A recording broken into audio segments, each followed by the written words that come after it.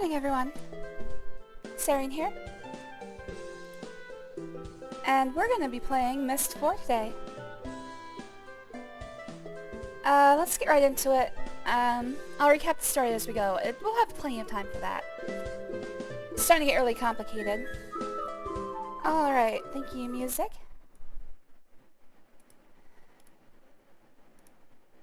And I should just be able to, yeah. Might have to turn up the volume a bit. Waiting for, there we go. Thank you, OBS. My history with this game, I have played it maybe twice. I'm pretty sure only once. I don't like it. This will probably be a big complaining stream. For the three of you who just didn't click off the video, welcome.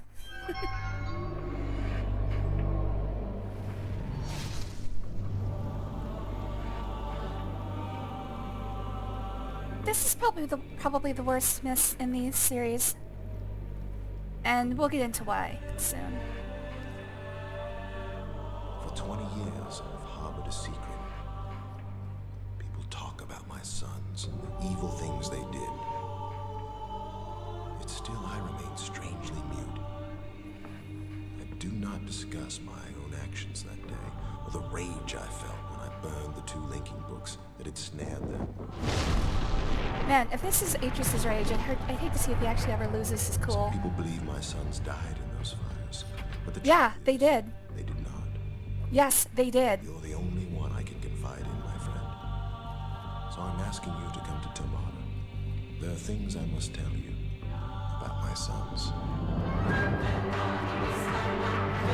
Alright, so we're seeing...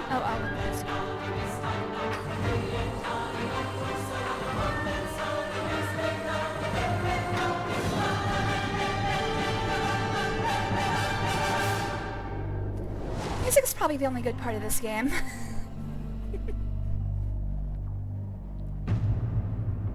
Alright, we're at the title screen.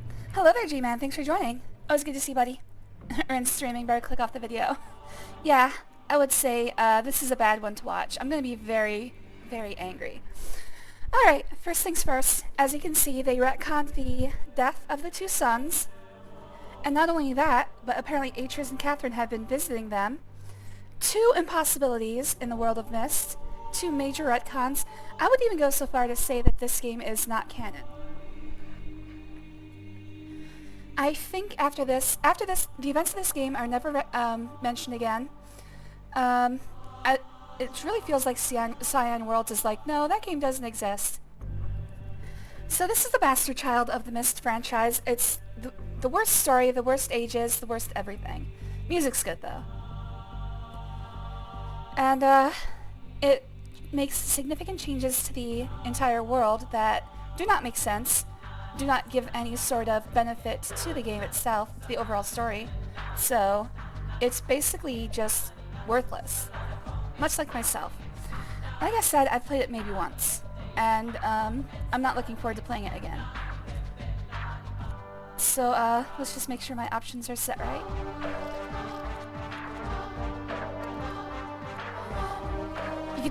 You get to choose the color of your hand though. Although, it doesn't actually get very... Oh. Yeah, this is more the color of my hand. Just pure white. Okay, there's some real colors. You can't be black, but you can be brown. Oh wait, you can actually choose... Oh no. Transparency. I thought you could choose, like, full-on alpha channel support. Anyways. Camera speed. We'll leave this all alone for now. Everything here is fine.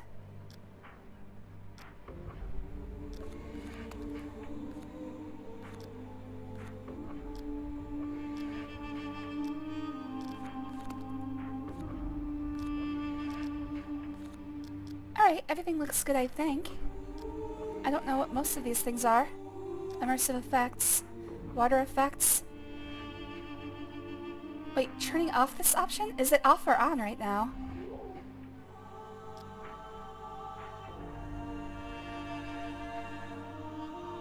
Okay. Hold on. Depth of field, I do want to be off. So my question is, if it's checked, is it disabled? It says you can disable this option. Oh, fuck. I'll figure it out. I'll figure it out. Alright, let's assume that checked is enabled for now.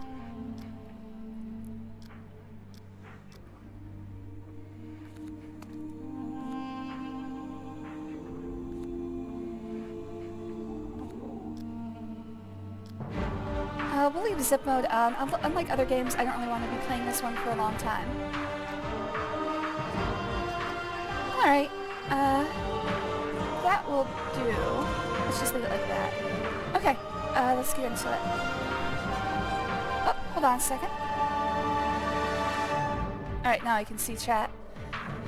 Oh, the knowledge blinds me. Popped up, took a shit, never spoke about it again.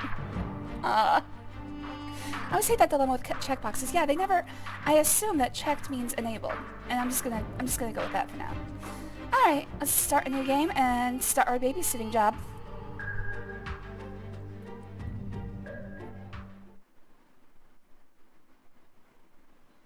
This game is probably going to be non-stop rage, but it looks pretty.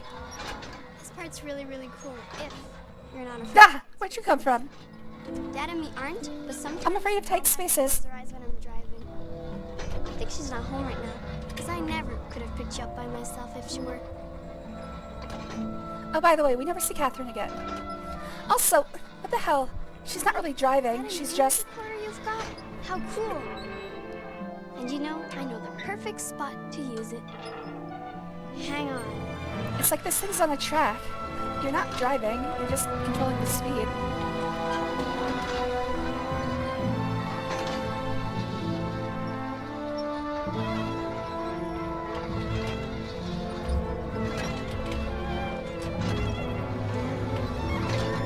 Kinda seems you did cut things close here, though. Like that one, we would have bashed straight into it if we hadn't made it bank like that.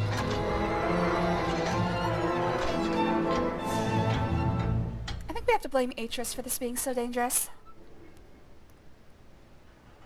Isn't Tamana pretty from here? I remember some of the other times you visited us. You've always liked stopping here. Yeah, thanks for telling me It's how one I of my feel. favorite spots, too. I might be a silent protagonist, but you don't have to tell me how I feel. Take a picture.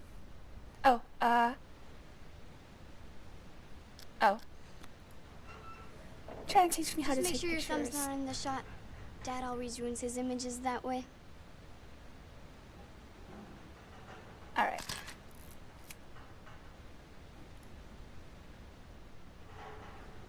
I took my picture.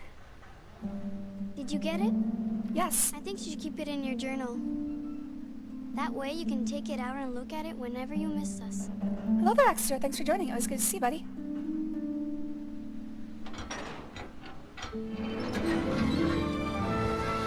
Oh, music starts up again. Keep your hands where I can see them. Hey, my hands are all to myself.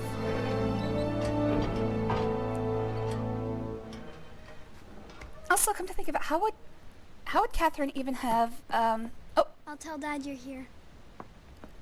how would Catherine even have joined us on this? It's a two-seater.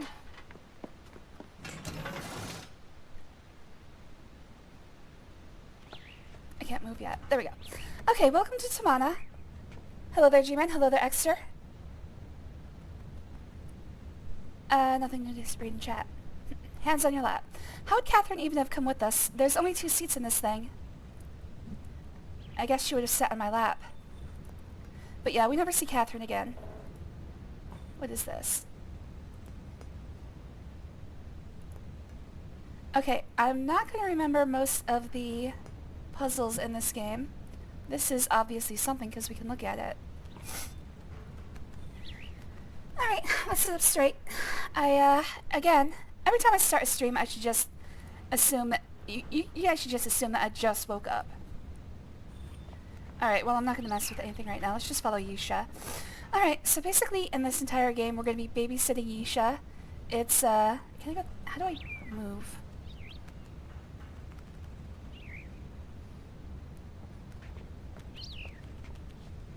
It's not a fun time. Oh. grab and pull. Grab the knob and jerk it. Sit up straight, wear no clothes, drink some water. You know what? Good point.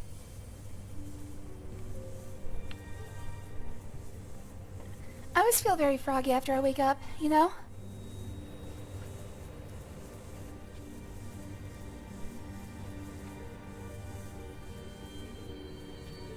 Let's look for anything we can interact with. We can always come back. For now, we're going to be following the story for a little bit. That's the other thing. This game has, like, not just inciting incident, it has an ongoing story that changes some things. Hello, waitress. Hello, my friend. So you made it in one piece, so... Yeah, you should nearly killed me. Driving wasn't too erratic, I hope. It was very erratic. Well, you're probably wondering why I asked you. And the truth is, I need your help.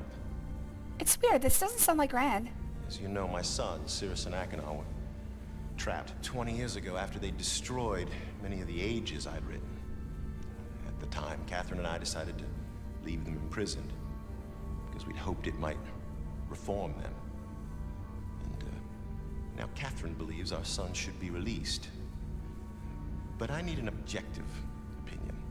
Your sons are dead. Let's find out if either Cirrus or Achenar deserve to be freed, and you're the only one we can trust. Remember my old crystal viewer? I've made some changes to it, and I haven't yet calibrated its sound component. It'll actually be quicker if we do this together, and I can show you the two prison ages before we I'll do it link with to the them. waitress. So if you step to the panel behind you, we can... Maybe I'll give you a child you can be proud of.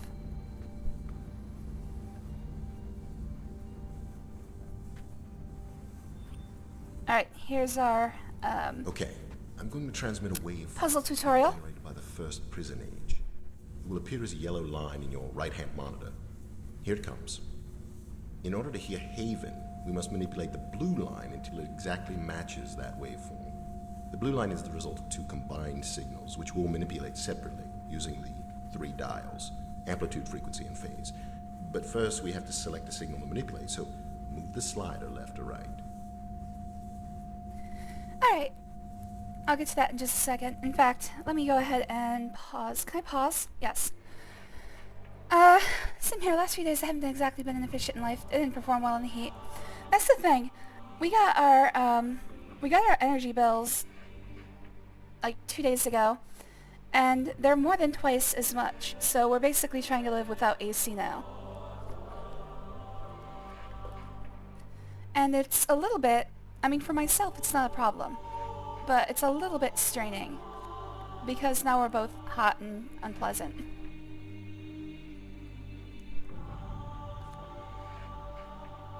It's gonna be a trial until, I don't know if I know they're not gonna recover to the point where they were before this whole stupid tariff thing, but hopefully they'll recover a bit because at this point we're not in the we can afford to live range.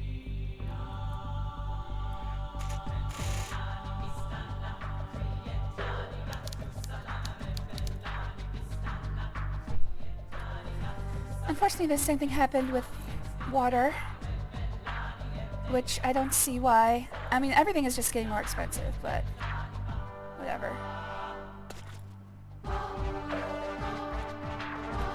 We aren't using any more than we usually do. The price is just more than doubled.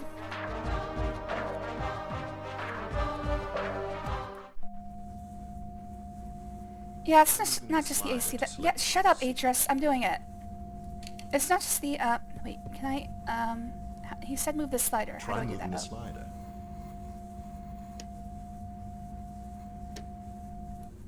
Now turn the leftmost dial to adjust the signal's amplitude, or volume. Adjust the leftmost dial. Try the leftmost dial. Yes, Atris. Okay, so this is weird. After playing the previous 3 games in rapid succession, it's very obvious Adjust that the Atris... leftmost dial. Shut up, Atris. Atris is not using the same Try voice that he adjusting usually the does. amplitude. It feels like Rand Miller is Try just the talking... amplitude. That's the leftmost dial. It feels like Atris is just talking with it, or Rand Miller is just talking with his normal voice. Like, usually he does, like, Try the leftmost dial. a sedate, lower, husky pitch. I'm turning up the brightness because I can't fucking see. The amplitude seems... Try turning the center dial to adjust the signal's frequency. Try selecting a different signal. Try adjusting the amplitude. A bit louder. Okay, that looks like the right signal, but the wrong phase. The left dial seems well adjusted. Now turn the dial on the far right to adjust the signal's phase. We're almost there. Try moving the slider to select a different signal. Turn the amplitude dial. There we go. Got it. Hang on a second, I'll lock in the adjustments and send you the waveform for Spire, the second prison age. Here. Luckily, we're not going to have to deal with him explaining every puzzle.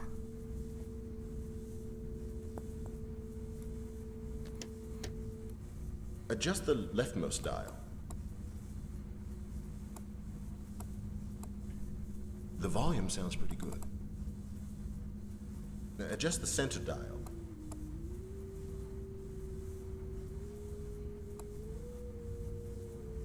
Frequency's pretty close now. Adjust the phase dial. Try selecting a different signal. Try adjusting the amplitude. A bit louder. The volume sounds okay.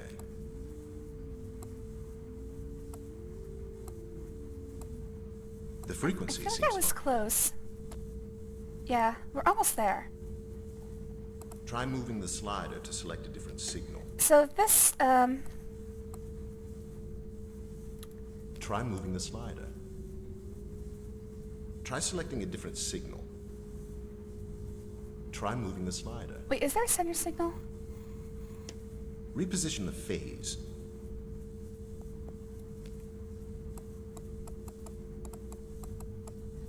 Farther to the right. Too big of an adjustment, I think. Try moving it right. Try moving the slider to select a different signal. Oh my god. Try selecting a different signal. But, okay, wait, I have two options, right? Try the phase dial. It's the one on the right. It's not gonna make it here. Farther to the right. How's my radio job going? Apparently not well. Keep moving it to the right. It's not gonna not at help. the right position.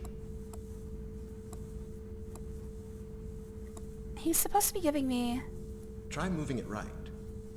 he's supposed to be giving me, More to the tips, right. but they're not Try exactly, moving the slider. okay. Reposition the phase. Keep moving it to the left. That's too much, my friend. Okay, I'm almost there. The puzzles in this game absolutely suck.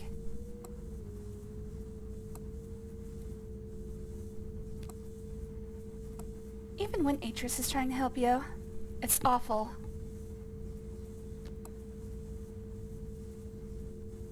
Like, he's just...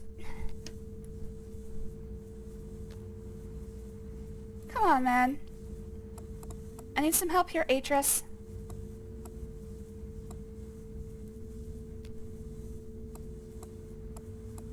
He's just given up on helping me.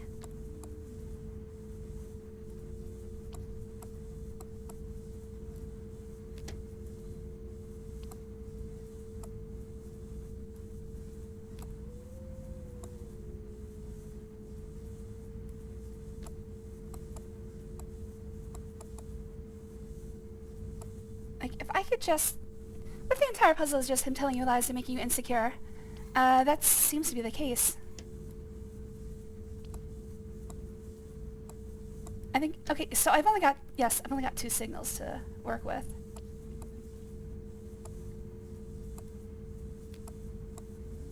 Hey, Atris, how about you get over here and you do it yourself?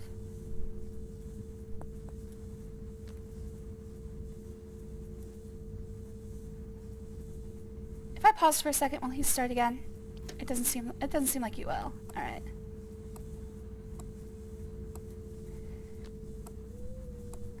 Like, I can get it super close, but it's not quite there.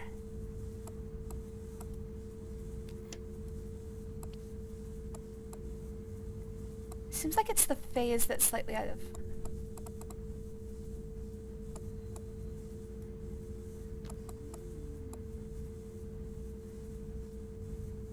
Like, if I could just move it to the side slightly, it would be there.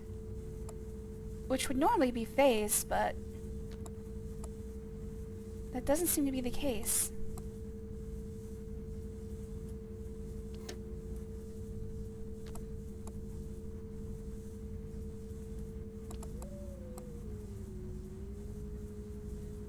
Keep in mind, this is the tutorial.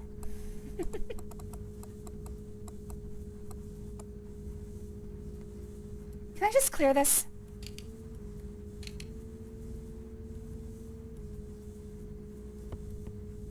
What does that button even do?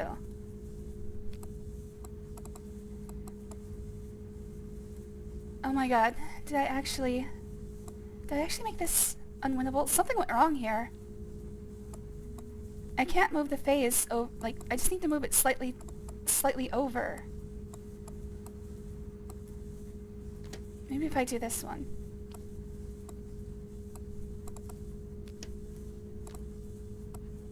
Oh, okay, it's just a phase. It's just a phase, Mom.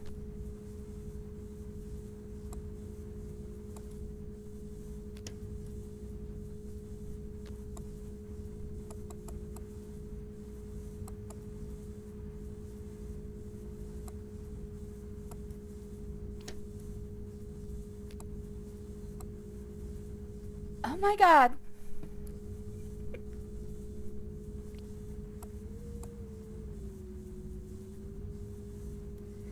It's so close. Just accept it, man. It's close enough. We're just doing interdimensional viewing. It's not like it has to be exact. Okay, well, while I struggle with this,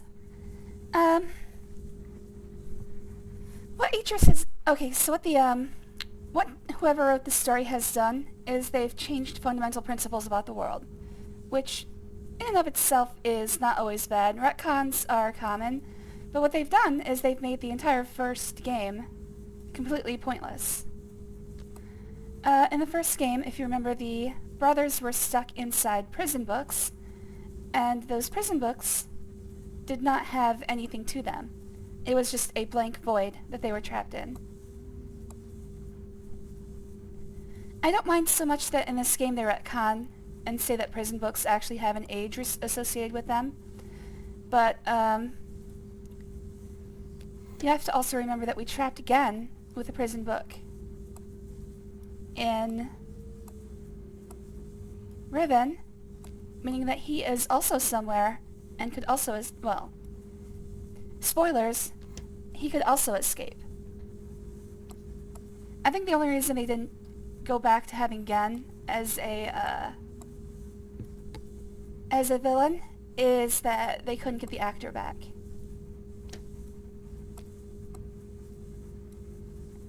Dude, can I just reset this thing?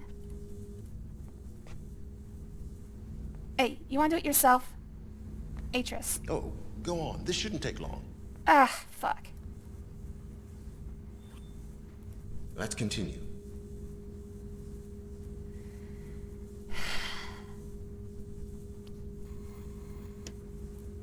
Try selecting a different signal. Okay, good.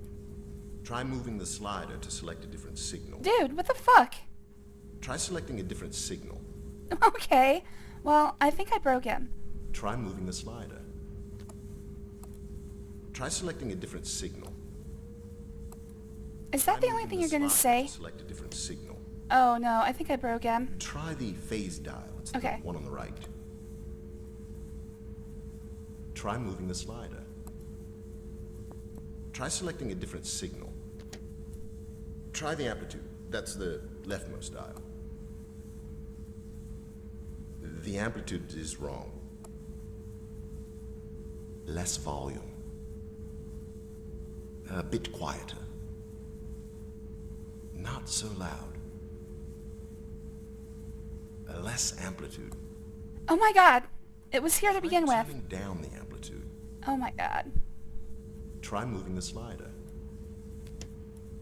Try adjusting the frequency. Oh. Frequency's pretty close now. No, stop. The frequency was good. The frequency's not right. The center dial seems well adjusted. Reposition the phase. The Fucking right finally. dial well adjusted. Turn the amplitude dial. Oh my god. You've got it. Don't change Okay, a thing. finally. I'll just lock Oh it. my god. Okay, this is how it's gonna go for the entire game. It's not that the puzzles are bad, it's that their execution friend. is difficult. Should be able to Like, they get overcomplicate prison everything. now. So let's begin, shall we? What in the... That was you. That was all you. I did the frequency right.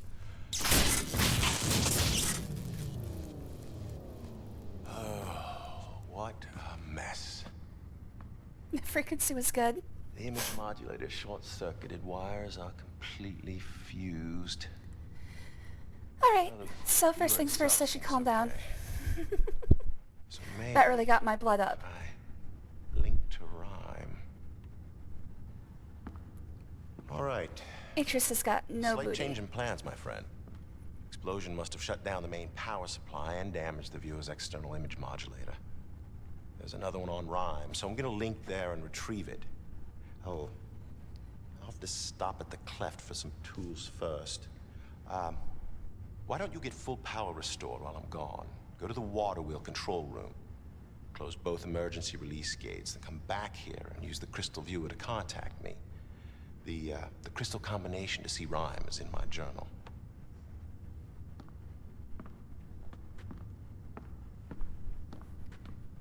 Oh, you'll have to turn on the roof antenna before the viewer will work. Alright. Get the generator working. Yeesha, Turn on the will roof you? antenna. No, I'm not gonna babysit for you. Dude's just like, I'm gonna leave my daughter with this. You're not a stranger. Like, at this point, this is the fourth... You're the same character in this game that you were in the previous three. That is to say, I'm playing myself. However, at no point did I ever say I'd be a babysitter. Watch your own damn kid.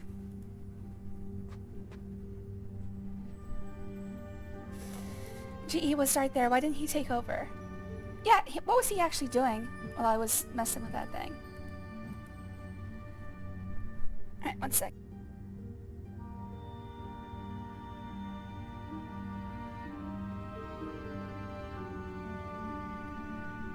Alright.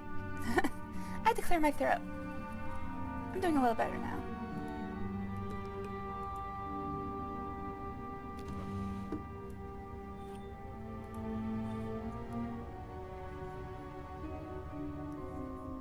So I do believe this game has a limited inventory, so I don't know exactly what I can pick up and not.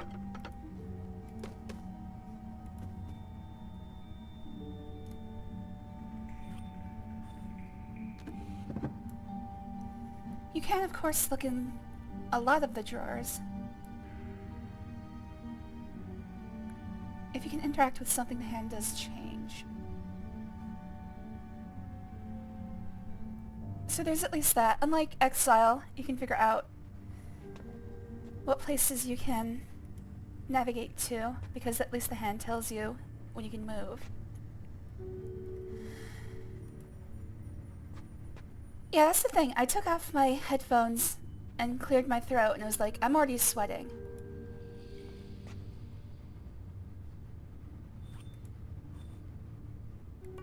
What are these buttons? Okay, maybe this is just telling me that it's an elevator. Maybe that's just what that symbol means. Elevator.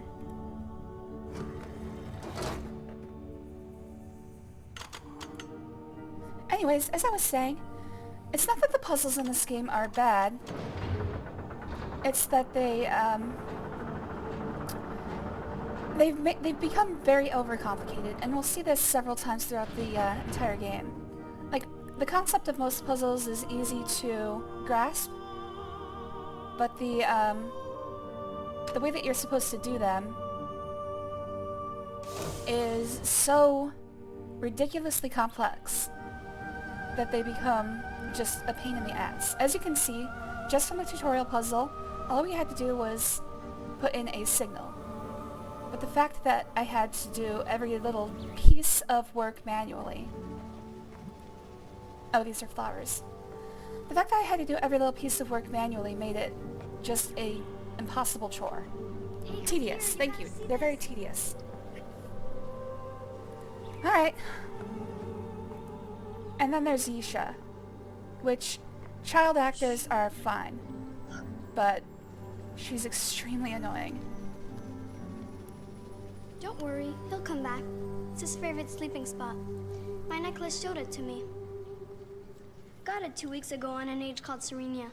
Shows me all kinds of stuff. I don't know, it's something about her Isn't tone. that strange that my necklace shows me things? Dad does. He says a lot of things I've seen on Serenia aren't real. I think it's more a problem of direction than acting. Everything she says, for some reason, sounds snobbish. Like, check out my necklace. I got this on Serenia. It's totally cool.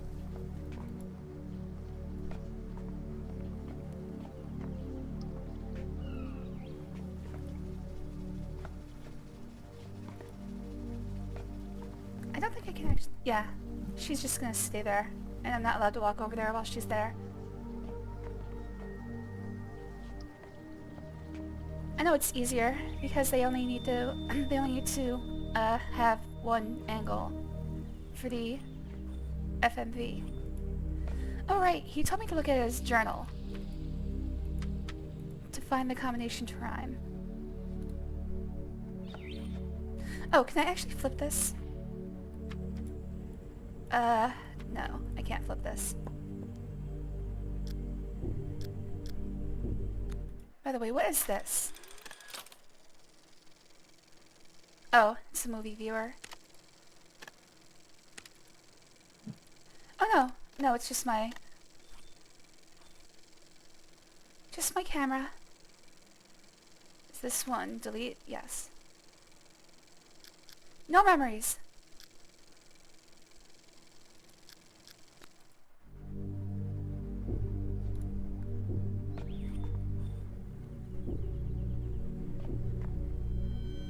Alright, so we have to get the generator running, we have to use the crystal viewer. I see power to two things are not working, although it looks like I have to move power from elevators and people movers to get those two working. Okay, so that's what those icons are. They'll tell me what movement systems are currently working. Looks alien, like right from Predator. We're supposed to be on Earth right now. I don't know if they might have retconned that. This is called Tomana, and it's in canon. It's supposed to be located in New Mexico.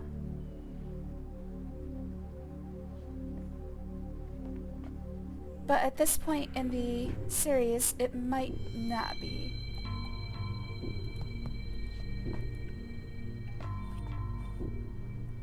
Like, I think originally Tomana was supposed to be like an original age, Donut Steel.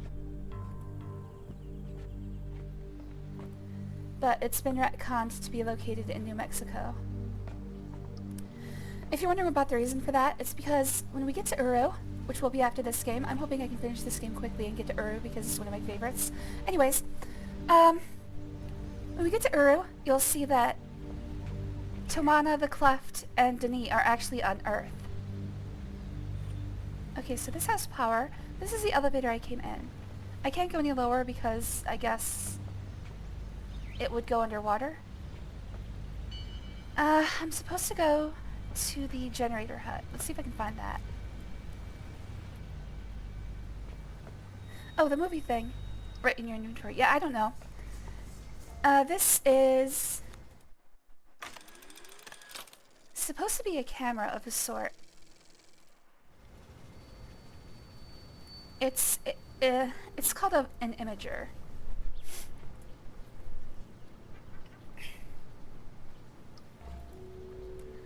Yeah, this is New Mexico, roughly 1830. Is the place that this game that's where this game takes place, supposedly. Hold on, I need to clear my throat again.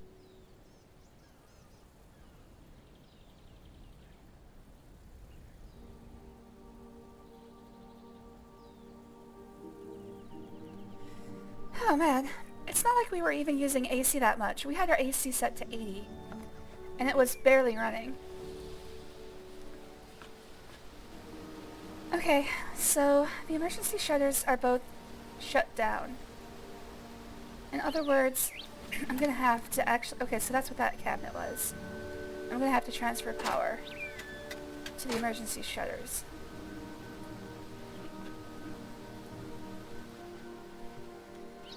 I don't know what's wrong with me today, man. I'm probably gonna be a little irritable. Probably. I've already been a lot irritable. Oh, yeah! Let's look at water effects. Okay, that's a good place to look at it. Alright.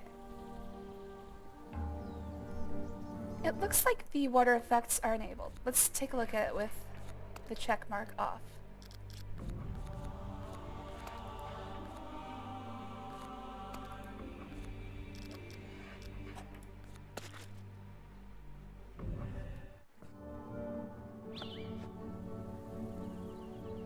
I mean, it doesn't look any different. It looks like it might be understated. One of the things I'm noticing, this might be hard to see on YouTube and Twitch, the water effect is applied on top of the image. So it's actually doing the same thing to the entire rail down there. It's just like a mask that's moving across a still image. That's how it's constructed.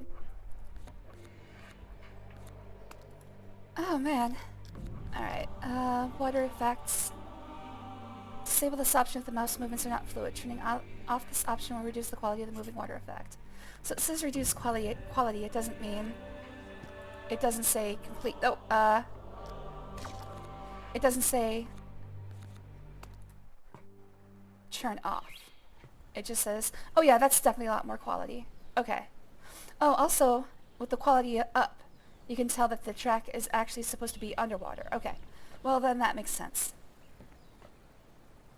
Okay, so checkbox is enabled. Good to know. And yes, I do want depth of field to be off, because depth of field is never properly applied. Oh, no.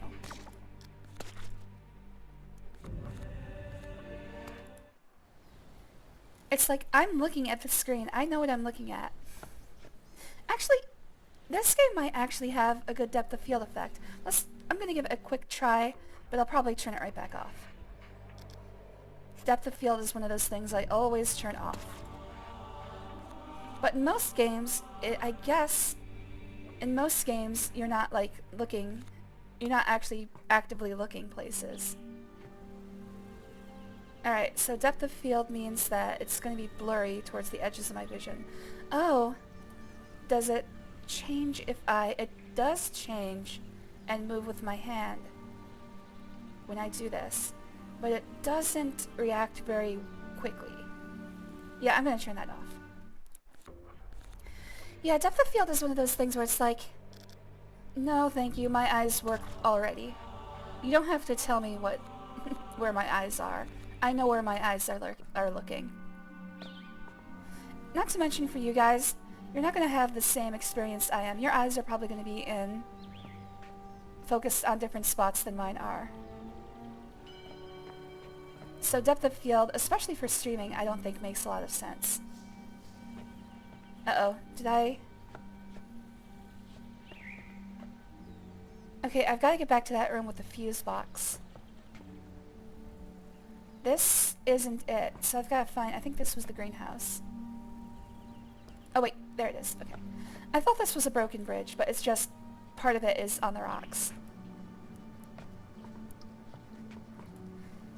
For a second I thought it was just... oh, this walkway is broken. Oh, she's in here now. Let me guess. Dad blew the power again, didn't he? Dad blows a lot of He things. does that a lot. Mom made him install an extra power box in here just in case. Oh no! This box is supposed to make sure certain things always work in the house. There aren't enough rows lit up correctly. Hey, could you fix that for me? Only a You live blue here. light on top of a failed row means something's getting power. I wonder if we can move them. Yeah. Fix it. Better not. Ugh. Mom doesn't like me messing with electrical stuff. Come on, little Always guy, excuses let's with you. Hey, I never noticed that before. So cool. I think my beetles are making a nest.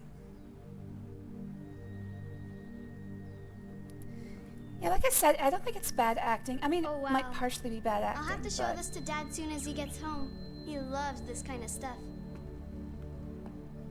the entire inflection of everything she says is... it's kind of hard to take. Dad doesn't want me working with the power. Okay, so... oh, okay, so I reset these. And now I can actually do stuff with them. Got it. So I need to get these two to the top by drawing power from other places. Unfortunately, I don't know what the buttons do. Before I start messing with it, let's go ahead and save. Yeah, it's like he should do the puzzle for me. Come on.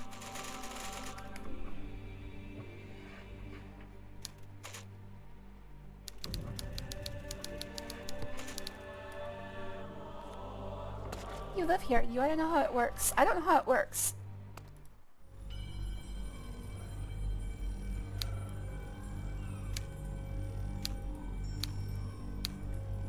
Oh, I see. I do this, and then that, and then execute. Okay, that's one.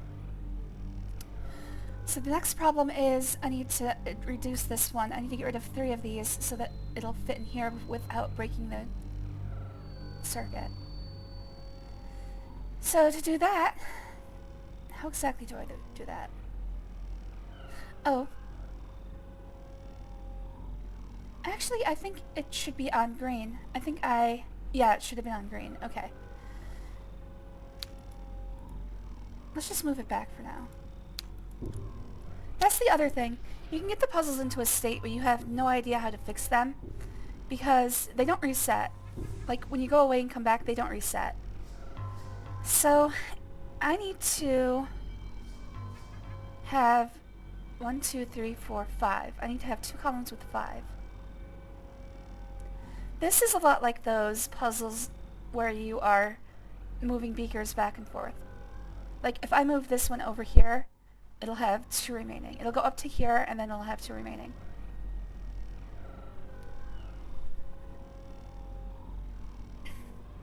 Alright, so is there a way that I can get... I think there's a way I can get 2 and 3. Right now. But I don't know if I can continue after that. I have a save, so let's just go with it. Put this right here. I'll have 3. And then I can take that 2, put it here, and that 3, and also put it here. Alright, we're halfway there. Now I have to figure out this one.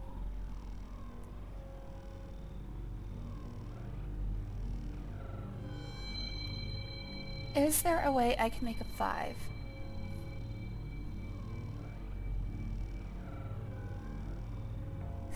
Just do that puzzle. We're going to stay here and watch you and tell you to move left or right. If it were me, I'd close that game about now. Unfortunately, this is one of the rare occasions where chat chose to go on to the next game. So, thank you, Prof. Zodira, for voting yes in the previous stream. You forced me to play a game that I do not care for. Okay, let's see. So there are two ways I could do this. Let's see, if I move the 4 over here, and then, how many are on this one? 6? 1, 2, 3, 4. That would give me, 2. That would give me a remainder of 2. But then I wouldn't have a way to make 3. I need a reliable way to make 3.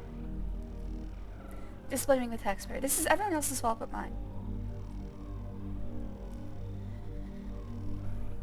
Okay, I do feel like I'm speaking a little bit more clearly at least. Man, I gotta like do vocal warm-ups or something. Oh, I think I have a way to make 3. But then I have no way to make 2. Shit.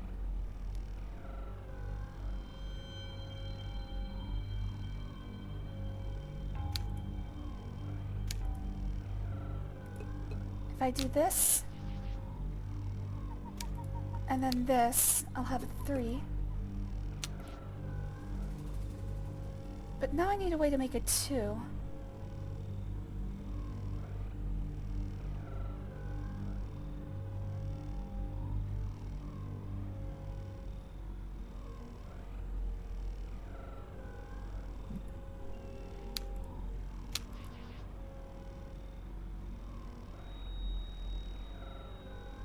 I can make another 3 like this. I feel like I might have gone too far.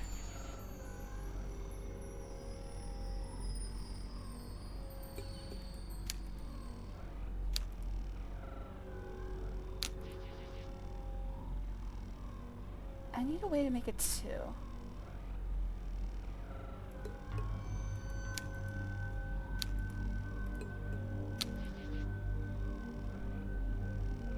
Alright, if I put this here, I'll have a 4.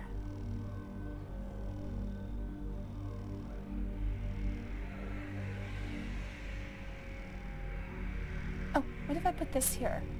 It's not going to be exactly right.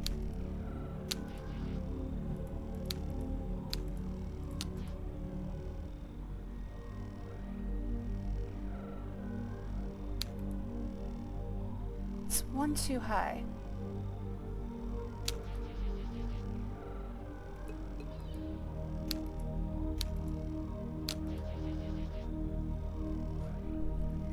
I'm a little bit worried that I'm gonna have to... I think I have to split up this one to actually get where I need to go. I don't think there's any way I can actually...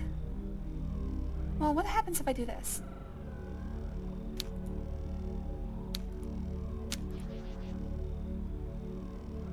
Alright, I can get a 3 out of this, or I can get... Wait, what happens if I... 1, 2, 3, 4, 5...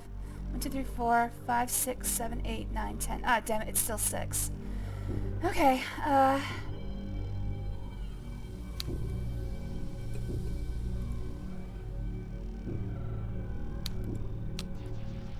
I can make it 2 like this.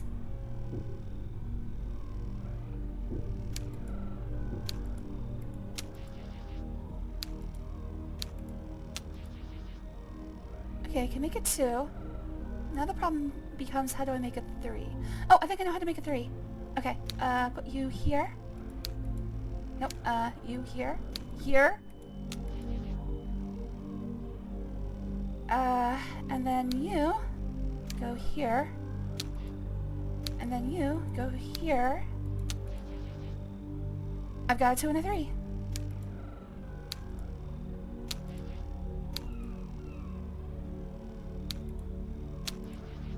And there we go.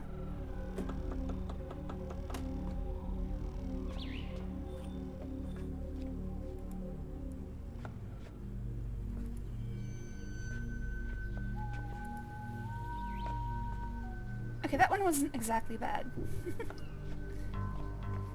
Of all the puzzles, there is one puzzle in this game that is so bad, I'm probably going to cry. I can feel it already. In fact,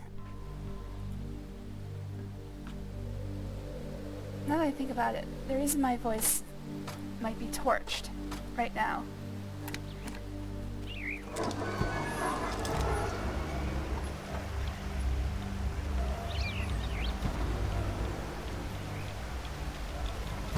is that I did spend a significant amount of time last night crying. Oh, is that everything? Is that it? What was the lever for then? Oh, the lever was probably to reset it. Okay. I guess that's it. Now we can go back. Use the antenna on the roof.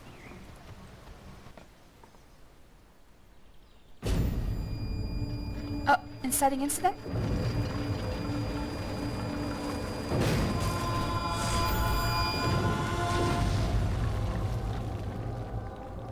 Yep, alright. Well, at least my babysitting job is over. Why so sad? Well, I'm not exactly able to talk about what exactly happened, but I felt like I was hurting everybody in my life all at once. And then just the state of everything came crashing in on me.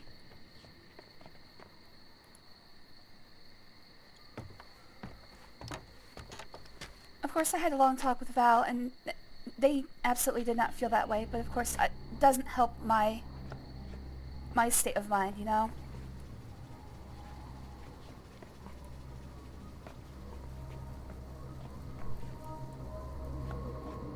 It's just one of those nights where you feel like, oh god, I'm failing at everything.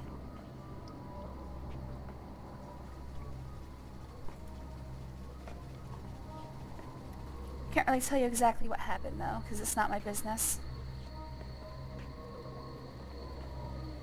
Or it's my business, but it's not your business.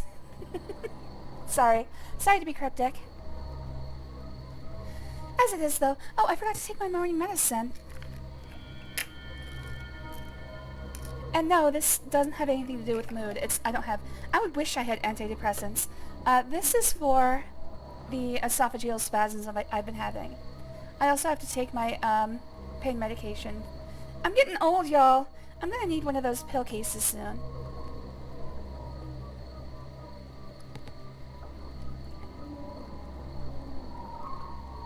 Oh my god, it's not going about... Oh, hold on.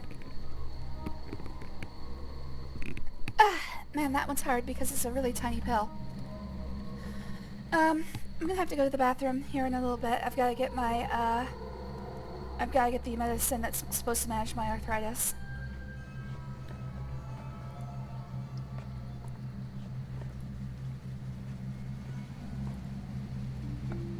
I'm hanging. Seriously, man. Oh, do I have to... I'm gonna have to put the power back in the, elevator. I don't think the elevator's actually running. Oh, no, looks good. Never mind. So what the hell happened? I definitely took the power from the elevator.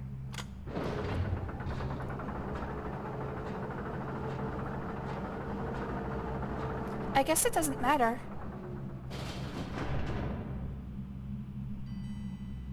Well, that's fun enough.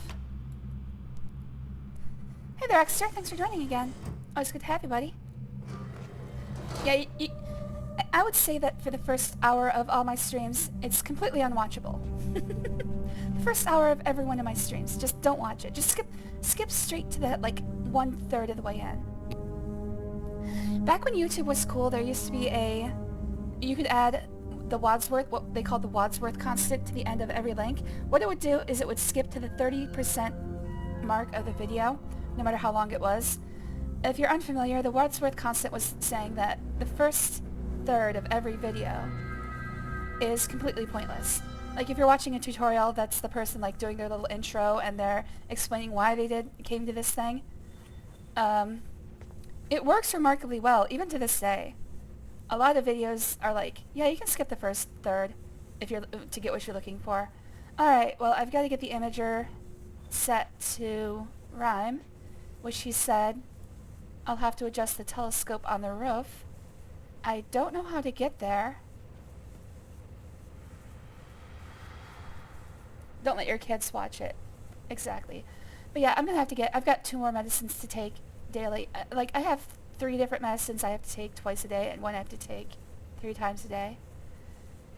It's annoying as shit, and unfortunately most of them are gonna be, you have to take these for the rest of your life.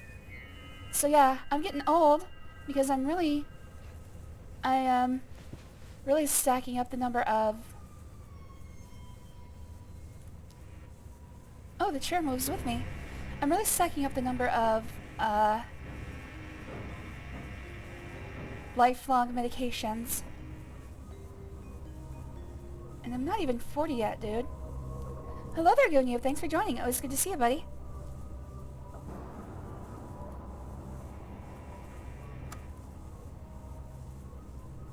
What does button do?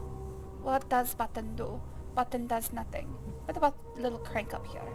Does crank do something? Can I crank it? I cannot crank it. But I want to crank it. I don't think this thing has power. I might have to go back to the fuse box. Whatever it's supposed to do, it doesn't appear to be doing it. I don't see any other controls on this thing. That's not a thing. Those are just bolts. Okay. Whatever this chair is supposed to do, it doesn't appear to be doing it. But I think this is my ticket to get up on the roof. I just have to get the chair to move. Is there a... It doesn't have an icon. At least not that I can tell. Late 30s is when the body starts to have small issues, but it depends on how you treat your body. Well, here's the problem. One of them, I have to take progesterone just because of my, unfinished puberty. I forget the word. It's not precocious. Precocious is early. Delayed? Whatever. I have to take progesterone for like the rest of my life just to keep my cycles regular and not horrifyingly bad. So I've been taking that one since my early 20s. And while it does keep my body from being in torturous pain every month, it's still usually pretty bad.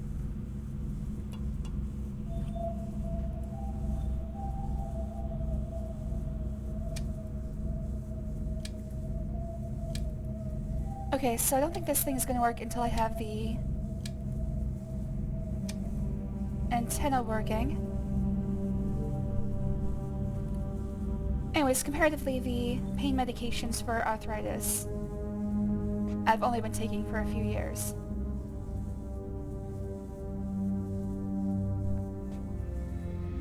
I'll last till 100. Obvious skill issue. The way mine goes, I'm a crumble to dust before my 40s. Ugh. Man, I'm not going to make it very far into my 40s, I don't think. I'm hoping to be able to play games into my 70s, but at the very least, I'm going to lose control of my fingers. Like, already my left arm, it tingles all the way to the elbow, most days. And eventually I'm just going to lose feeling and then function. It's unfortunate, but there's not going to be any way to avoid it.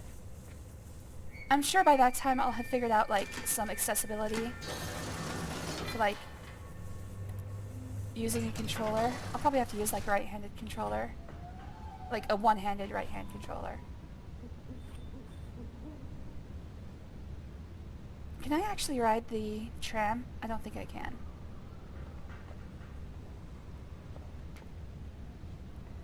Alright, so I have to get to the roof somehow. I don't know how. He said it was on the roof, right? Maybe I should have been listening harder. Oh, is this it? There's a ladder there.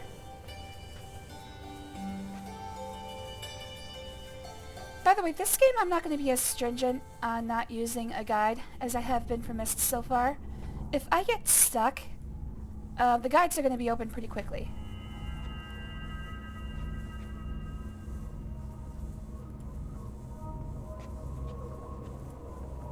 I'm going to give it a honest shot. Oh no, this is supposed to be in the chair. You play like the real handy. Bro has no arms, plays with chin joystick. You know, that might actually be necessary someday. Okay, what am I looking at here? This is the map of... This is obviously Tamana. This is the generator that I did. I think this map is just showing me how to get to the generator. I don't know what the white lines are doing. Okay, so this is the one I'm in. Oh, okay, so this is just telling me that the fuse box controls all of these. You know what, I might need to go back to the fuse box.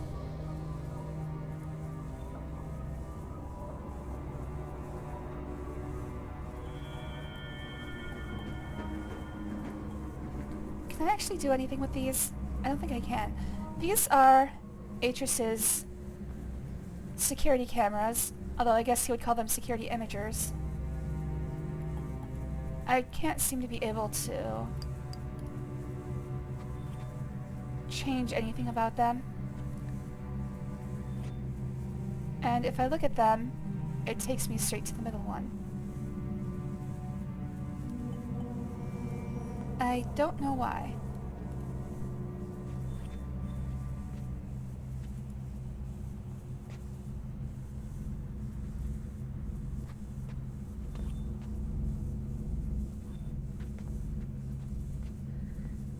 Okay, well this is as good a point as any. I am going to go take the rest of my morning medications.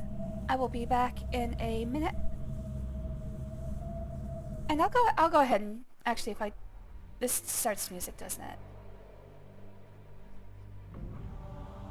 Yeah, it does. Alright, I'm just gonna use the summer music.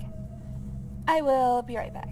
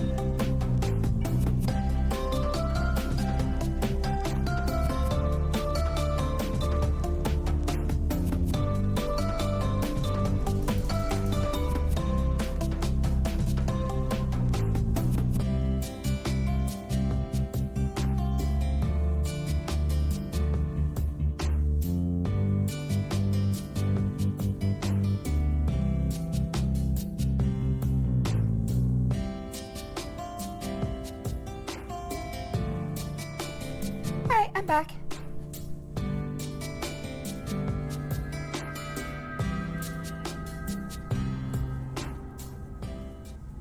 Thank you, music.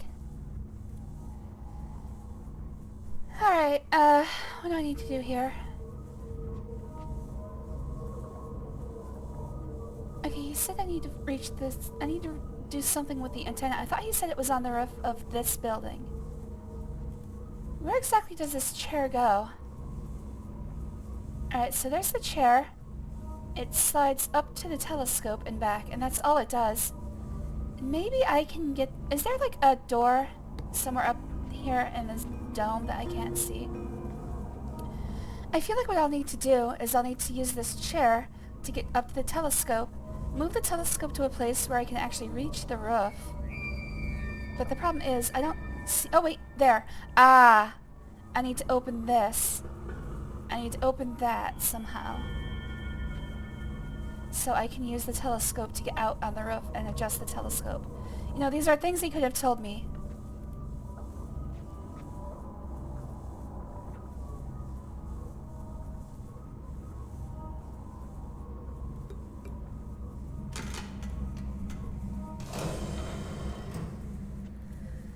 So I need to figure out how to open the observatory. I can't go to... Oh, I can! Okay, I can go all the way down now.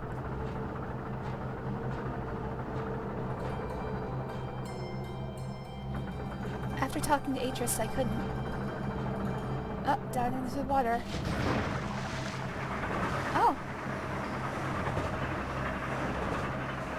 It's not an elevator, it's a wonkavator. Can you see up the other side? No. There we go. Alright, so I guess this is how we get to the other side of the compound. Again, seems highly dangerous, but I guess Atris knows how to keep a 10-year-old girl from accidentally killing herself with all the dangerous machinery he has made. Honestly, I'm surprised Yisha made it to adulthood.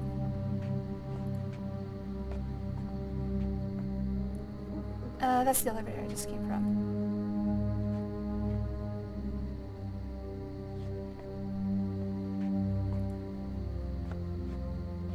Again, that's the elevator I just came from.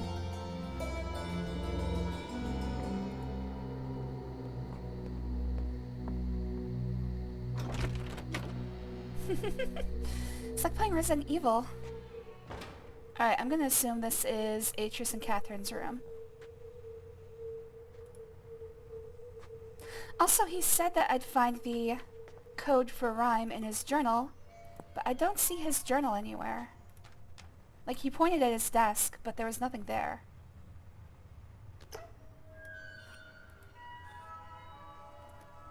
Ah, alright, well, let's take a picture of this. I can either use the imager, but instead I'm gonna just use Discord. Discord is my personal imager. Alright, so this is showing me... Turn one of the lamps off to reset the code readout after having achieved correct code combination.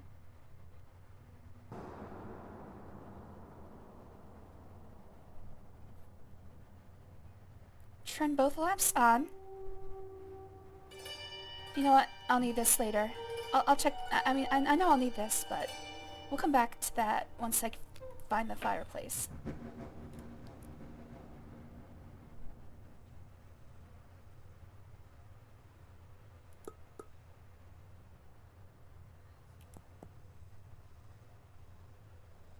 Can I steal Catherine's makeup?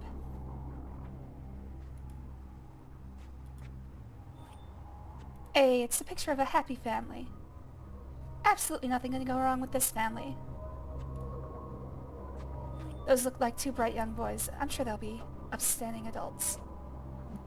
And not genocidal maniacs.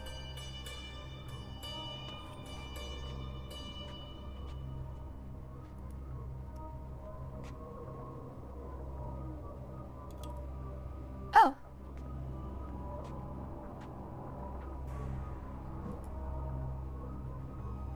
Doesn't seem like I can interact with any of these books.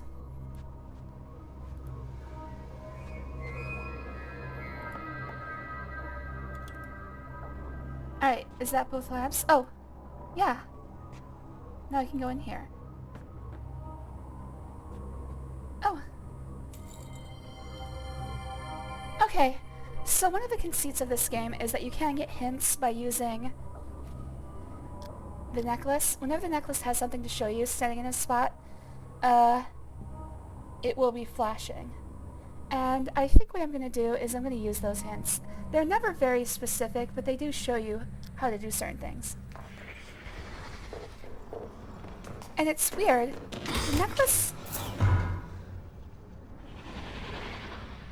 The necklace should be showing you things from Yisha's point of view, but it's always showing you the point of view of someone else. I don't exactly know why. Alright, let's see if I can figure this out.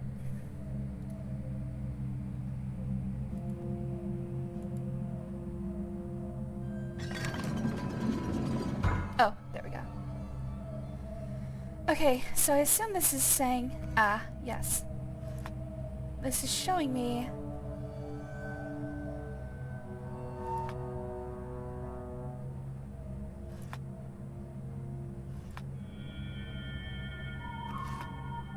Yeah, that's not right.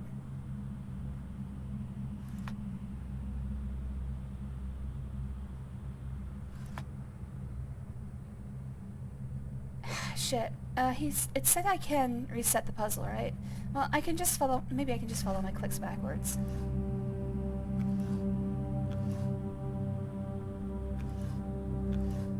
Alright, let's save here before I fuck things up.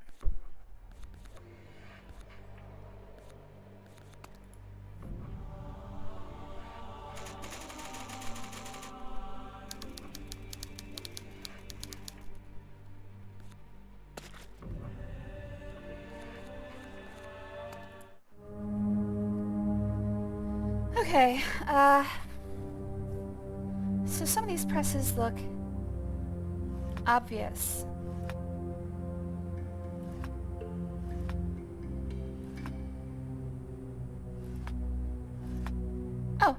Well, that was easy.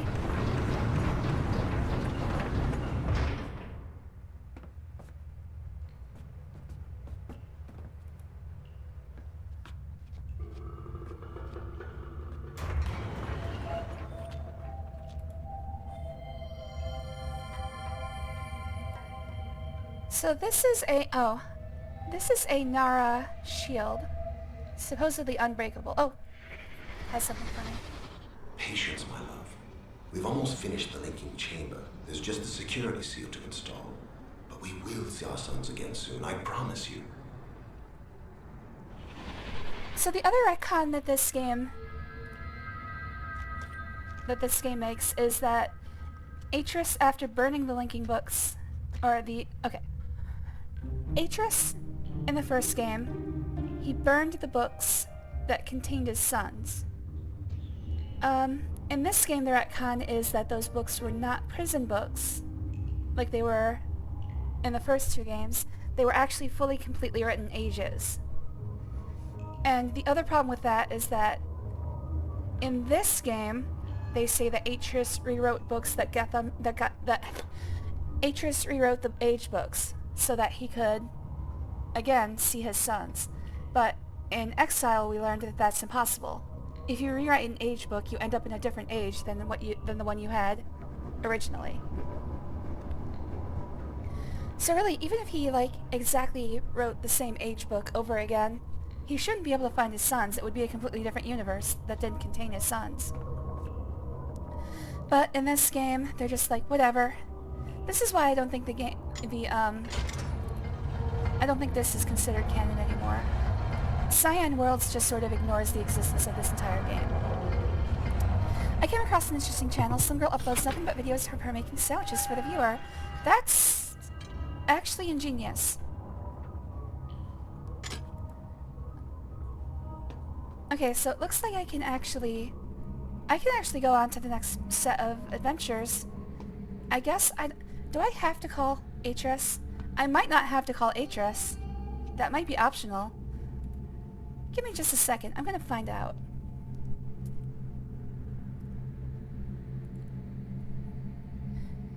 I actually found a pretty interesting channel myself recently. I'm gonna have to look it up because I don't remember the name. In fact, give me a second. I found a person who is playing every single game that involves Mario or has even a tangential relationship to the Mario universe, like for instance Donkey Kong. Any game that Mario appears in. So like the old NES tennis games and stuff like that. And she's been doing it for like 7 years. She's still making videos and she only gets like 20 to 30 views per video. So it's like, oh god, this person is doing this just for the pure love of it. I love finding channels like that. And then amazing, she's still doing it to this day. She's still putting out new videos. There's like something like 1,300 of these. It's like, oh my god. And it's not just Let's Plays. It's not like me, where I just put out the Let's Play unedited. She actually makes like a fully edited video for each game she plays after she finishes it. There it is. The name is Quinn Doc Phoenix. Let me see if I can get a link real quick. Anyways, I stumbled across this while I was looking for... I forget what I was looking for. I was looking for a, fuck, what was it? I was looking for an image of something.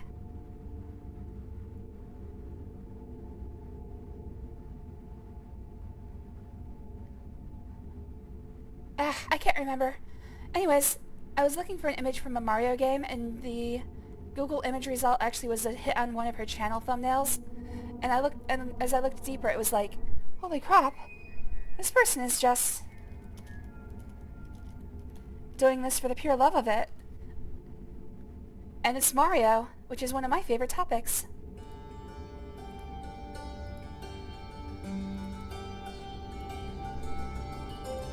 Crazy dedication, exactly.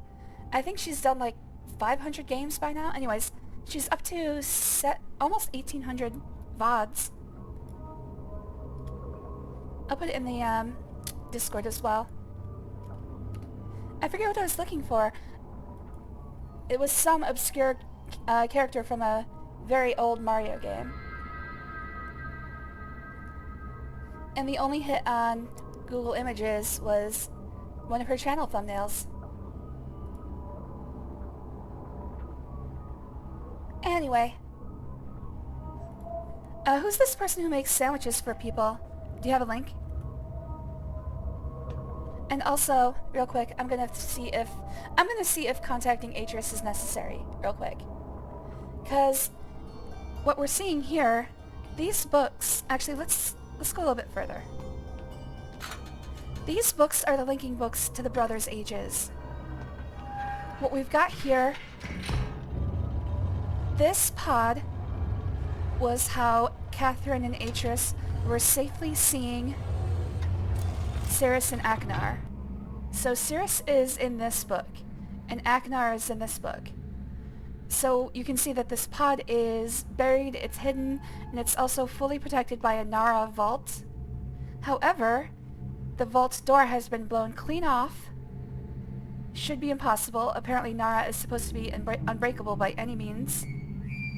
But somehow it was opened, and that might have something to do with the earthquake that we experienced earlier. Anyways, it was supposed to be completely impossible for the brothers to get, first of all, into this pod, and then, again, outside the vault.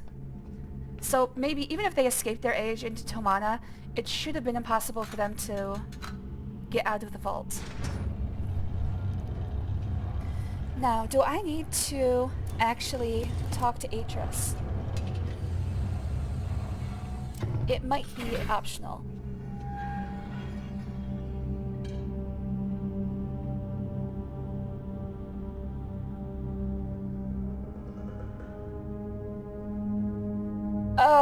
Oh, sorry. The person who wrote this guide is like, you become aware in an enclosed suspended cable tram with a 10 to 13-year-old little cutie named Yisha. Like, suspicious.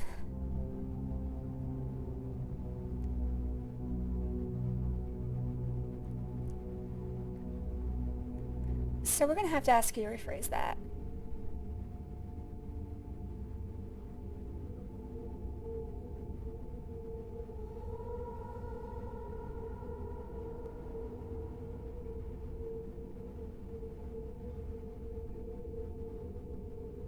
Oh wait, I actually have notes.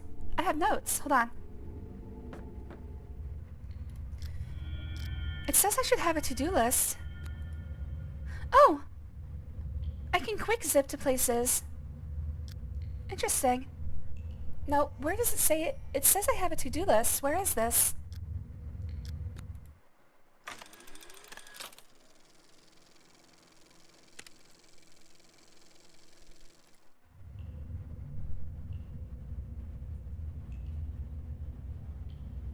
Maybe it's being facetious.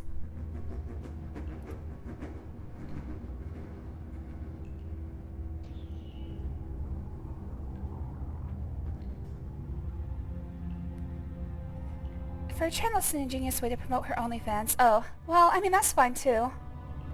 Girls gotta make money. Also formulate content rules in time of TikTok and YouTube Shorts. All the creators always shoot out 100 videos of the same content. Okay, I mean, that's fair. But I'm still kind of interested. If you want to link the channel, go ahead. I don't really mind either way. But I do think finding things like that is pretty funny. Let's see here.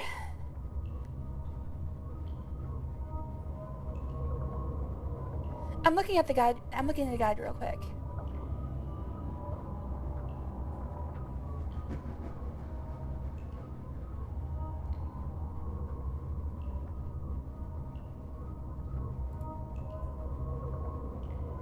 This is the offending phrase I was talking about.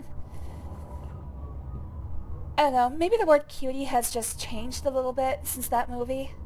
But oof. Still, big oof.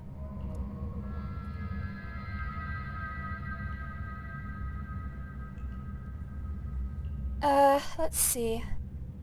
So this is what I'm wondering.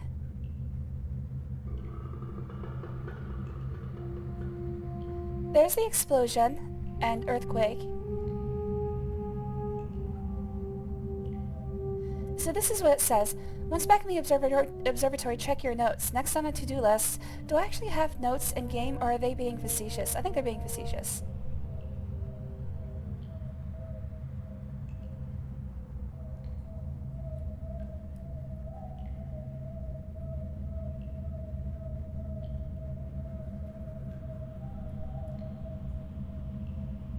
Okay, so this person is just saying, open the roof.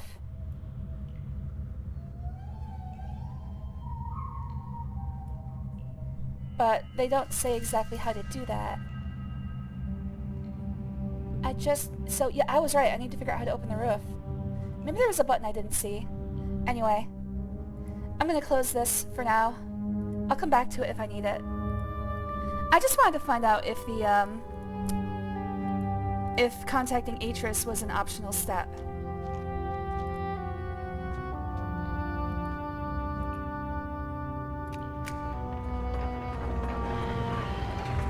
Oh. Hello there, Blackbird. Thanks for joining. Always good to see you, buddy.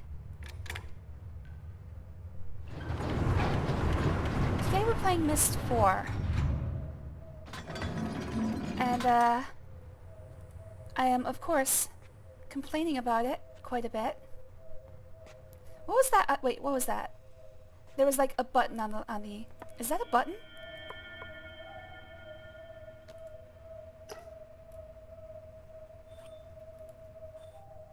Okay, no. What is that? Oh, it is a button. Oh my god.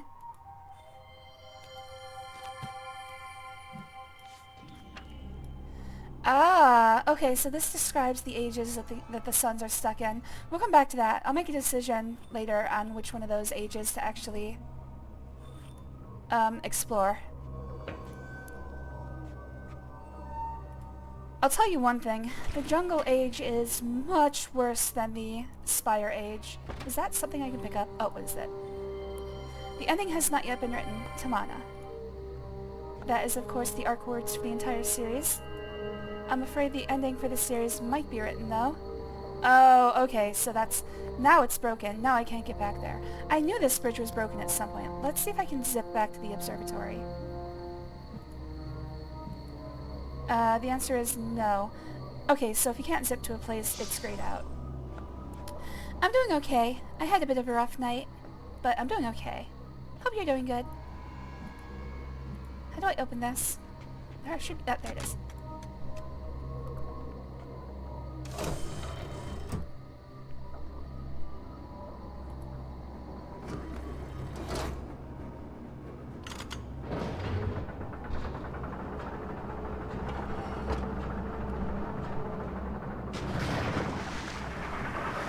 Alright, so this is what I'm gonna do. Obviously I can go to the ages where the brothers were. I don't know... It really feels like contacting Atris might be optional. But I'm gonna do it anyway. As long as it doesn't take me too long to figure out.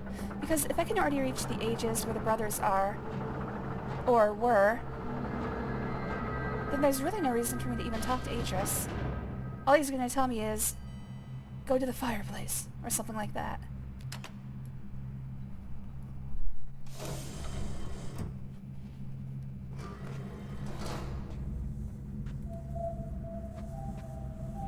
Oh, was there something with the necklace there? I thought I heard the necklace go off. But I guess not. Alright, I need to open the roof. How do I open the roof? And also, he did say that his journal was on the desk, but I didn't see it. Ugh. Not looking at that machine again. Oh, is this it? Yes, it is. Alright. Here we go.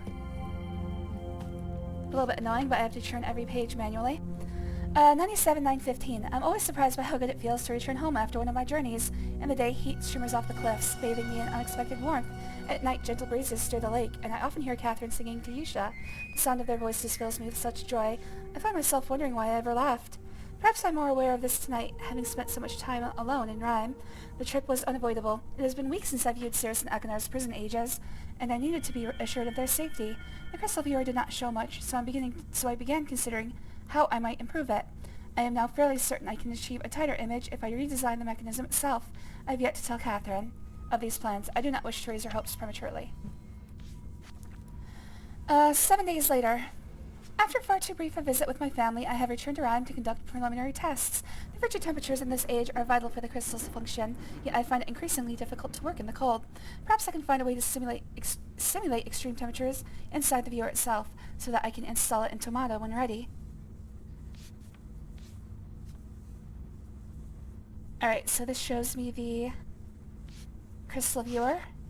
I don't think it actually gives me any new information though.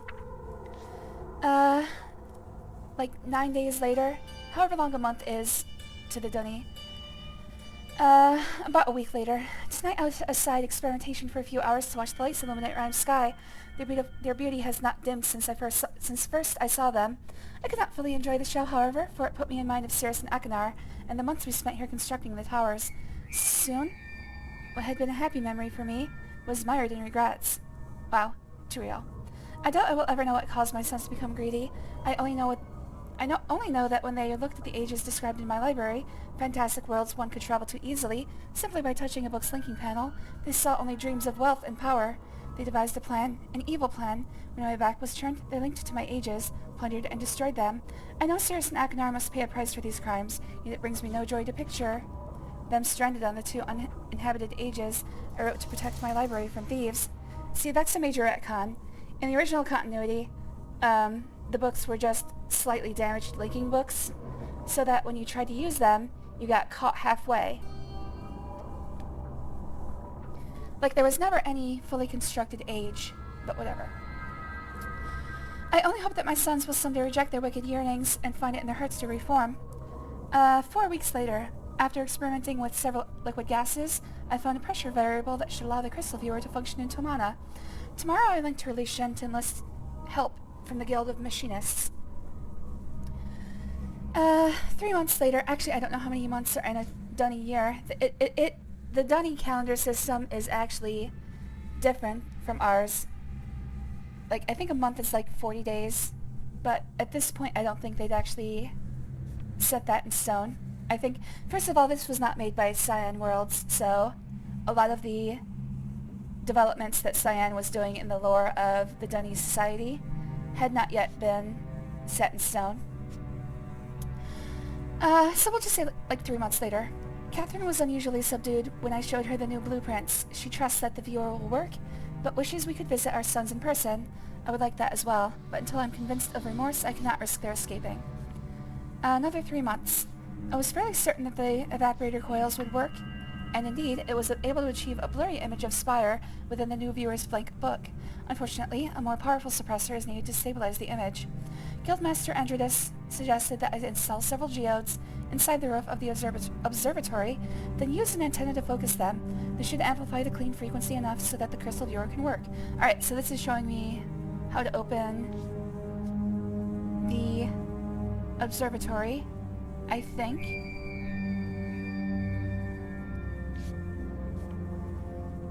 As near as I can tell, I'm going to be looking for a control that looks like this. Looks like this little guy down in the lower right corner. So I can open the observatory roof. Another 3-ish months. Success! Not only was I able to view both Spire and Haven, but I also saw my laboratory on Rhyme quite clearly. The crystal code for Rhyme was difficult to remember. Having not had much reason to use it previously, I must make a full list of codes soon. It keeps looking like so on. But for now, I will keep Rhymes close at hand. Alright, let's get that into the Discord.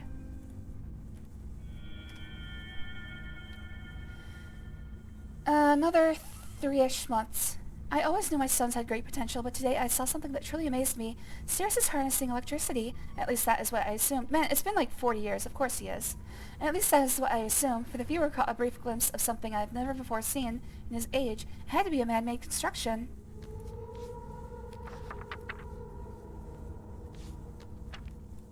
A burst of interference destabilized the image before I could study the device properly, but its existence offers proof that at least one of my sons is making the most of his confinement, rather than wallowing in despair. What is that, a week? Yeah, a week later. The interference effect is curious. It has disrupted my viewing of ages on more than one occasion. Although I first assumed it to be a problem with the geodes, I now believe it to be a subsonic in origin. I think the roof antenna is picking up wave fluctuations emitted by one or more ages. If this is true, I might be able to use the fluctuations to hear what is occurring in an age. I shall have to think on this carefully. 6 months later. It has been an exciting 2 weeks. Catherine, Yusha, and I have just returned from Elysian, where I spent most of my time in conversation with various guild masters. I'm now convinced that the shape and color of the crystals gives them individual resonance signatures.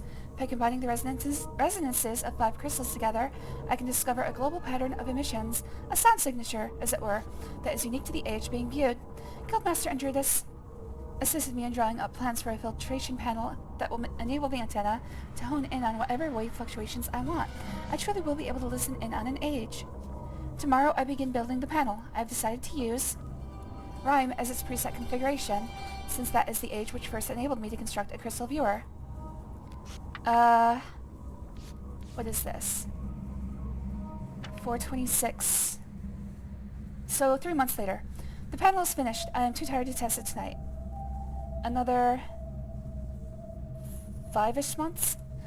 Catherine tried to hide it, but the sounds we heard coming from Agonar's prison age nearly brought her to tears. Once again, I'd had to reassure her of his safety. My words eventually convinced her, but I know she longs for more substantive proof. I fear she may take matters into her own hands soon. I must confess.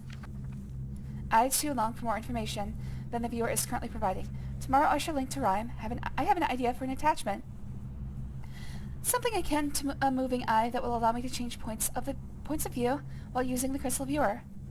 If it works, I may finally be able to see if my sons have been informed. And that's the last entry. Alright, I got what I need. Let's see if I can figure out how to open the...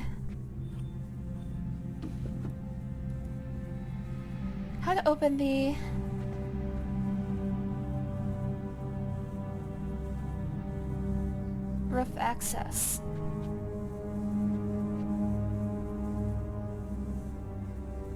So I'm looking for some sort of control as it appeared in the book.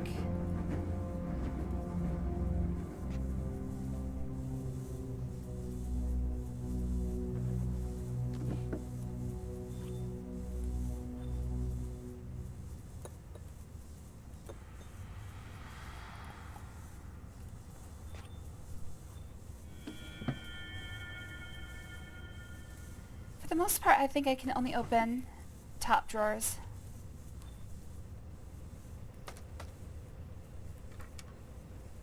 Is this one of those situations where I'm going to take some paper and... Oh!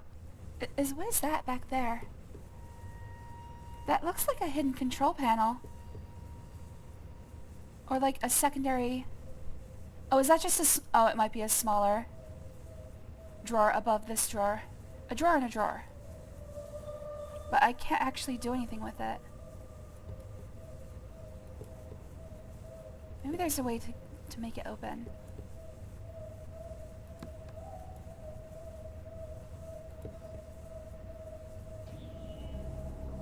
It really looks like I should be able to do something with this, but I'll come back to that later.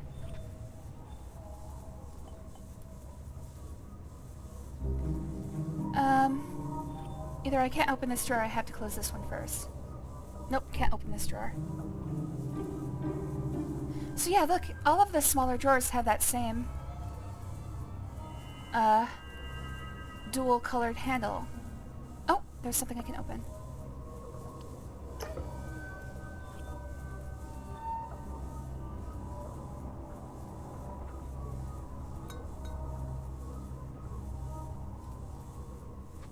Alright, nothing I can see there that's important.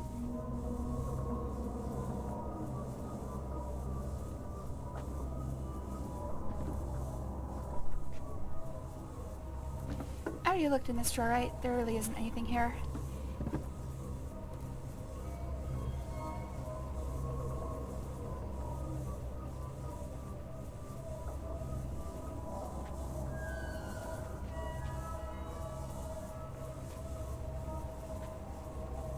Alright, how the hell do I open this roof?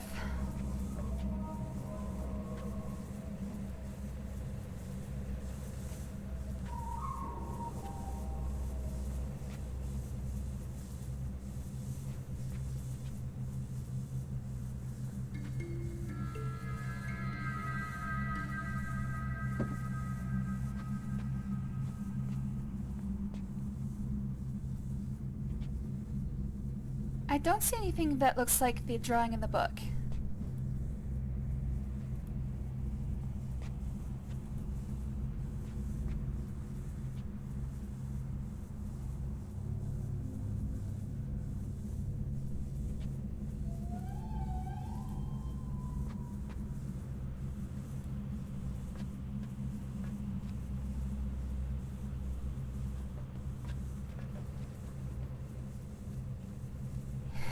Yeah, there doesn't seem to be an actual... doesn't seem to be an actual way to open the roof. Like, I would think that would be I would think that'd be part of the controls on the chair. But the chair, as far as I can tell, only has one control. Nope, I didn't want to do that. All I can see on this chair is the button. Are you serious? Okay, come on. Let's turn the chair around so I don't accidentally leave it. Alright, there we go. As near as I can tell, that control does nothing. And I can't actually reach any of the controls up there. I think this button should bring me close to the telescope. But it doesn't currently work.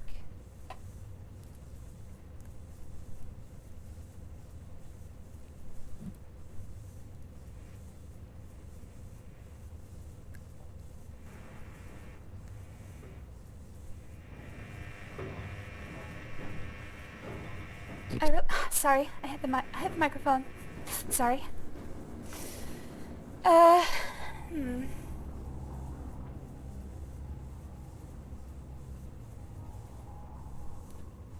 might just have to look how to open up the roof. What was that? Why did my... Oh. Okay. I hit the edge of the mouse pad, so the laser actually thought I made a quick movement. And it scared me. It's like, oh, why did I just look like that?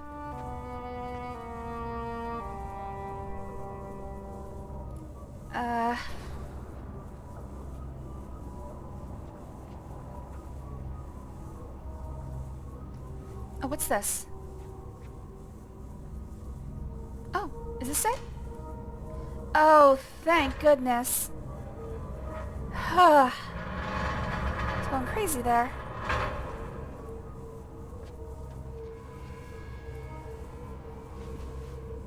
There we go. That button be blinking.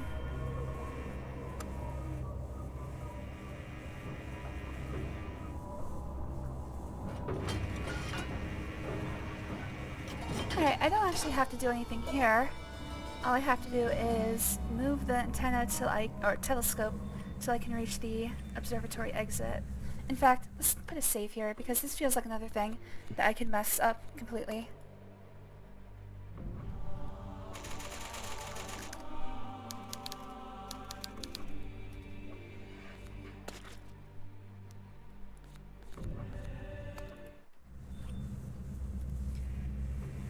Okay, I have to figure out this control panel.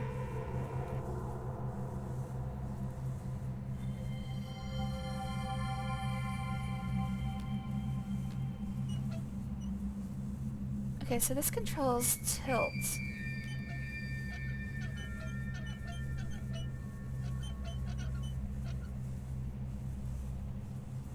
Oh wait, do I just hit the button?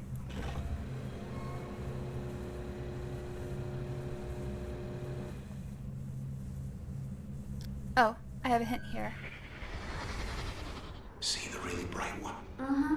A long time ago, when your great-grandmother Anna first mapped this desert with her father, she looked up in the night sky and used that star to find her way home.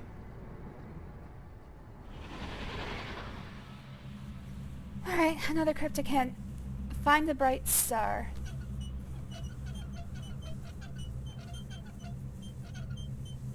So as you may notice, this is actually the Earth's moon. We are on Earth. So at this point this is supposed to be New Mexico.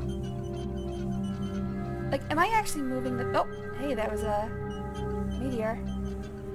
Am I actually moving the telescope? I should actually look around. Let's see if I'm moving the telescope real quick. No. I'm still in the initial position. Okay, so how do I get this chair to move around? I need this telescope to actually go places. So this button is the antenna. The antenna is now lit up. Is that all I had to do? That might have been all I needed to do.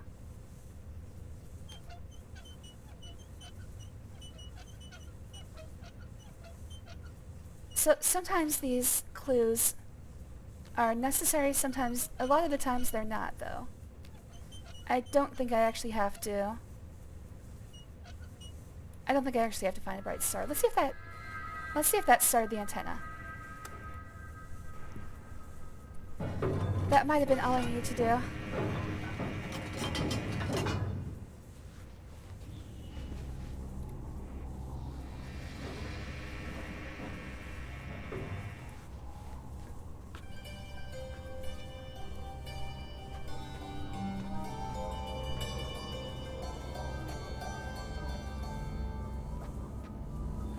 Oh, yep, it's running. Okay, gotta put in a code. I've got the code. Anybody wondering where I'm taking notes? I have a Discord that I basically just use for scratch paper.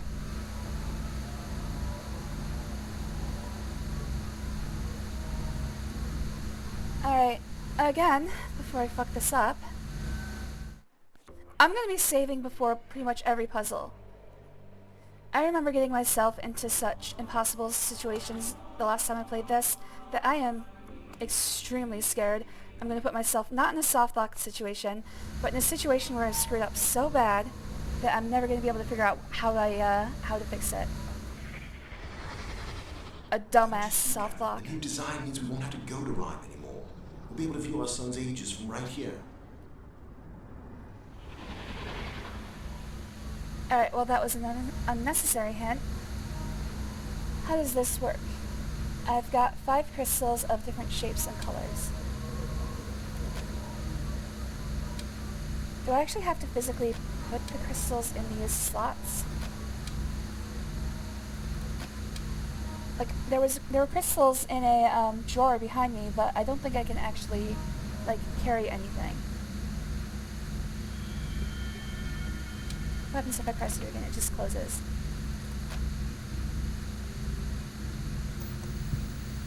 Oh, okay. First one is red with 3. These are the exact same crystal forms that were in Myst. How do I generate you? These are the exact same crystal forms that were in Myst. Can I put you here?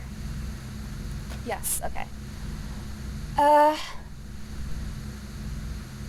But if you didn't play the Masterpiece Edition, you might not have seen these, because they only existed in Run, which was only in Masterpiece, or... Actually, was it in Masterpiece? I don't know if it was. Good morning, JGB. Always good to see you, buddy. Thanks for joining. Anyways, I know it was in Real Myst. I think it might also have been in Masterpiece Edition. But if you didn't play that, you're not familiar with these. They are, however, the same exact crystal forms that were in that game. This one always looks mildly dirty. Is that the one I'm supposed to... No, that's not the one I'm supposed to be using. That one's got the clit tickler. You don't want to use this. You don't want to use this one. At least this one has a base. That's not it either. Is it this one? I don't think it's that one. The one I'm looking for has a split at the end, but none of these look right. Hold on. Let me get a better look at this. None of these look like the right crystal.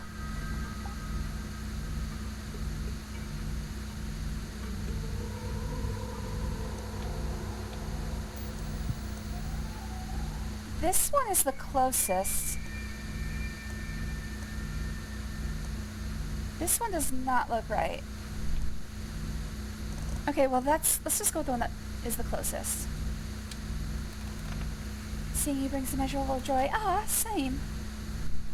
Okay, it looks correct when it's sitting inside its enclosure at least. It's kind of a close enough situation. We're dealing with interdimensional viewing. It's not rocket science. Some of these are slightly churned from where, like, here's my main problem. This one looks exactly like this one. Like, almost exactly. So if I mess this up, I'll just switch those two around. Alright, the next one, it looks like the exact same crystal form, except green. I believe. It might be, again, it might be this one. It's really hard to tell from the sketch that Atris made. Actually, looking at it now, I think that's wrong. I think it was supposed to be the other one.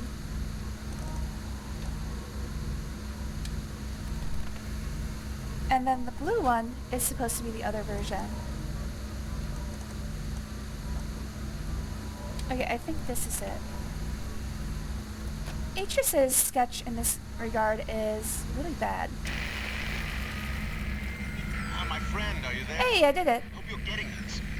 Barely receiving you. Listen, there's a terrible electromagnetic storm here. I can't leave Rhyme until it's over. But I know what you can do.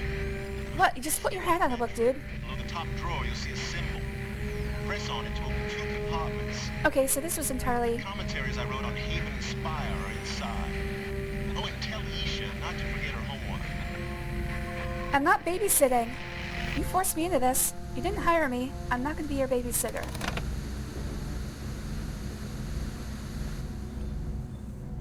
If your child dies, it's not on my hands.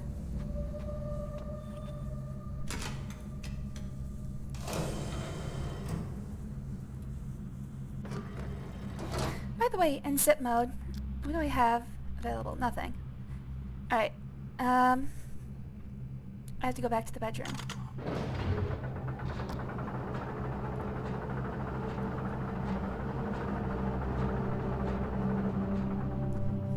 It's a little annoying. I think I'm done with Tomana entirely. I don't think there's anything else to do here. So at least I luckily do not have to come back ever. I could also probably skip this by pressing escape, but it is kind of cool.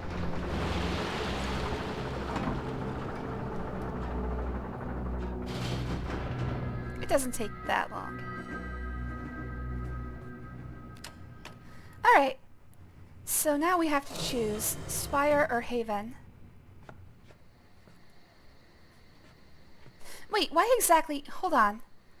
Why did Atris tell us about this? So the only reason to contact him was to get information about how to find Spire and Haven. But why? He has no reason to think we would need to go there.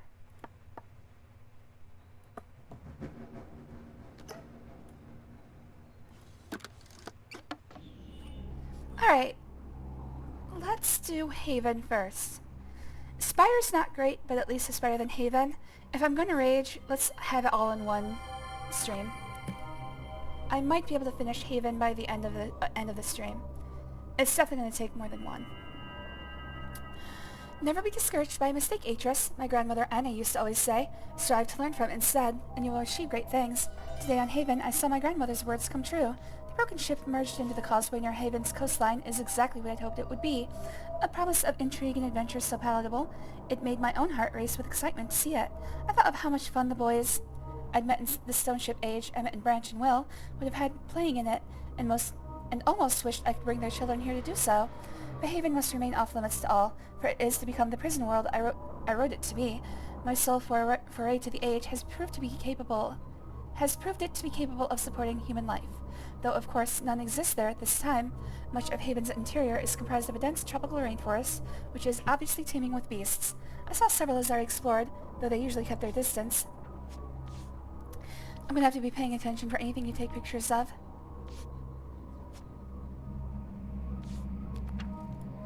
few of the fruit eaters did stare at me curiously as I made my way under their nests. No doubt, having never encountered a human being before, they did not think to fear me. They might even have summoned up the courage to become friends had I stayed there any longer. Alas, I could not, for the weight of urgency was upon me. Having convinced myself of the need to protect my Myst library, should some overly greedy explorer stumble onto it, I felt it necessary to link home very quickly, taking only a few brief minutes to watch the sunset over Haven's freshwater lake. I swam out to the middle and linked away. By now the linking book I used will have sunk underwater and been destroyed. Consequently, there remains but one task to finish before I can sleep. I must write 2 additional linking books tonight, one for Haven and one for Spire, my other prison age, then place them on display in the library. I shall also have to warn Circe and Akinar to stay away from them, and tell Catherine, of course, when all is finished. Alright, and now we've got a viewing code for Haven. Let's see what this memory is about. There remains but one task to finish before I can sleep. I must write 2 additional linking books tonight. One for Haven and one for Spire, my other prison age. Oh. Oh, the necklace just reads the... The necklace reads the journal for me. Nah. Nah, I'm fine reading on my own. Alright, so we're gonna do Haven and then Spire. First of all, let's... Did I get the picture of that? I think I got a picture of that.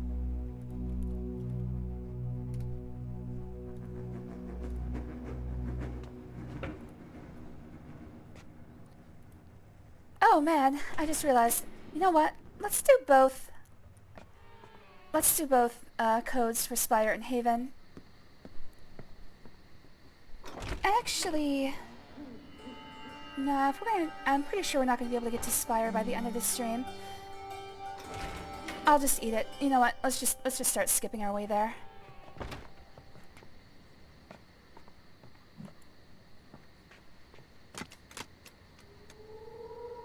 Oh wow. Oh wow, there might not actually be a skip button.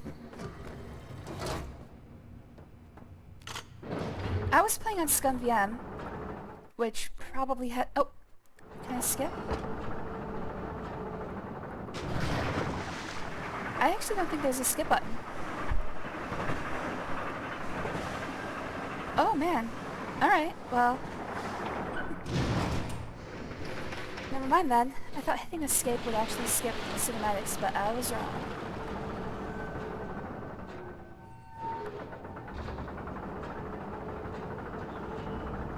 Alright, we'll do the viewer for Haven in case there's a clue.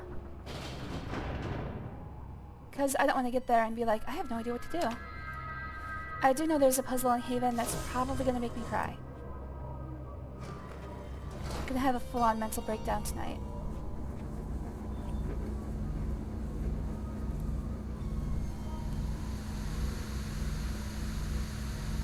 Alright, so the first one is the blue...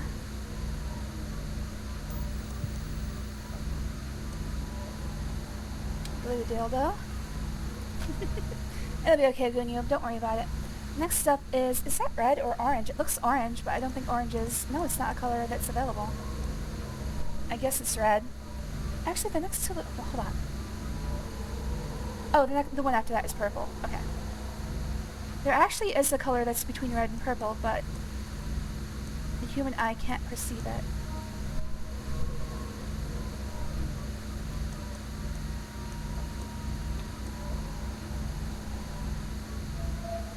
I think for the most part we'd probably just call that brown.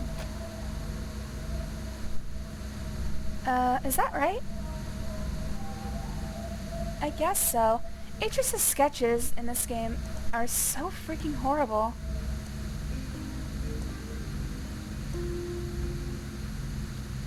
Oh, that's blue, and that's purple. Okay. I thought it was a difference between purple and indigo, but no, it's just purple. Don't use this as a butt plug. Is that the right one? It's actually hard to tell. It looks like that might be the right one, but in Atris's journal, it looks completely different.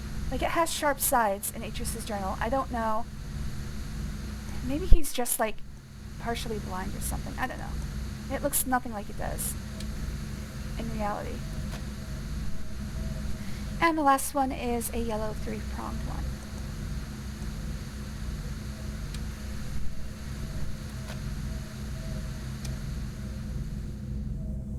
Really? That's it? Oh, wait. Wait, I remember now. Alright, so we've got the viewer tuned in. I should be able to look around using the telescope. I believe that's what I'm supposed to do. If I leave this... is there like a button here that I can like set this in? No, I believe I just have to leave the thing. Which is weird because now it reset the entire machine.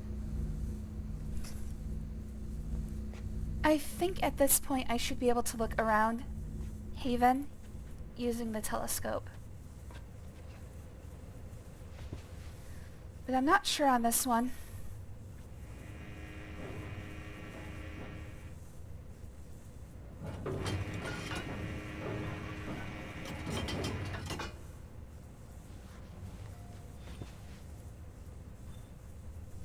Nope.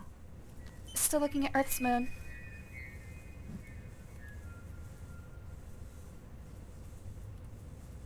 Okay, so that viewer code was completely useless. It just showed me some close-up boards. Looked like a sunny version of Dark Souls' Blight Town.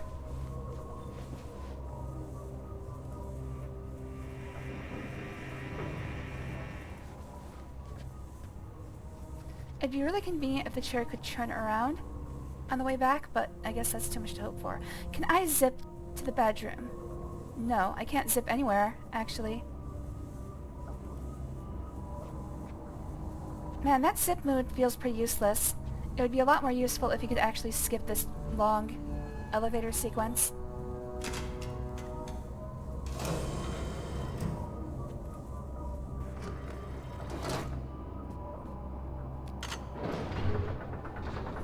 Relax while staring puzzles. You know what? So far nothing has been too bad.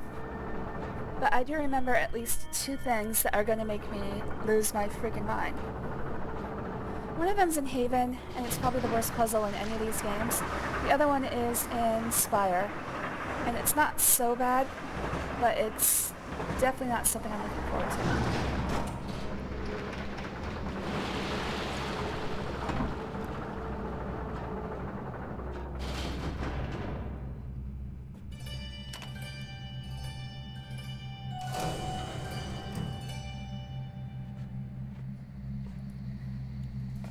Where the heck does Yisha sleep, by the way? I guess that's Yisha's bedroom over there. Yeah, that looks like... I think that's Yisha's section, but how the hell do you get over there? As far as I can tell, she has to fly to her own bedroom every night.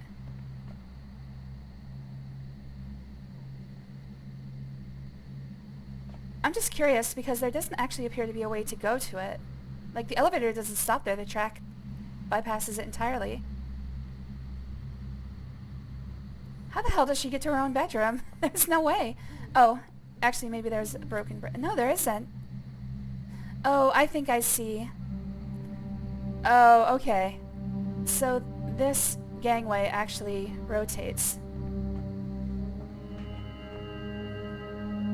Can I actually go over there? I think it's... no. I think there's actually... First of all, there's no reason. I think that just doesn't exist. But the near second figure is that this gangway actually moves side to side. Right now it looks like she's completely trapped away from her own bedroom, though. Maybe she has, like, a call button or something she can use.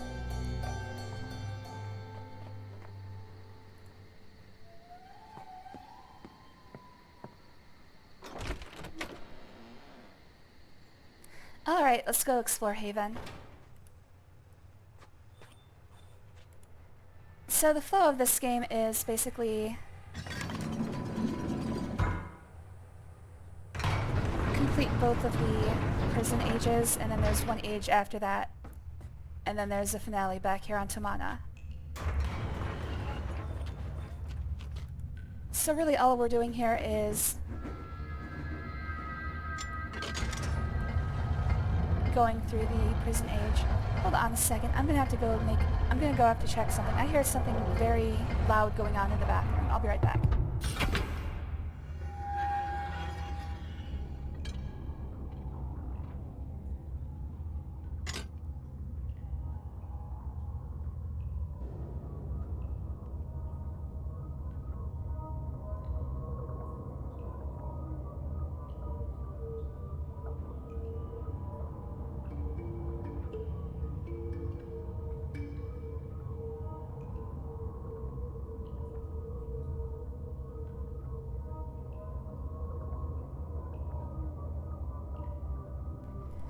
Olive was trying to climb the shower curtain.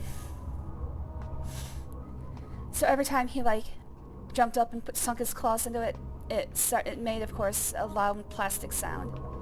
Luckily, he doesn't appear to have like damaged it to the point where water can like get out, but it's not something I want. I mean, it's not too much money to buy a new shower curtain, but I can't take a shower until I get one. If he destroys it, then I guess I'll just fill the bathroom with a bunch of water. Alright, we're doing Haven first.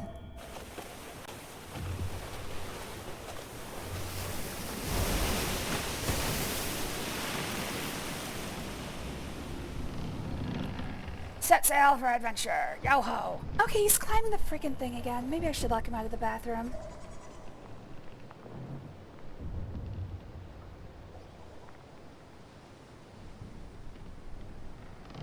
Apparently he's got it into his head that he wants to climb the shower curtain.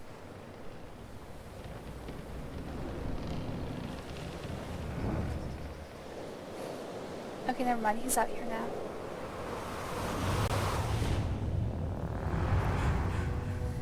Alright. Well, this was the visitation room. Seems to have fallen apart a little bit.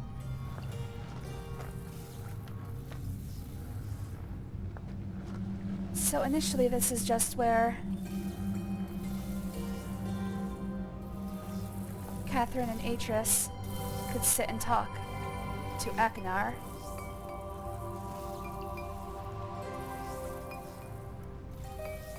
As far as I can tell, there was some sort of bomb made out of a crystal that destroyed the Nara. Normally the Nara should be completely indestructible. Again, we don't know how they figured out how to destroy it. But then, there's nothing that's completely indestructible. What is this? Oh, I think it's Yisha's.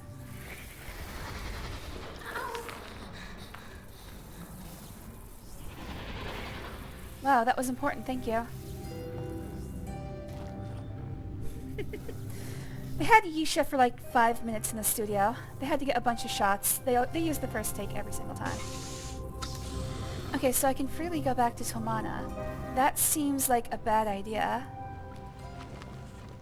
Alright, I can freely go back to Tomana. Seems like there should have been multiple... Oh, and I have a call. Okay, so this is how the Akinar know that they were visiting. How the hell did they construct this without Akinar killing them? Like, in the canon of the games, it's not possible to bring this much hardware through with you on a single link. How the hell did they get this in here? Without Akinar just like bashing their heads in and stealing their linking book.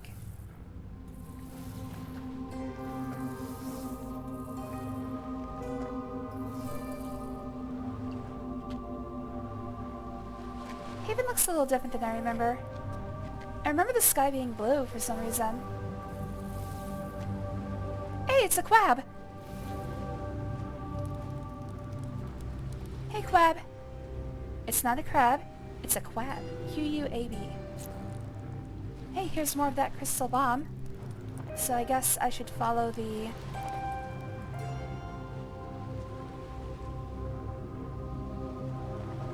I should probably follow the crystals. However, whoever was using it It says I can do something here. There we go. Alright.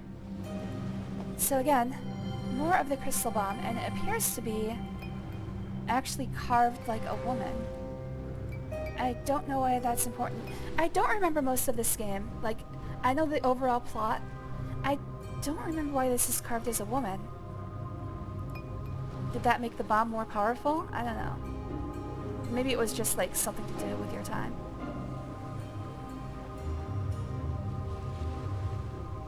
I'm going to be talking circumspectly around the overall plot of this game because I want to ask you guys at the end if you know who the culprit is. Do you know what happened? Okay, so all I can do is look at that crystal. It seems sort of pointless. Actually, is there a... Yes, there is. Okay. Oh, here we go.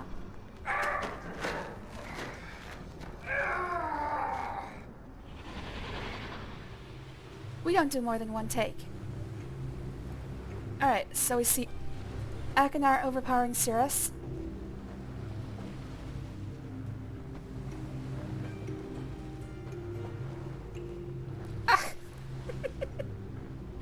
My mouse hit the edge of the mouse pad again, and that's why it did that little...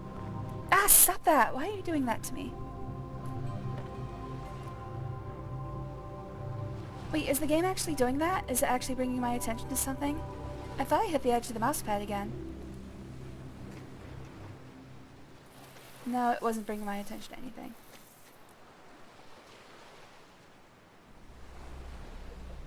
Alright, we've got some sort of door, it looks like.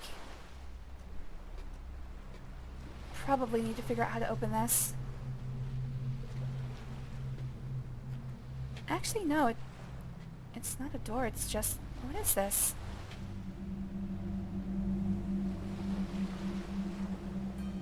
Is this like a gondola track?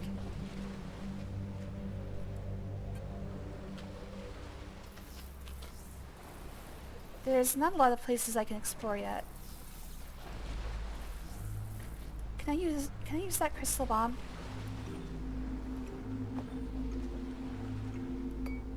No, I can only touch it. I can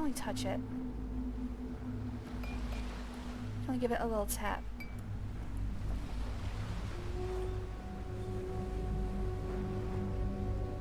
So my options here are very limited. Can I get over this? No. I won't climb an insurmountable waist-high obstacle.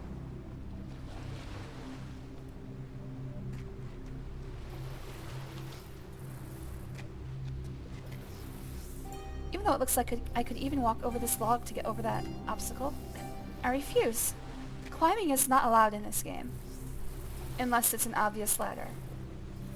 We learned that from Savidro in the previous game. Unless it's meant to be climbed, you can't climb it. It's a rule in this world. Even if it would be extremely easy to do. Am I supposed to do something here? I can't figure this out. What is this? Like, this is the only thing...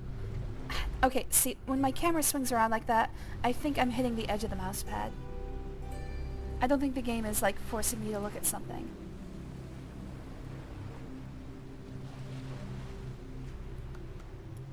What is this? Like, it looks like there might be a track that goes further into the jungle, well, along this chasm. But if there's some sort of gondola here, I don't see it. I don't see any buttons to call it or anything.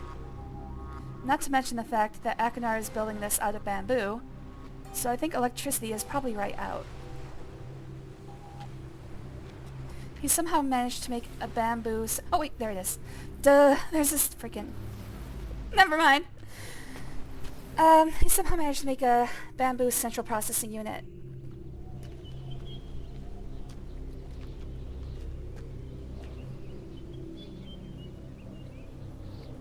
Alright, apparently there's a monster.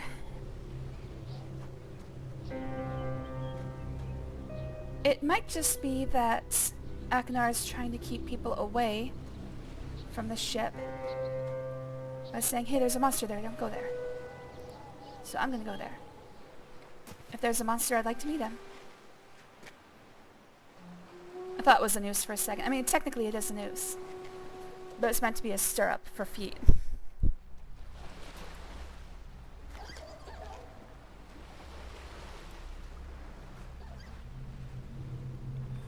Oh, is this the aforementioned? Okay, this is probably the monster.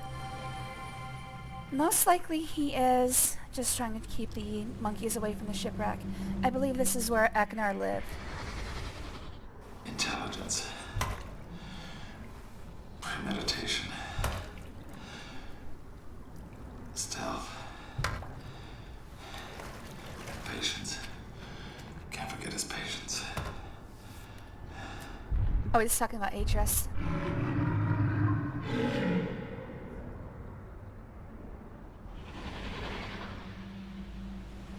Alright, so I guess that was Akhenar trying to figure out a way to beat his father in a test of wills. Probably a really difficult task. Is there anything I can do here? Like, what is this symbol? It feels like I should remember this symbol. But it's not hard. It's a black diamond with a white square superimposed on it. Probably going to need that later. I'm debating whether I need to take a picture of it. I'll just go ahead and take a picture of it.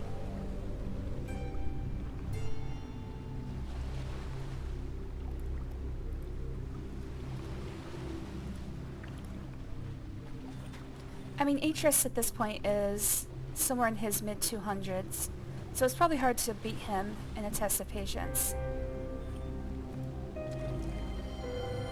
Oh, there was a monster!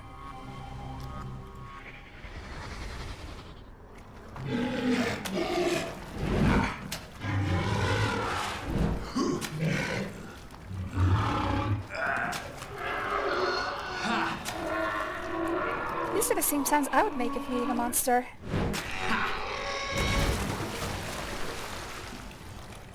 Yep, it would end with a sploosh. Well, that was a very important reminiscence. Poor guy. I could have taken him.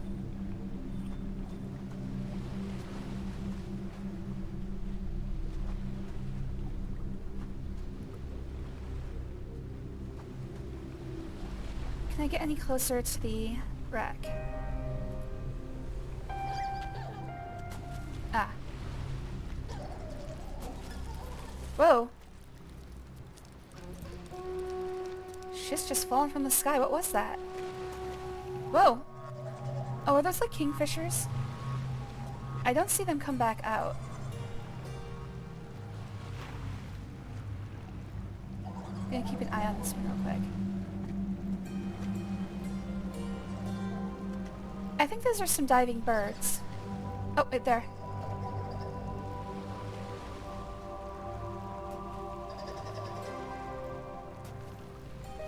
Yes.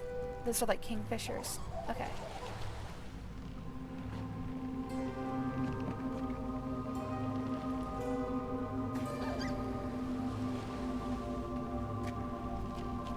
Ourselves. What is this? Some sort of pulley. I have a feeling I'm gonna have to weight this correctly. It looks like an elevator counterweight. Ah. There we go. Okay.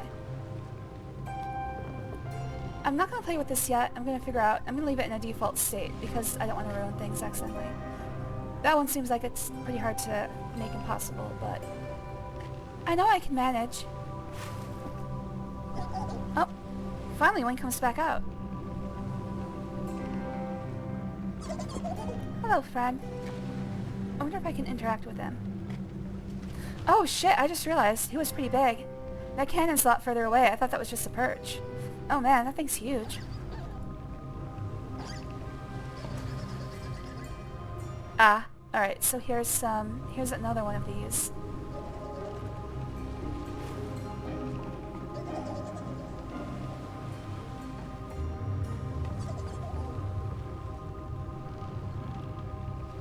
Looks like I can't go any further.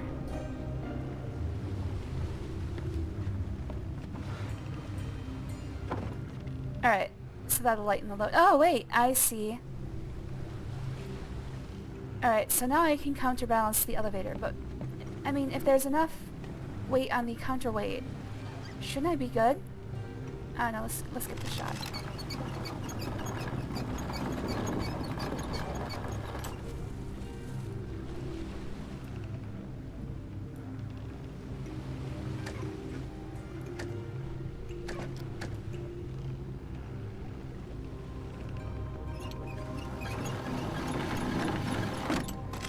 Okay, so I have to lift up the counterweight manually.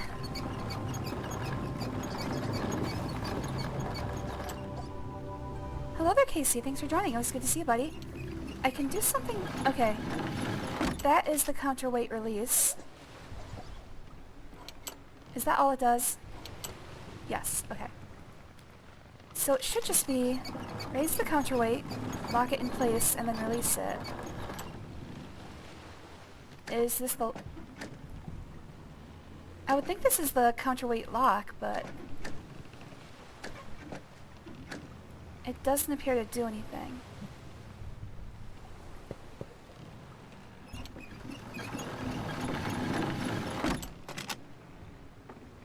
Alright, let's try...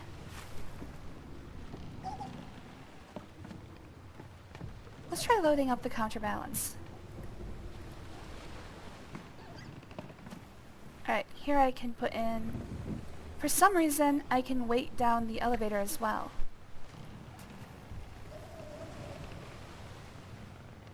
I mean, as long as the counterbalance has more weight than me, it should lift me, I would think. Can I put all 4 of these in here? Or just the one? Oh. Yes, I can put all 4 in there.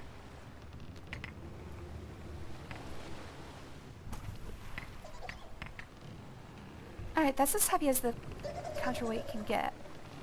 So it should have no problem lifting me, unless I'm made of depleted uranium. As far as I'm aware, that's a no. Oh. Oh, it's too heavy for me. I see. I'm a little weakling. What does this thing even do? I don't know what the lever does. Alright, so I have to find a way... I have to find the minimum amount of cannonballs that I can lift. Or, I mean, the maximum amount of cannonballs that I can lift. At this point, probably just trial and error, because honestly, I don't know how they would even put the clue in the game. It's like, how strong am I? Alright, so I can lift anything except a full load.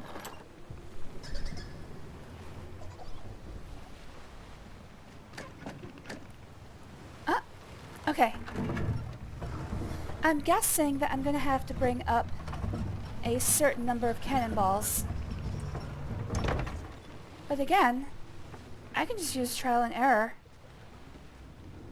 So it's not like that's a difficult puzzle, it's just, I don't know how... It really doesn't even need a clue. Alright. Oh, I see. I have to counterbalance another elevator. So I have to figure out the optimal number of... I see. Okay. So one thing I know is that I'll never be able to lift an entire full load of cannonballs.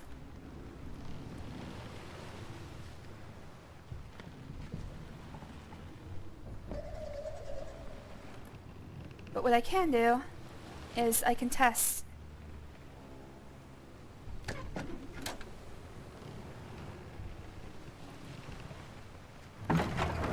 Whoa!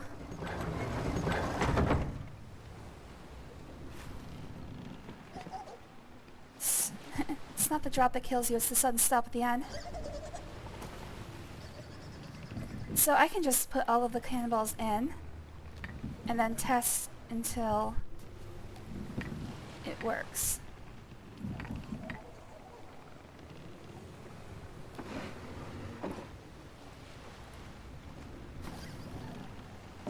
Probably not going to work the first time.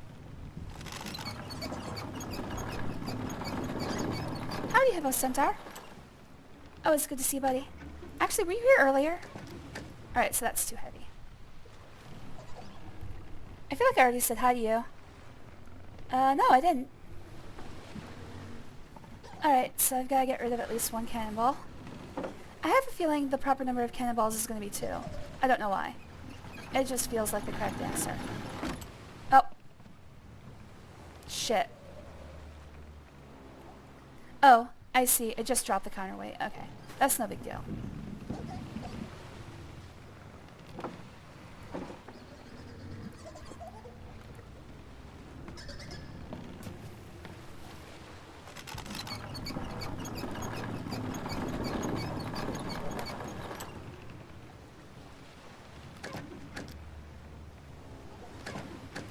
Still too heavy.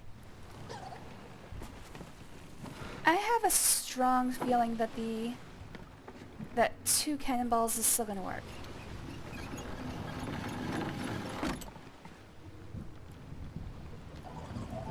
It's gotta work with at least 1 cannonball, unless I'm missing part of the puzzle.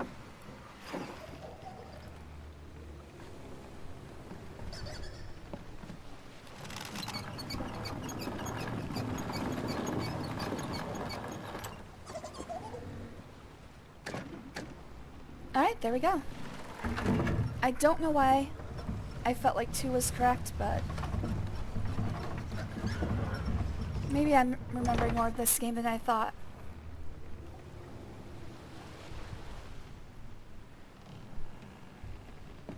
I can't think of a way to do that puzzle without just resorting to trial and error. Alright, so it wasn't an elevator, it was just the way onto the ship. Well, I gotta say, that is good security. Gun handed to Akinar.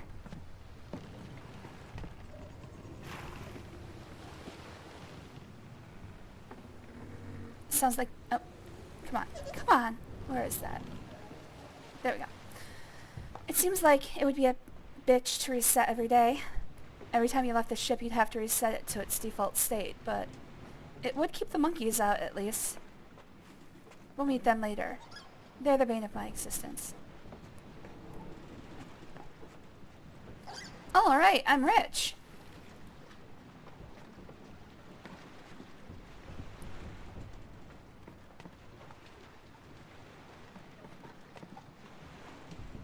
Okay, so we can go down here. Yo-ho, matey!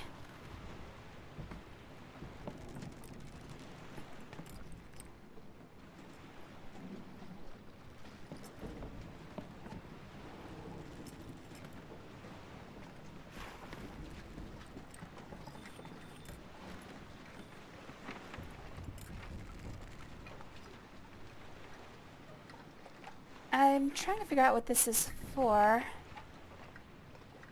I mean, it's obviously... It's footprints for these 2. But then what the hell? Why would there be a footprint for a fish?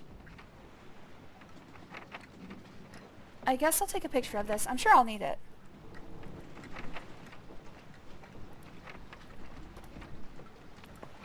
But I don't understand why this fish has a footprint associated with it.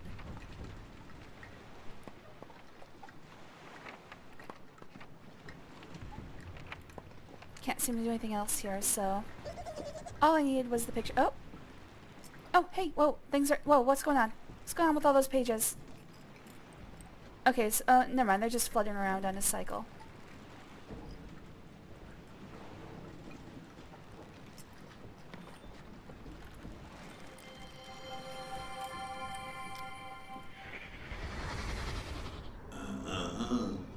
You steal from me, you gotta pay the price, understand? Oh, is this one of those kingfishers? You understand me? Yes, I understand you, Akinar God. Oh, you understand now.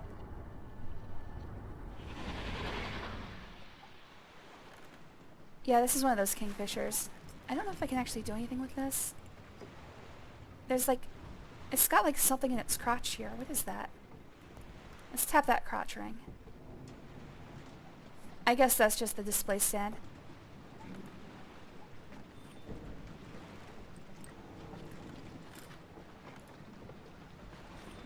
I was hoping you could look at the stand, but nope.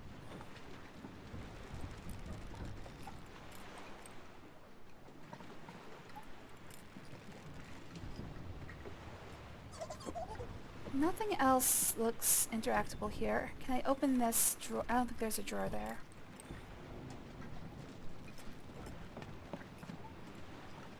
Oh, I can get in here. This looks to be where he's been making some poisons. Nerve gas or something. I can inspect something. There we are. Oh, more memories. I'm the hunter. You're the hunted, not the other way around, you disappearing freak. You'll pay for this, my friend. You and every one of your stinking kind. I'm gonna assume he was talking about an animal.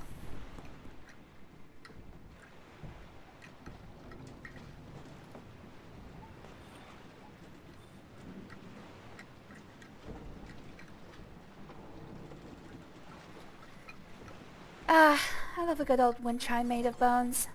Most people know exactly what your decorating sense is about.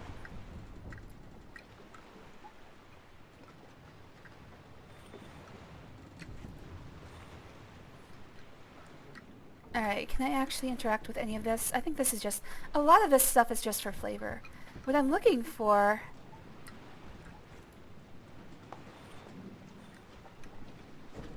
are monkey names. Don't laugh! I actually have to learn the names of all the monkeys on this place. I don't remember exactly how I do that. But I believe there's a piece of paper sitting somewhere around here.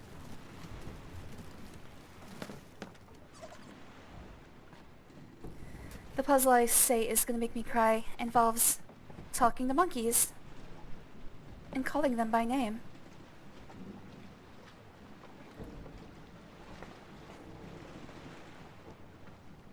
Oh, yeah, I've been down there.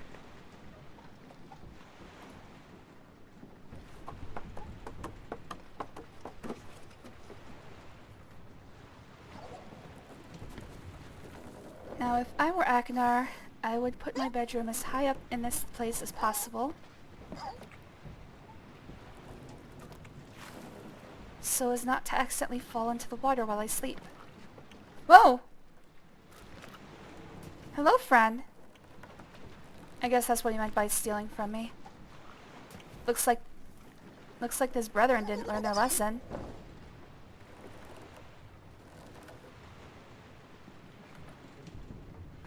Probably should have displayed the one that got vivisected. That might have been a better message. Okay, I can go that way, but what's this? It's definitely something I can interact with.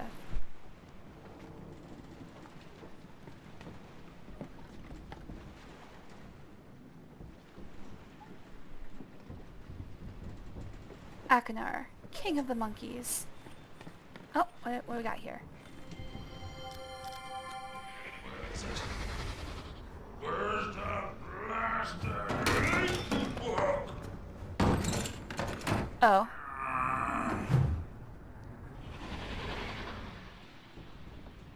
Okay, so that's him looking for the linking... They're probably early on in his imprisonment, looking for the linking book out.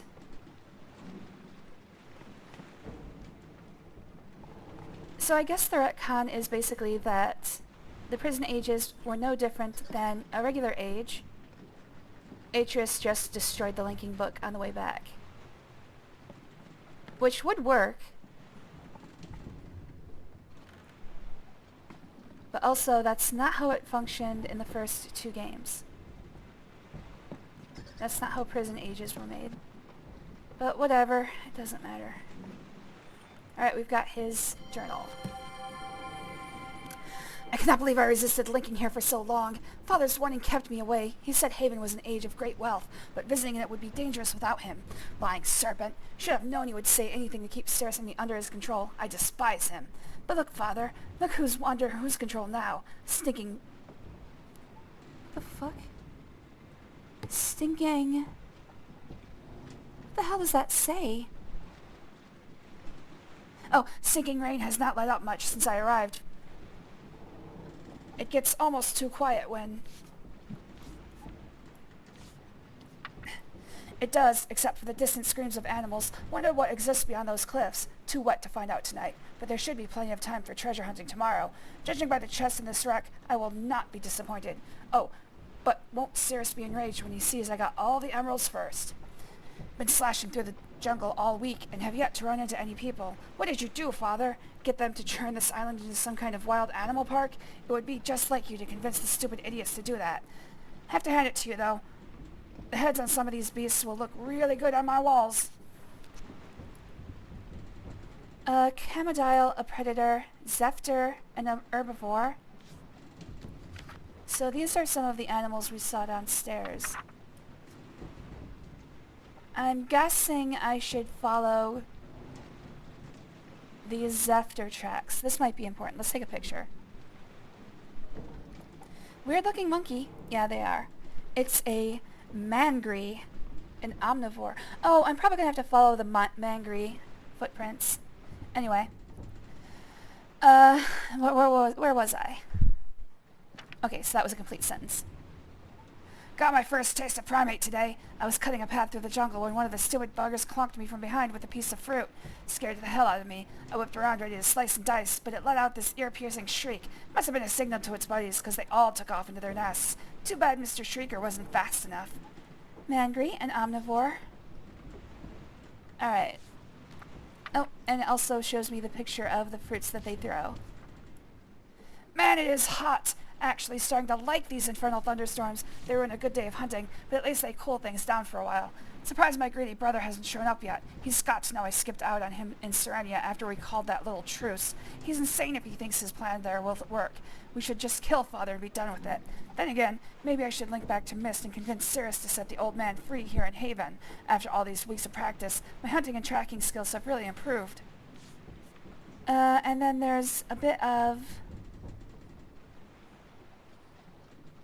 illegible writing. No way, no way, no way. It's not illegible again. Got to be here somewhere. Got to be. But I've searched and searched and everywhere. And then scratched out. Where's the blasted linking book?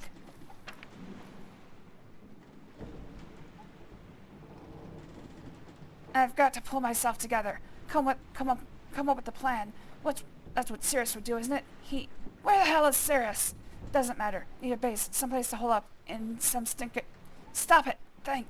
The ship, it'll do for now, till I build something better. Gotta be easier to get into, though. Easier, but protected against intruders. Got to protect myself, right? Good. That's good. That's... I mean, this is a clue for getting into the place, but I had to solve it to even get in the first place, so... I don't know. More legible writing. I'm gonna kill you for this, old man! Alright, looks like something has been washed away a bit. Lashed at the blood splurting. Need better spear. Something tunnel.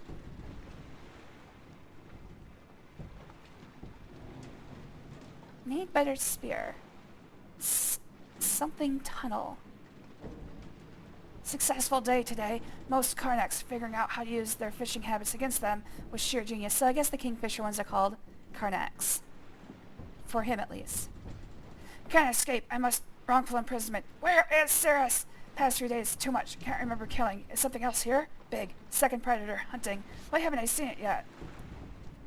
Figured it out. Wicked brother. Tongue of snake.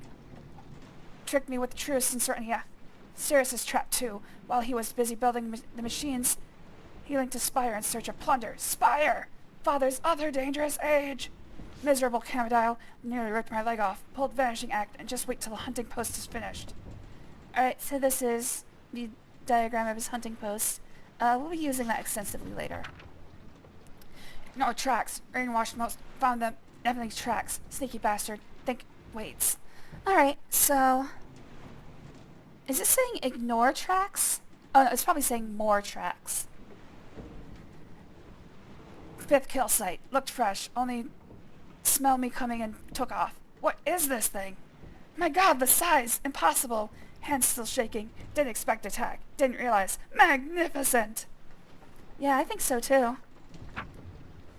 We'll kill him. We'll see him rearing out of sea. Water spilling down gills. Suck Malice, oh, such malice, such death in his eyes, sun sinking behind, reflections so bright, nearly blinded. Must have planned it that way, must have known. Okay, so maybe he wasn't talking about... He probably wasn't actually talking about Atreus in that first memory I saw. He was probably talking about this beast, which apparently had intelligence.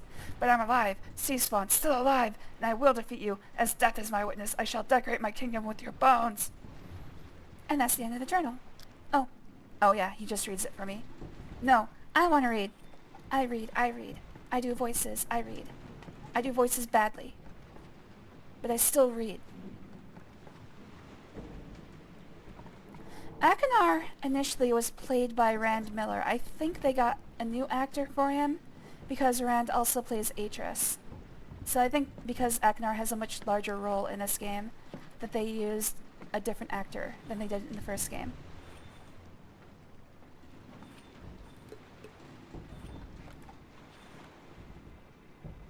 I can get a close-up. Oh wait, yeah, I've already looked at this. That was the memory of him bashing the chest open. Alright, we've got some sort of device here that I don't know. I can take one step further to the edge, and I'm about to break. It looks super dangerous. Now what is this machine? Is this another elevator? Oh shit. Oh, it's a map of the island. Alright, well, let's find a place where it's not too bright for my freaking eyes. That's good. I'm so glad that wasn't a puzzle. I thought for a second, oh shit, I should have saved. Alright, I've got a map of the island now. Oh, I can get a better map. I'm dumb. Alright. Checked and checked. No sign of it here, or here, maybe here. What's in the South Jungle? Alright, so he's looking for a linking book back. But we already know that it doesn't exist.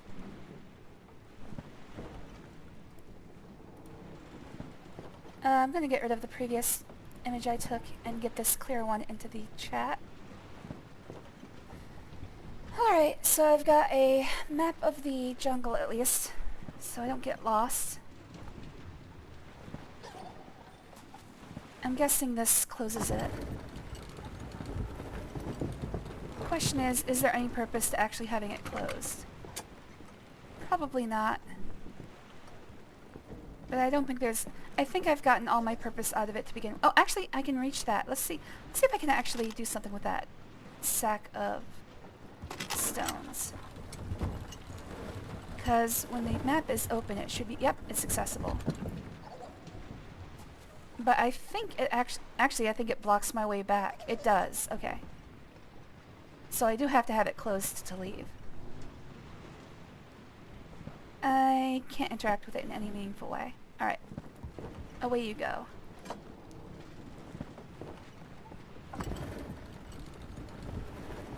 As it ascends towards heaven. I think I've gotten everything I need here in this ship. I should start exploring the jungle.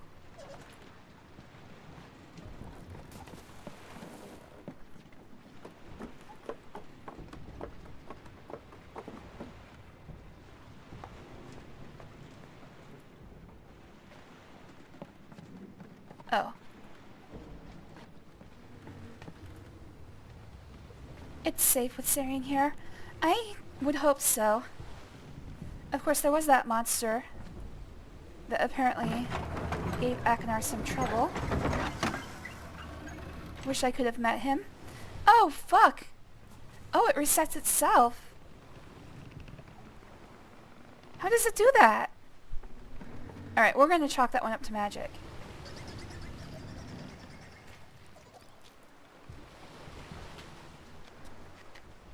Alright, now how do I get into the jungle?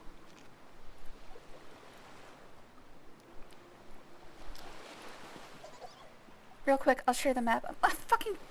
I forgot. I have to press the Windows key to actually leave the window. Otherwise, my mouse is stuck there. Alright, so... Hold on one second.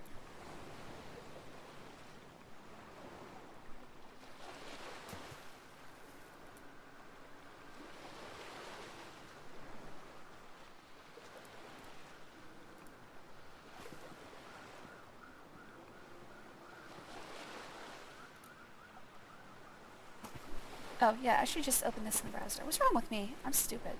Alright. No, that's not what I want to do.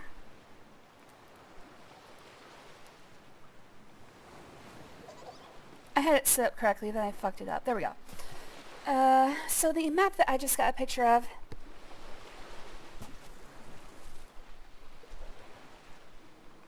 trying to figure out exactly... So the X is the ship. The Mangry... so it looks like they have territories. I should probably stay away from the Predator territory. I do know that you can die in this game. I don't know if you can die mid-game. I think all the deaths are during the endings, much like Myst 3.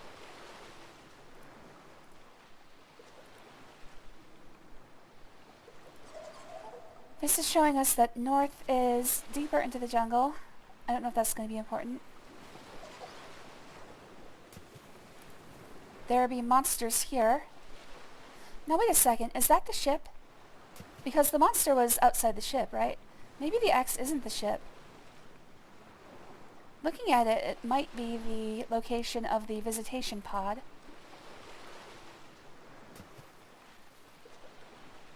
Alright, so the Mangry territory is here, the Kingfisher territory here. Here there be dragons, etc., etc. Okay. Well, I'll be using this on the side as we go.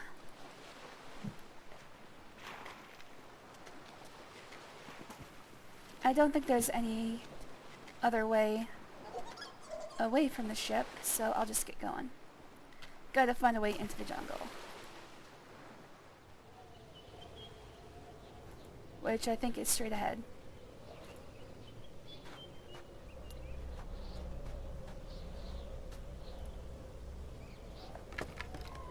Oh!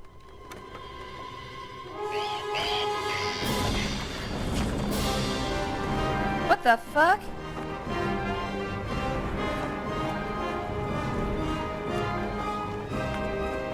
Heh.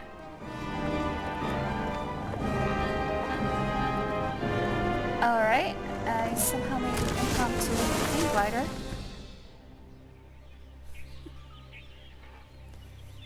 Hello, friend.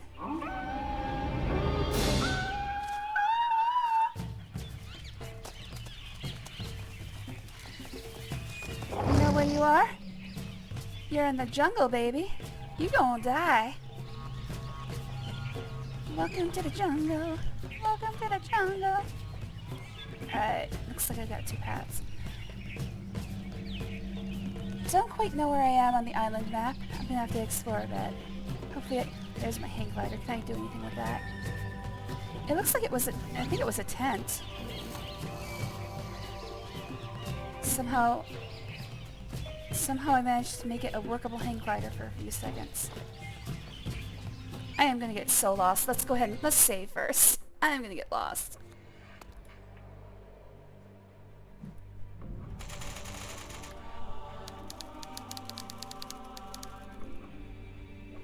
Welcome to the Jun. Alright, I can look at this. Why would I want to look at this? Oh, there's a memory.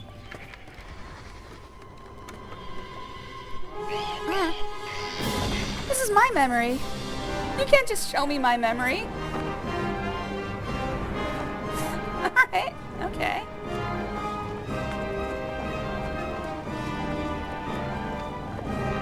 I lived this like 2 seconds ago, dude.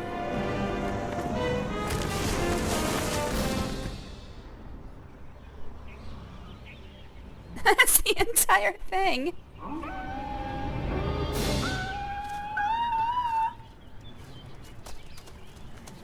Something about its teeth makes me very uncomfortable.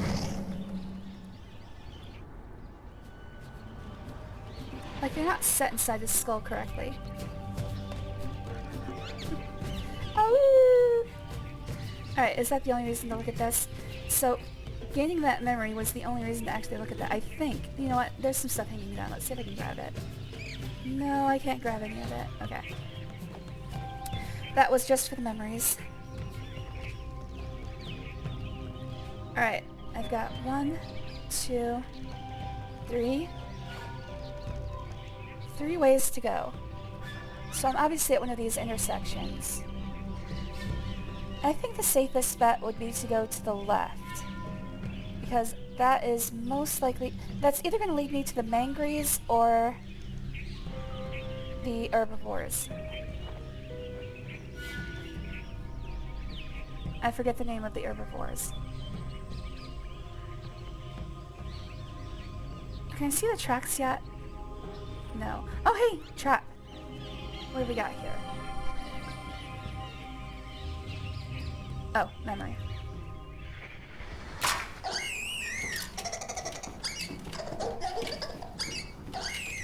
Yeah, this is one of the mangries.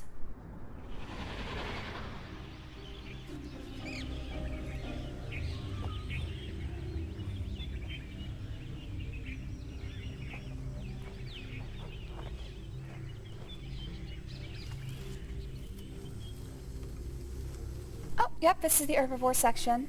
Okay, so I know exactly where I am.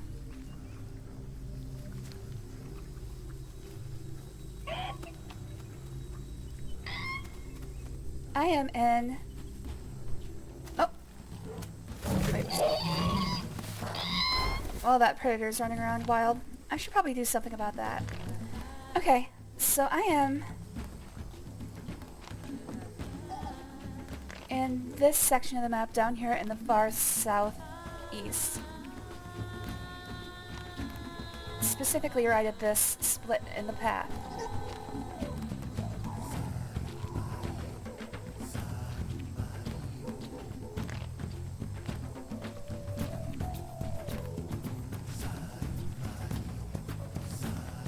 I'm wondering if I try to go this way, will the predator, like, try to get me? I don't think so. No, he's just vibing.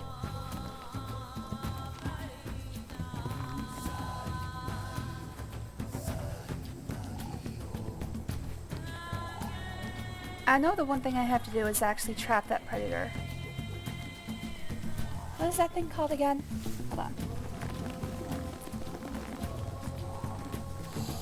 It is called a camodile. Oh! Well, I just learned something new. Oh, well now I'm gonna get knocked out. Alright, doesn't affect me as heavily as it does him.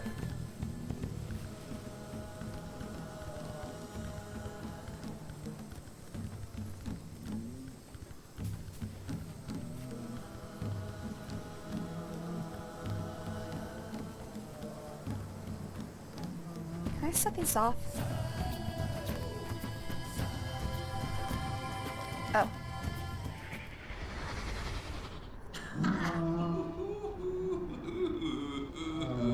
Don't like it, do you, my friend? Ha ha! Makes you sick. Spew your guts out. I know. Glad I didn't eat breakfast. A high caloric dose of it from the tip of my spear. Oh, this was the poison he was making. Okay.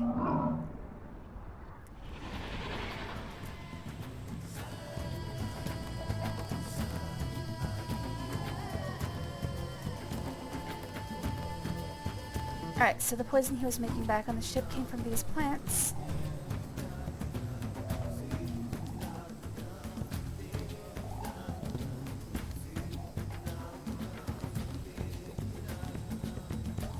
Every time you see it jerk like that, that's me hitting the edge of my mouse pad accidentally. Somehow in Myst 3 it didn't actually create any issues, but in this one it is. I don't know why. It's kind of hard to find my way through the tall grass.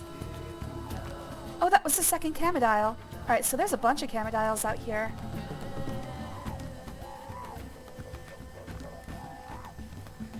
Okay, hold on a second. It seemed like there were two ways to go from here. Like, I thought this was a direction.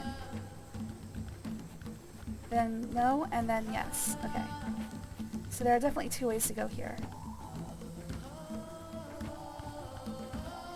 I should probably just focus on the ground for finding paths. Seems like they're all beaten down. At least the ones that I can walk on. Is that a caterpillar? What is that? That's something. I don't know what it is, though. Can't get a closer look. Might be a... Oh, okay, so I think these are some bones. Oh, hello. Oh, another symbol. Oh, I think I get it. Okay, so...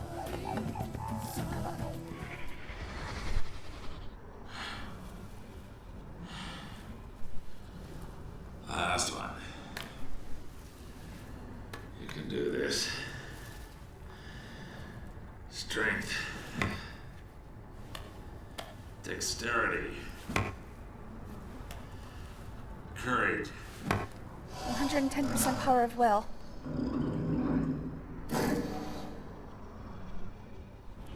Alright. So I think what he's doing here... so it looks like these symbols are... Oh, shit. Looks like these symbols are representative of the beast on the totem. Now here's the problem. Which beast is this? I think it's the Camodile because of the claws.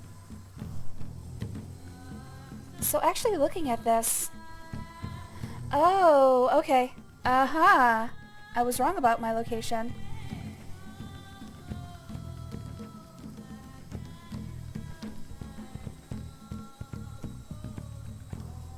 So I am actually here. This map is actually showing me where the totems are, and as you can see, the poison plants are mapped as well. So I'm in the... This is where the Camodile totem is.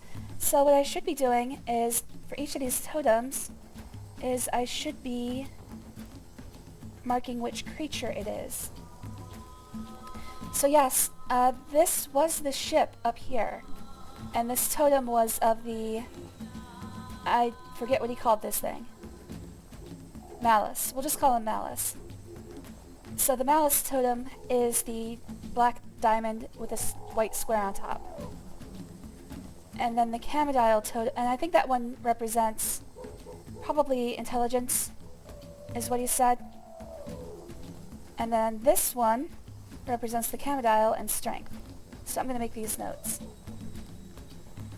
So this one is intelligence and represents the... I think he called it Malice. I'm just going to call it Malice.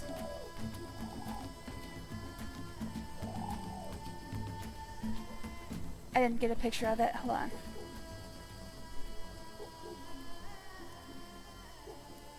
This one is strength, courage, whatever, represents Camodile.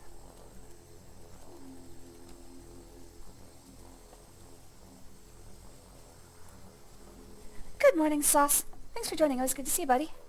I am playing Myst 4. It's not as awful terrible yet, as I remember.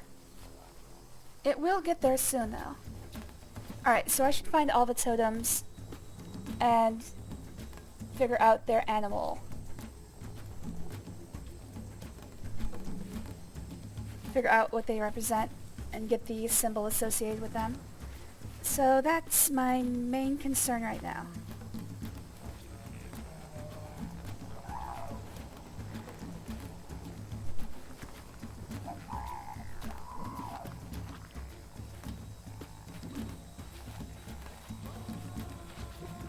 Camodile's going to be eating for a while. We can move on from here.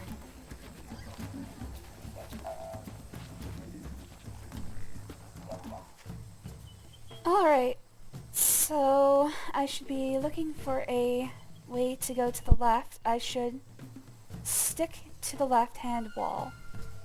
So let's keep it on the left-hand rule. Another Mangry. And another Camodile. Tales of the Jungle Man, happening every day. Alright, there's his hunting lodge.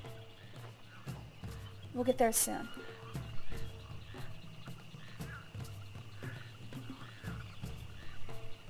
Alright, again, I should be sticking to the left-hand path whenever I can find one. This is where I came from, isn't it? Have you heard of a mix between duck and elephant?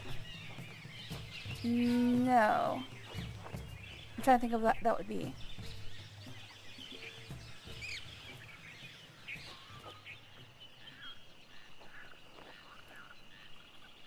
is called an elefuck.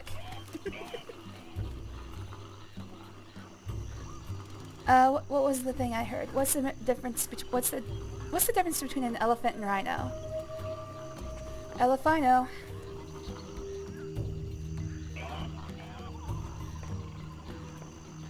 Alright, we are in fact in the... What the fuck are these things called? I have to look them up every time. Whoa, we're gonna be spinning. I left the window with the thing at the side. Zephyr. So we're in this section with Zephyrs. Ooh. Oh god, I don't know where I am anymore. I just played direction roulette. Shoot, I actually don't know where I am now. Alright, I'm back in the jungle. Okay. So, as long as I sit to the left, I should find the totem for these guys.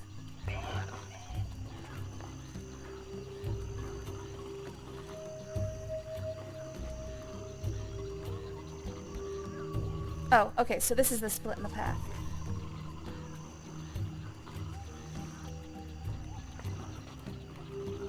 I will say one thing that this game has going for it, it's visually a lot better. They really focused on the visuals. Probably should have focused on the story a bit. Noble. Cautious. Stupid. That's me. Stupidity can be a virtue, can't it? You bet. Ain't nobody stupider than me.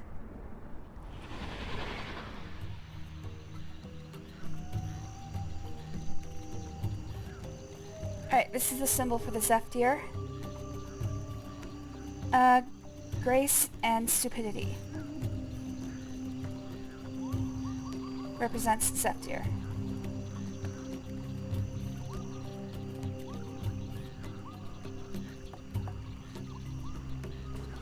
Why does it sound like he's jerking off when he speaks in those little cutscenes? Because he is. He's making these totems for masturbatory purposes. What, you've never seen an extra curvy totem pole that you're like, yeah, I could do that. Get him away, dude. I'm trying to get past you here.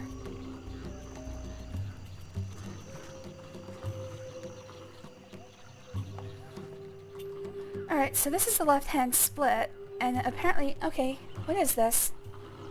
I had to open my map again. Hold on. Oh, okay, so this is going to open into the other half of the jungle.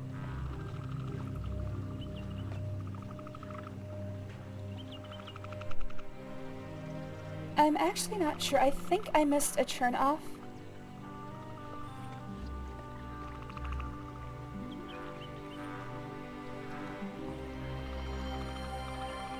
We can see that animals have been trying to get into this thing. Don't care how nimble-fingered they are. They're not gonna get in when I'm away.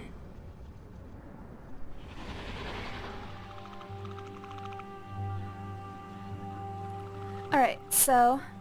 Anyways, it probably sounds like he's masturbating because I think he was actually actively carving the totem as he said, as he was talking.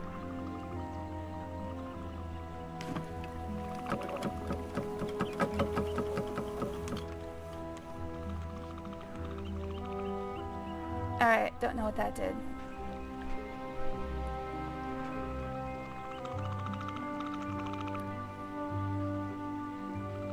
Oh. It opened the thing. Alright, so I have to... It looks like I have to know all the symbols before I can actually use this.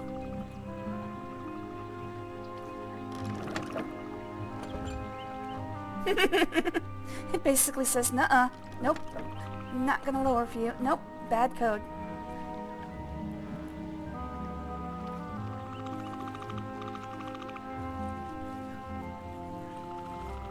Alright, so I've got all the symbols that I've been finding and probably more.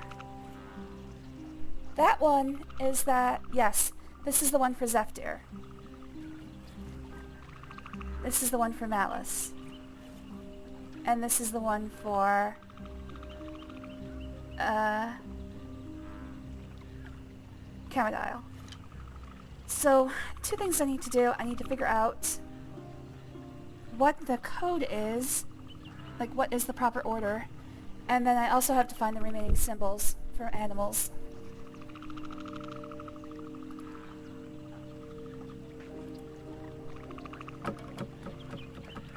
Alright, so now I know what they're used for. Man, if you don't have the one for Malice, if you didn't, like, find that totem, you'd have to guess. But I guess it wouldn't be that hard.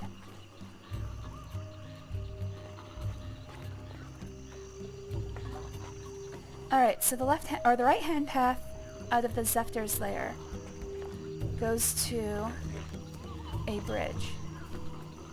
I'll have to keep it in mind. Because it's not on the map.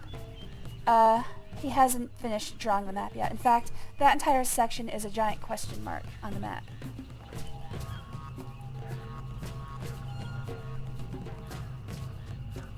Alright, I'm heading into the Kingfisher. What are they called?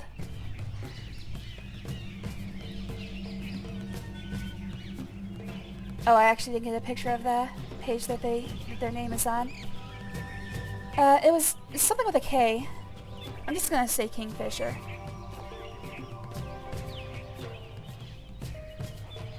Alright, what are you?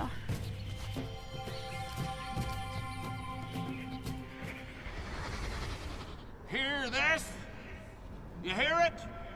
Well, just try and get past this gate now, you Karnax. Karnax. Ain't no way they'll figure out which holes to put the hammers in. Alright, gotta figure out which hole to put our hammer in.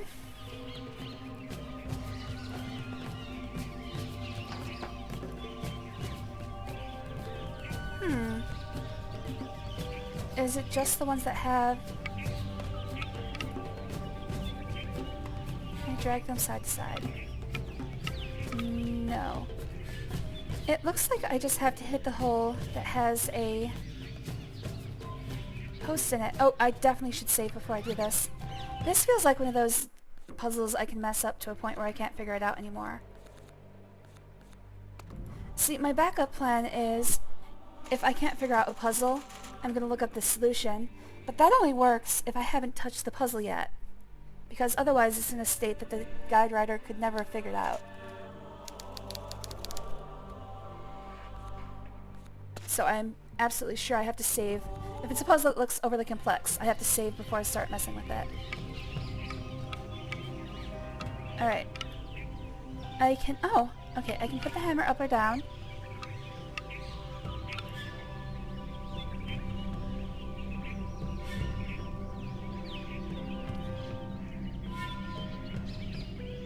And I can grab these things, but apparently I can't do anything with them. Can I have it halfway between? No. Alright, so it looks like if the hammer is down... Okay, again, I can't seem to move these things. I can grab them, but I can't move them. What the heck?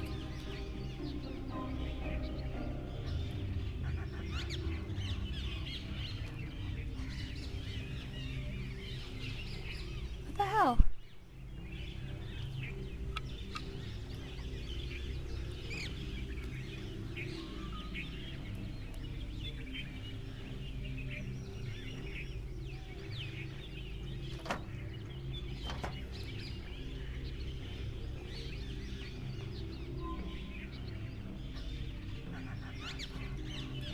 It looks like I should be able to figure this one out. This one is just a puzzle that you just have to learn the mechanics of. I don't think I actually need, like, external information like a code or anything. Because it really does look like all I have to do is get the hammers into these two holes. Oh, if the hammer's in the thing, I can move it. Okay. So at this point, I can now put it in that hole. This seems way too easy if this is the case. This seems way too easy.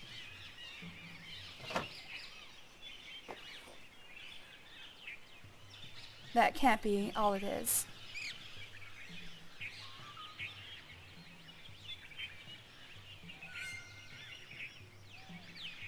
Okay, there's gotta be more to it.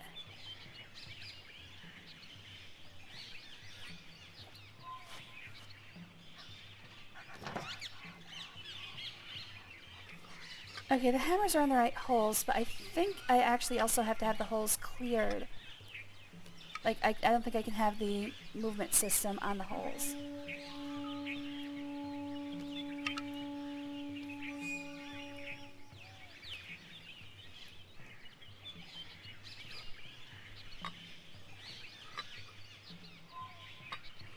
Interesting.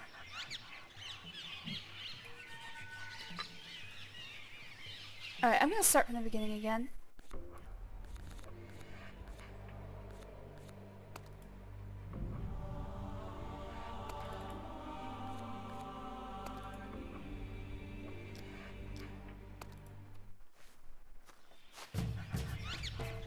Okay, so it should be back in its initial configuration. Grab this stupid thing, it's stupid. There we go. Alright, yeah, it's back in its initial configuration. Okay, so I can only move a brace when a hammer is inside it, but also I think I have to move the brace completely off of the hammer hole. So I have to get this one all the way to the left and this one all the way to the right. The middle one doesn't seem to matter, but I can't move it unless there's a hammer in it. Can I move both hammers at the same time? No. No, I cannot.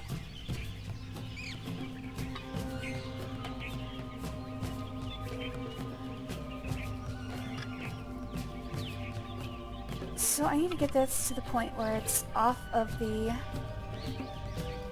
Okay, I see.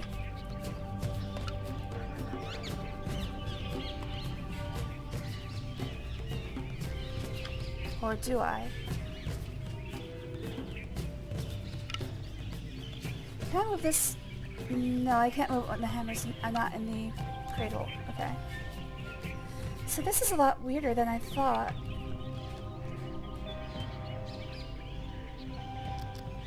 Alright, I'm gonna start from blank again. Holy crap.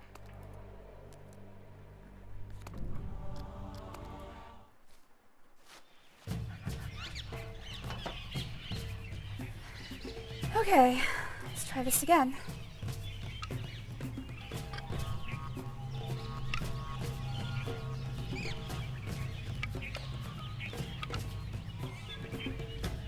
So my problem is I need to... Oh, I can move it... Oh, I can move one to the left, but I need to actually... I think I need to get both hammers involved. I don't think there's any way around that.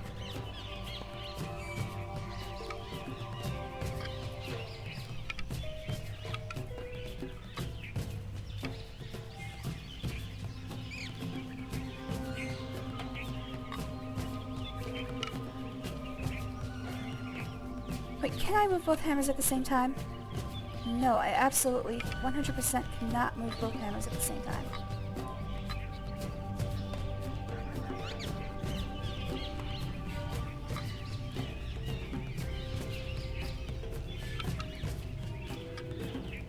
I think I might have an idea. Okay. No, that doesn't work.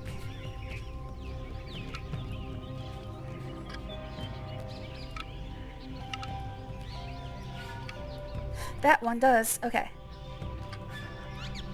So now I should be able to move this a bit.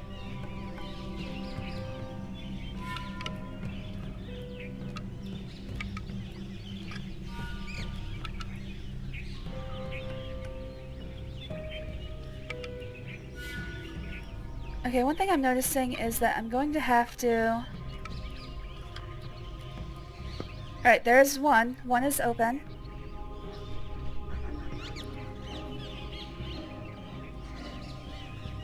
However, now I'm basically completely stuck. Actually, I might be able to do this. I think I have it. Alright. Okay, it wasn't as nearly as bad as I thought. I thought I was going to have to juggle them like some sort of Tower of Hanoi.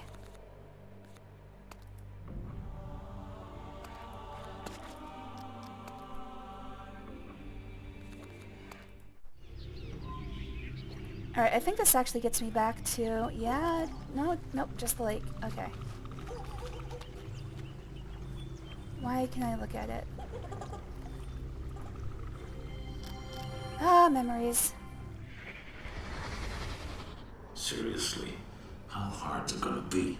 Worst part's gonna be the foundation. Once that's in, got to be better than sleeping in the wreck, right? I mean, that's a massive undertaking. Sinking logs into the bottom of the lake without a pile driver? That's amazing he was able to do that. Everyone loves memories. I'm actually quite impressed with his engineering know-how. That was me hitting the edge of the mouse pad again. Every time I see, like, whenever they build bridge pylons, I'm like, holy crap, I can't believe this is something that we can do.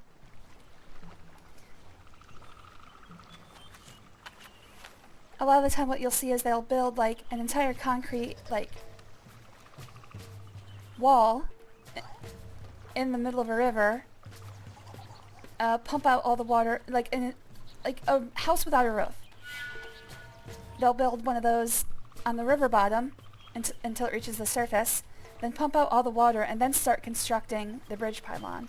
And it's like, holy crap, these people are working in very dangerous conditions, and they have completely faith in the engineering of the people who made the system. It's like, oh my god, I wouldn't be able to do that. What if the wall fails? What if I drown? Alright, so we're in the Karnak territory now. Is that all that was here? That can't be all that was here. It was just a memory. Seriously, is that... what the heck? Oh, it's a totem. Phew. I did in fact need this. Alright, so the Karnak totem looks like this.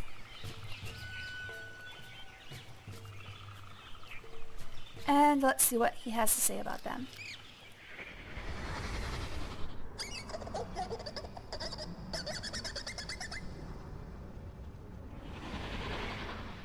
Not much to say about them, apparently. That was a monkey memory more than it was Akinar's. So we'll just put, Chittering represents Karnak. All I really need is the picture. Okay, so that was the totem. Is there another path here?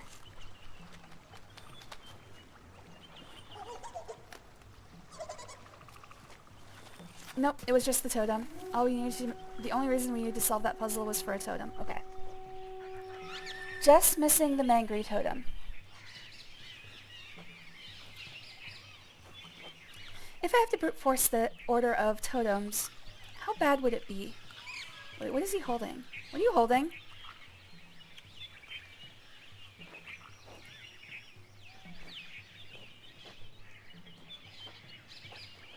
I sure hope that's not a piece of something I need. Alright, if I go left from here, I should end up back at the ship. If I go straight from here, I should end up in the Mangry territory.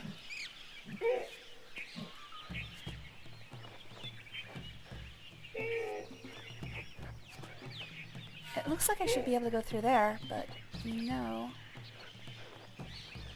Alright, deeper into the jungle then.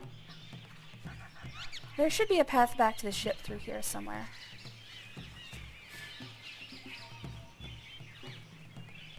What was my hand doing there?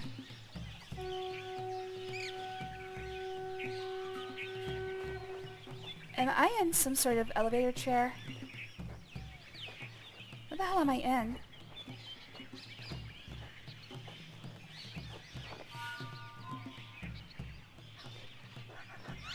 Like, I'm floating above the ground.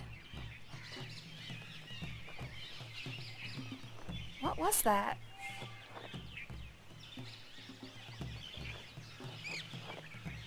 Like, whatever it was, I could barely see it. Oh, we got an unsprung trap.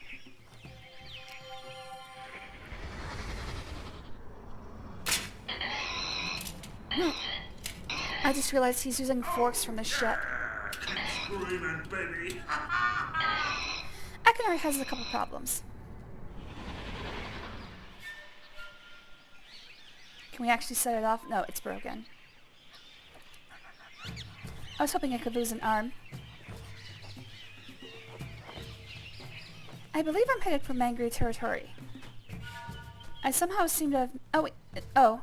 Oh, this is the path to the ship. Okay. Oh, now you can climb?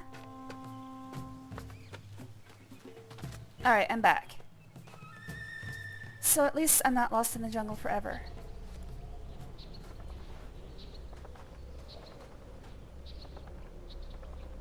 I mean, this looks like a path, but I guess I can't use it.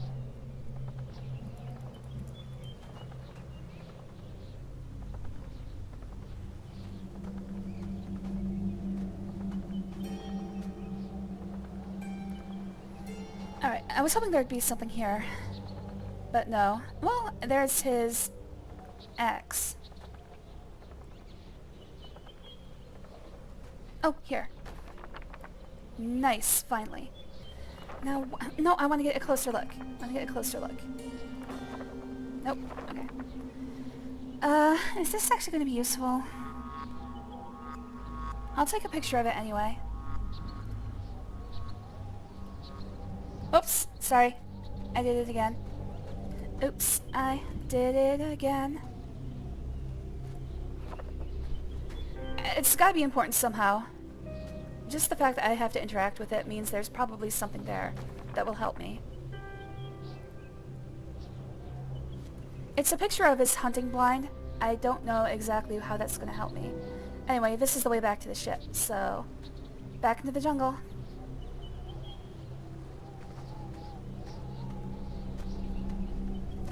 Just have to find the Mangry totem and figure out the order that they go into the combination lock. If I have to brute force it, how many are there? 5 times 4 times 3 times 2. 240? Yes. 240 combinations. I don't want to brute force that, but if I don't find any clues, I might have to.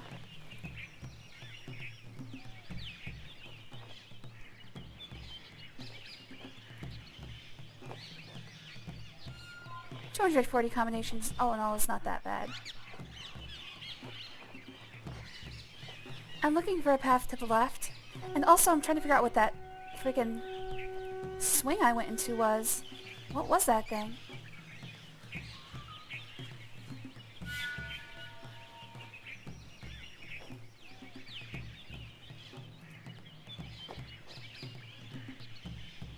Okay, that's the way back to the ship. Look for a path to the right. The other problem here is that every freaking path looks the same.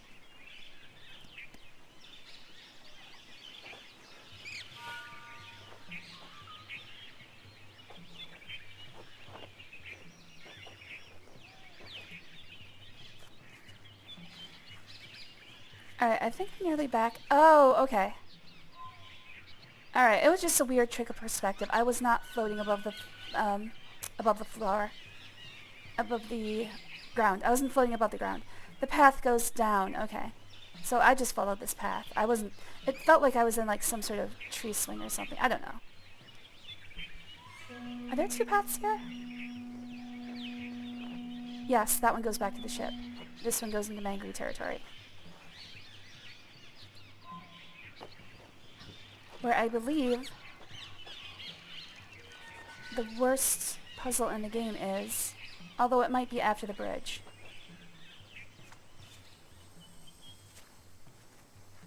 I've got to find the Mangry totem. It actually should have been on the path that I just walked down. Hold on. It should be on my right side here. Somewhere.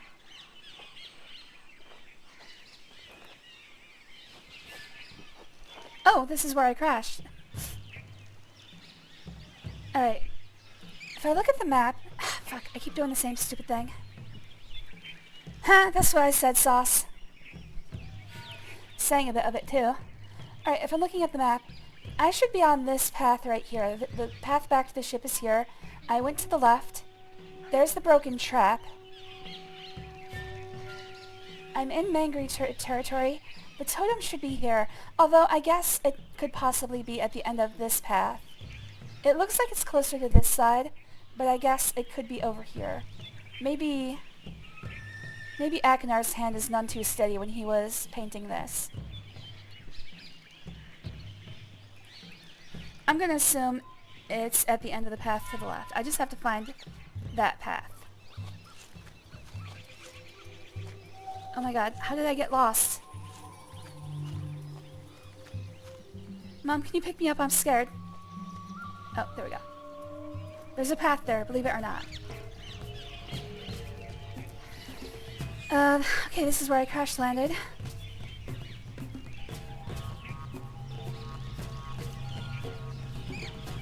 Is this the path to the left? I think it might be. It should curl around. Wait, no. Nope, I'm at a T-junction again. This is not what I want. Okay, if I go left from here, I think that's what I want to do.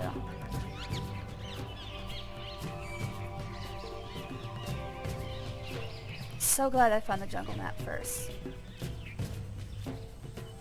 Can't imagine what would happen if you accidentally did the crash landing before you found the jungle map. Okay, I followed the wrong path.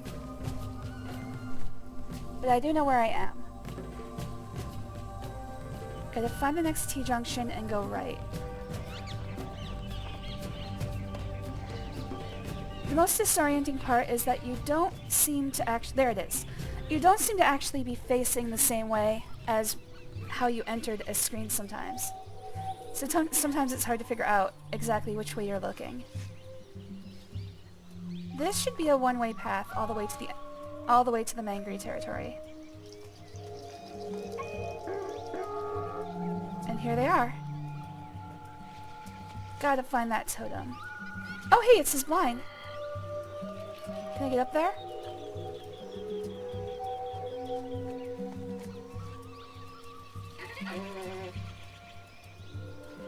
I would like to get up there, please.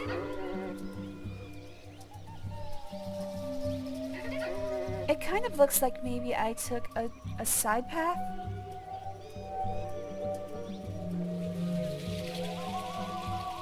So I should be right about here somewhere. I took the path. We're going this way.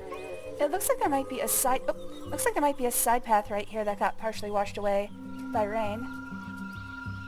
So I think I might be in this path here. I should favor the right on the way back.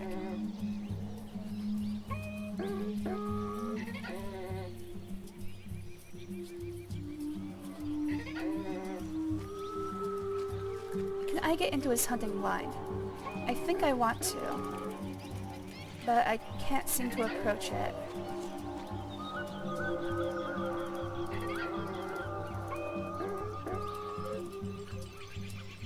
I'm pretty sure that the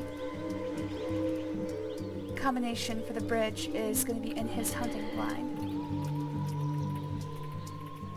But if I can reach it from here... Oh wait, there's... Oh, that's the path back. I don't know if I can reach it from here.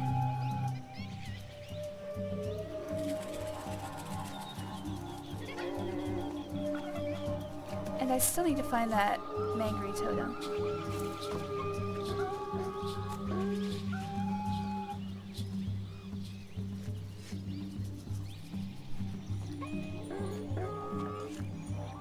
Okay, I'm back at the hunting blind.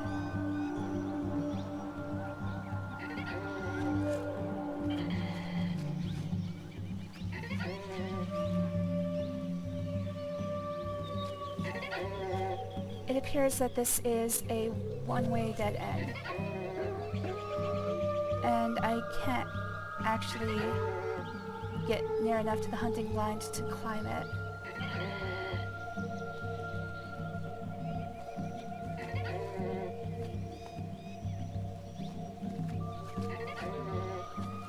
Alright, back we go then. I didn't find the Mangri totem either. So I'm gonna keep a very close lookout on the way back. It really looks like it should be on the path south of me. Ah, damn it. This is all one path, right? Looks like there might be two. But no. If it were two different paths, the hand would, like, stop pointing for a second between them. Nothing here I can climb. Alright, let's just go back. This feels like a dead end, but also, it's like, why? Why would I come this deep into the jungle for nothing? Oh, wait, was there a memory? There might have been a memory.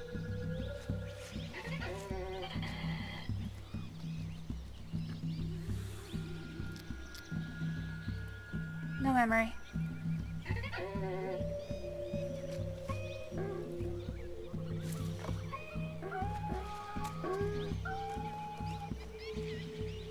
I'm just gonna check very thoroughly for the Mangry totem on the way back.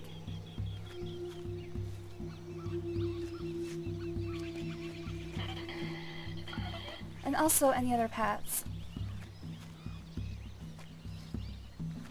Actually, let's go back. I don't think I was paying attention for pathing. As far as I can... I hit the fucking side of my thing again.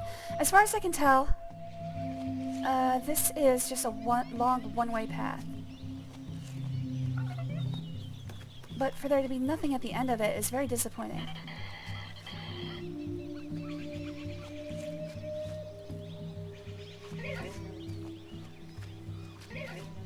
Alright, I think I'm back at the T intersection. That's the way I came from.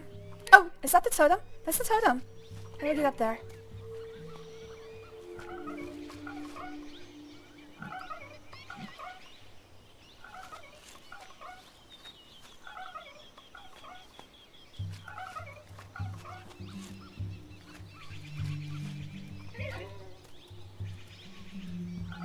Okay, from here there are two paths. Oh, damn it! I did it again.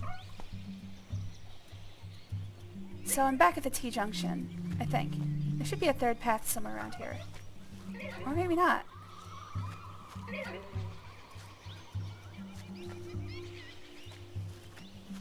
I guess I wasn't at the T-junction yet, but I did catch sight of the totem. Have to figure out how to get over there.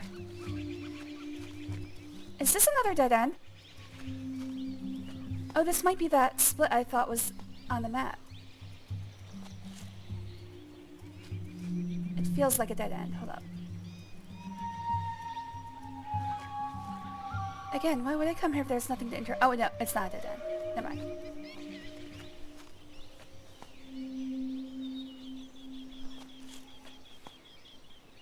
See, there's a path there. How the hell was I supposed to know? Okay, I'm back at the T-junction. Alright, so if I go right from there, it really looks like the totem should be accessible from somewhere along this path. It would be on my right.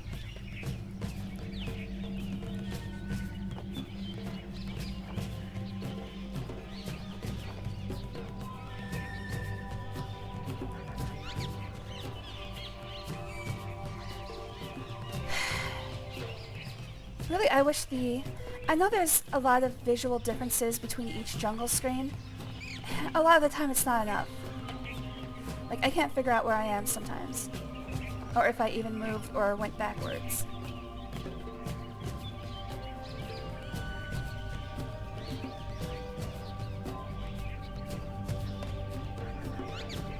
Alright, so this is the path backwards. Yes. I'm back at the crash site. So there's only two paths here, I think. That's backwards. Alright. And there's the way back to the ship. And I found no way to get to the totem from here. So I have seen it, I just can't figure out how to get to it. I take one step forward, I should be at the junction. For the, yep, that goes back to the ship. There's the broken trap. Alright.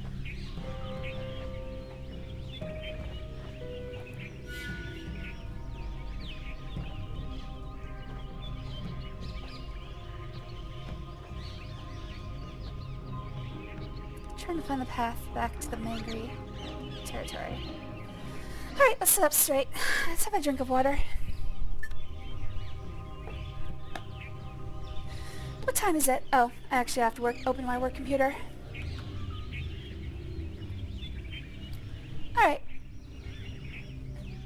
meetings this morning, so I should be able to play a little bit longer. But if I get any tasks assigned, I might have to duck out quickly. I really hope I can finish Haven, though. I was thinking I'd be done by now.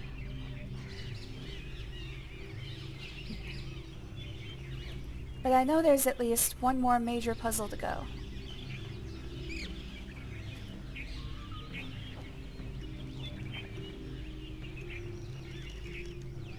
Alright, the T-junction is actually... yes, it's right here. Alright, so somewhere along this path I did see the Mangri totem, but I couldn't reach it. And I also saw his hunting blind, but I also couldn't reach that. So this path has a lot of interesting things that I just can't reach. There's the totem.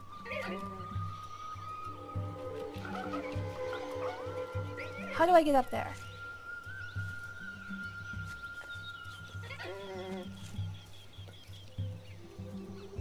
I either need to find a way up there, or like a telescope or something. Or I guess I could just guess the Mangri symbol. But without knowing one of the symbols and one of the actual combination, that's a lot of possibilities. And I'm not gonna know if I'm correct. I really need to find the combination too. I need to figure that out. It might just be the order mentioned in his journal, which would be what?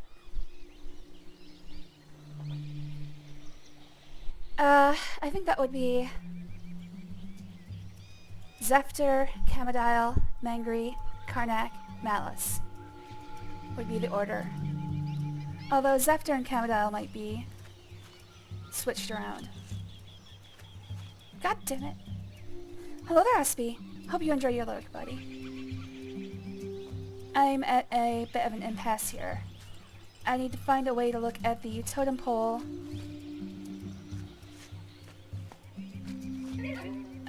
One more step. And to find a way to look at the totem pole over here. Wait, where is it? I've lost sight of it again. God damn it. Alright. There's a totem pole over here. Take my word for it. I'm trying to figure out how to get a good look at it. There it is. I'm trying to figure out how to get a good look at it.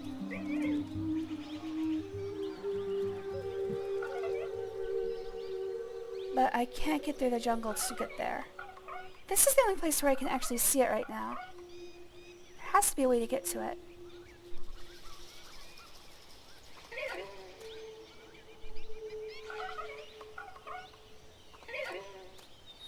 So I need two things. I need to find out the symbol on this totem pole and the combination to the drawbridge. The combination I might be able to brute force, and I also have an idea of what it might be. So, something I'm noticing is that there's three of these guys constantly trading positions and eating something.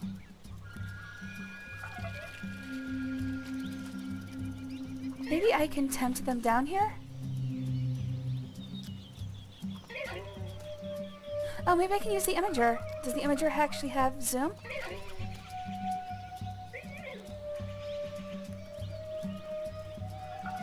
No, the Imager does not have zoom. At least not that I can figure out.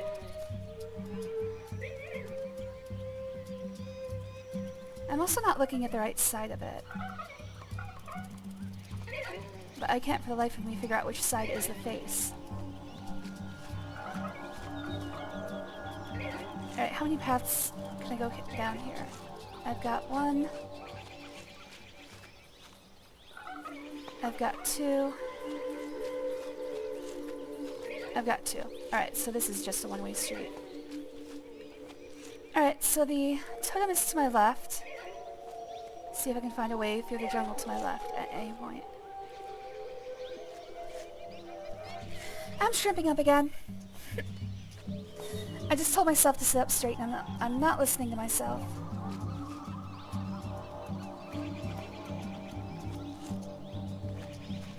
I believe this just takes me one step back to where I can see the totem. Yes.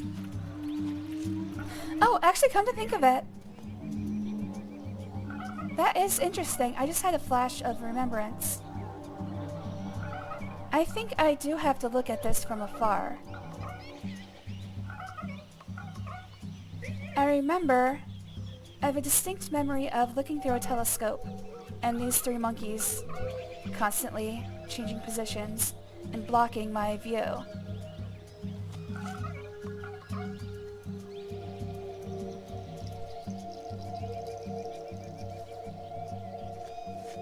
Can I actually scare them from here?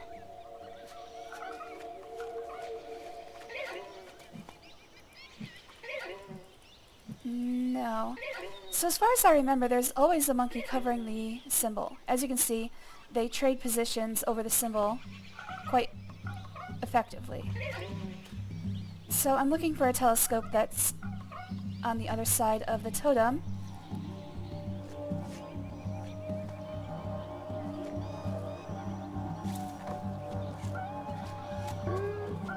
So it would have to be near the ship.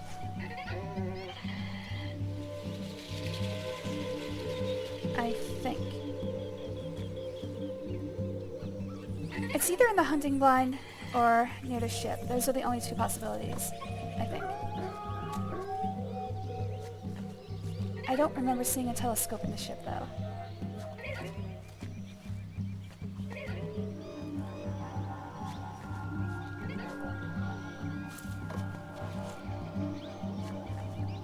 Oh, can I zip to the ship? Oh, cool. Alright, I can zip to the entrance, the ship, or the crash site. Okay.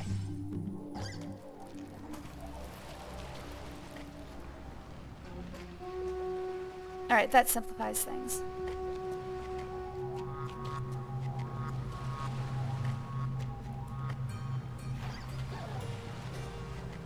I don't think the ship has visual access to where the monkeys are. So, damn it, I did it again.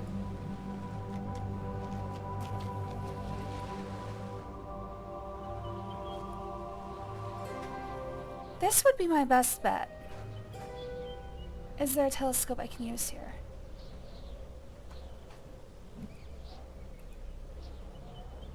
Nope, I'm going down into the jungle. I really think I'm supposed to use the blind. I'm supposed to use the hunting shack. But also, I don't know how to get in there.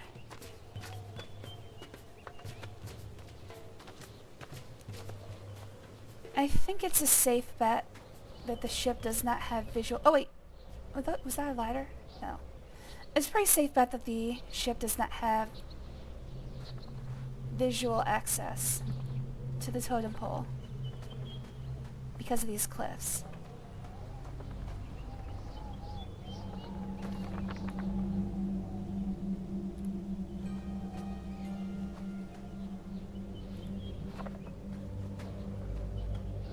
I can't get over to the cliff edge. If I click here, it just takes me down into the jungle. Okay. So then it has to be the hunting blind. I have to figure out a way to get in there.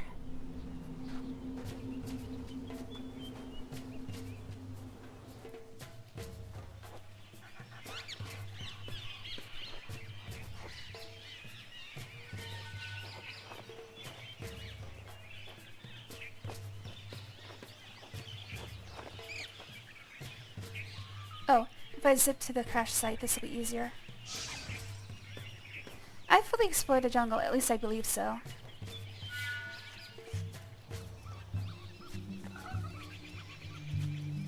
And as far as I can tell, this path does not have any splits like I thought it might.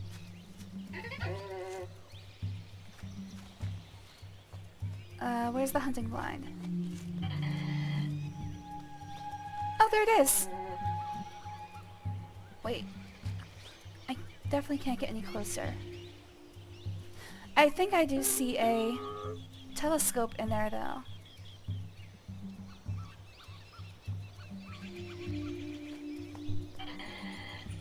Your audio is a little low today. Oh, like the background music? It's actually pretty quiet, normally.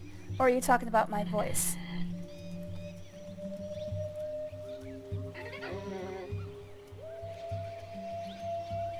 My voice is set where it always is. Let me try moving the microphone closer to my mouth.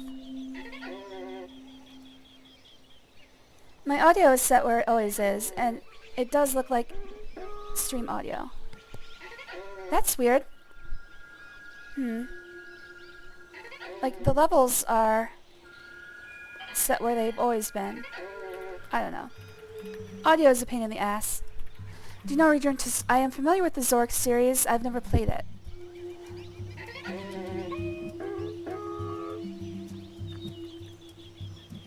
I've tried a few text adventures. I'm not that into them. I kind of need something visual.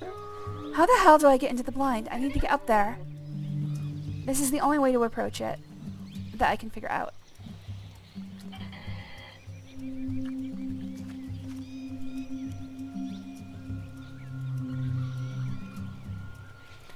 I'm sort of playing with the idea of looking this up.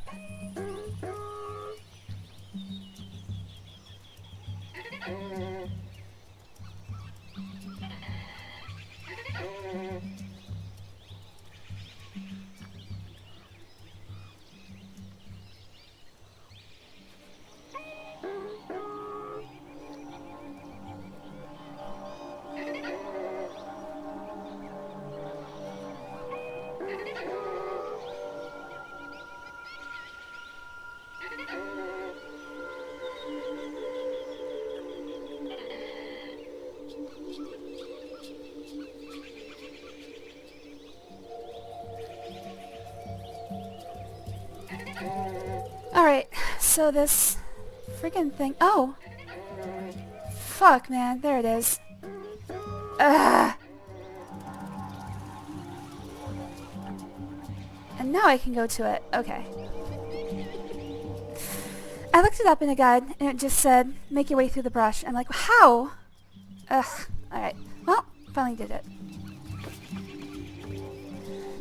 Hippo Centaur, is the audio any better? I did move the microphone closer to my mouth, but it's always at the same level it's always been. So, I don't know how to make it any louder without making the audio just awful. The game audio itself is extremely quiet. There's not much I can do about that other than turn up the volume of the game. But if I do that, eventually it will deafen you. I'll turn it up for now, and hopefully it doesn't spike randomly.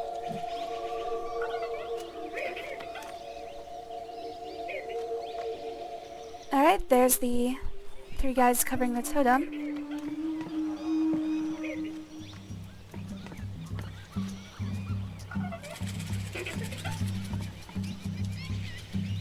How the hell did he make a crossbow? Oh wait, no, he might have had a crossbow already. Oh geez, he's killed 32 of them so far. You think they'd stay away from the blind?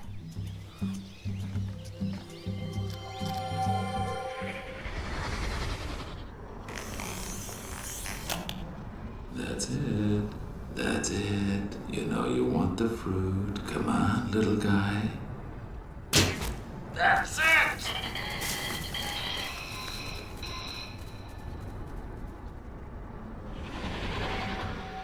Dude loved eating monkeys. We all have our passions.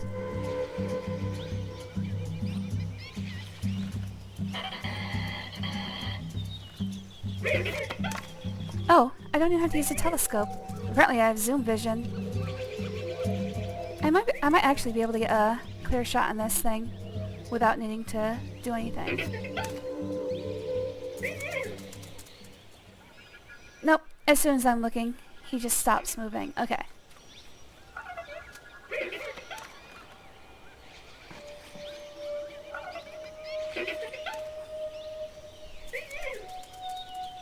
Alright, here's the problem.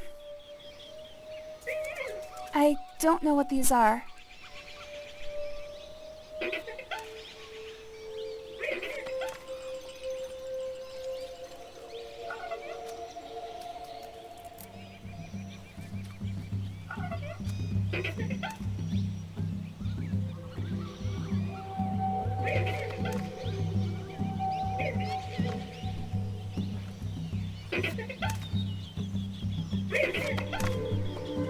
Okay, so they're swapping now. Maybe I can get a shot without having to do anything.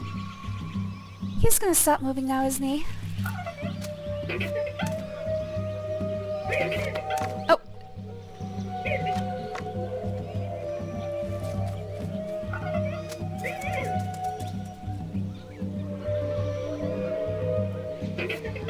Okay, so here's the problem. I'm supposed to do something with these calls.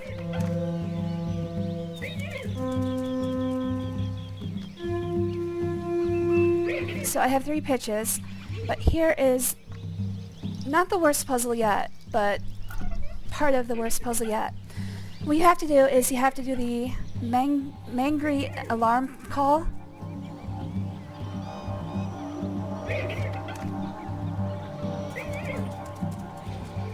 But okay, so the pitch and duration of each note is taken into account, so you have to be actually quite perfect. It can be really hard to do. Let's see if I have...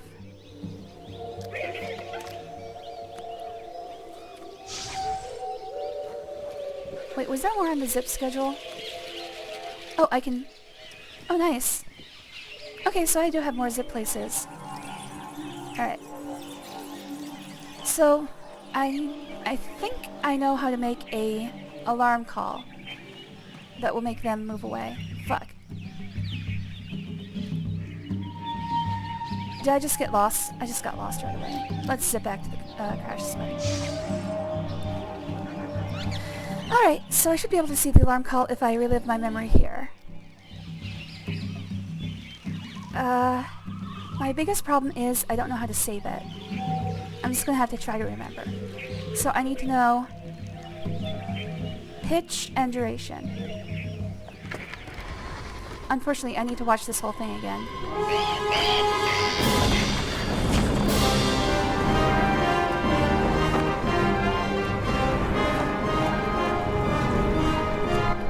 I guess that was the point of having this entire thing as a memory. I need to know what the monkey did at the very end of it.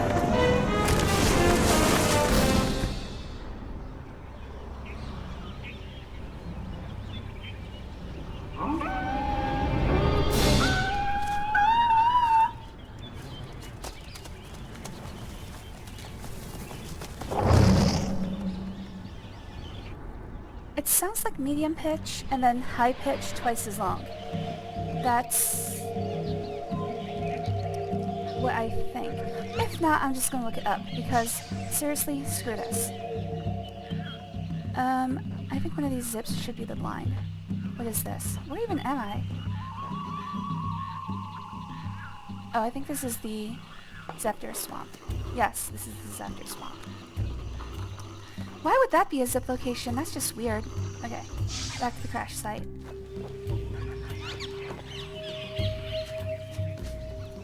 Alright, so mid-pitch and then high-pitch twice as long, I believe, is what he just did. Hello there, Casella. Do I have to move the brush again? I seriously have to do this every time. That's dumb.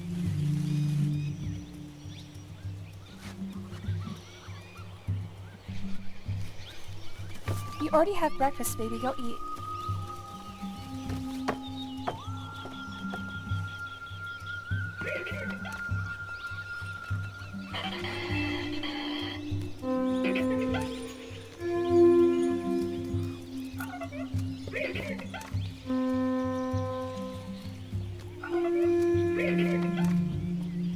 It might have been even times.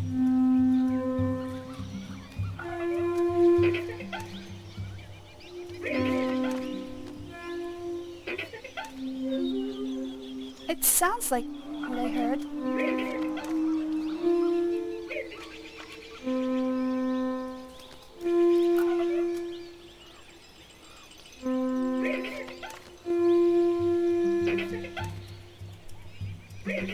I'm 1 fever. Goodbye, cruel world. Aw, poor Tacky.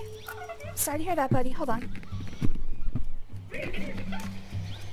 Okay, I need to figure out the sound. Anyways, always good to have you here, though. I hope you get better, buddy.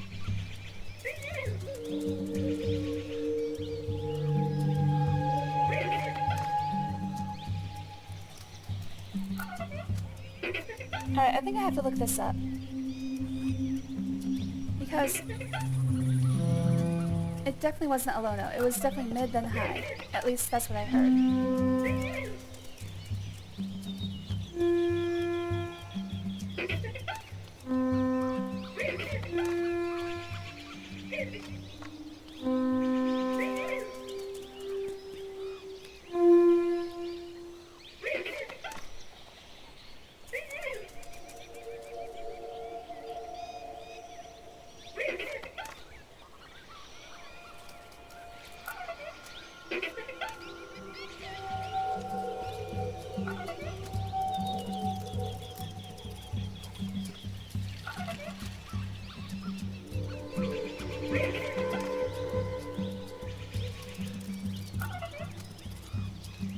Alright, I don't understand.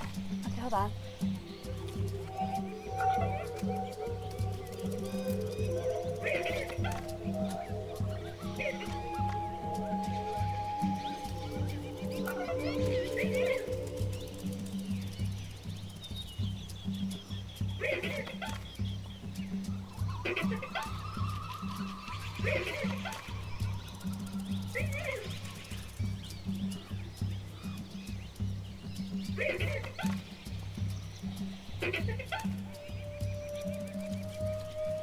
Alright, I'm looking this up now. I'm trying to find...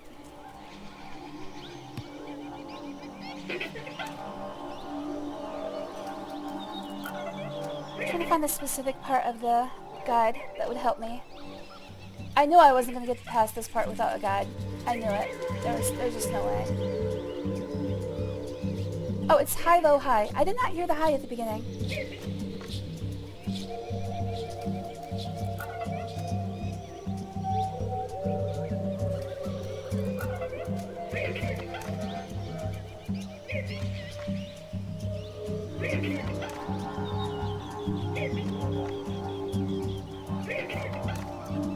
Alright, high, low, high, long, short, long. I was mostly right. And just by listening, okay, this is one of the things too. This game is completely impossible for a deaf person to play unless they look it up. Unless they look up how to do this part. Which is another thing that I'm always angry about. My hearing is pretty good, but as you can tell, I don't understand, like, pitch, but whatever. So, long, high, short, low, long, high. Okay. There's no way I would have been able to do this, like, ever. I have a lot of problems with sound puzzles.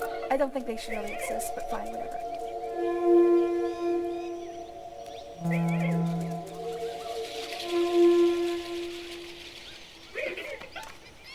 Alright, that didn't do anything.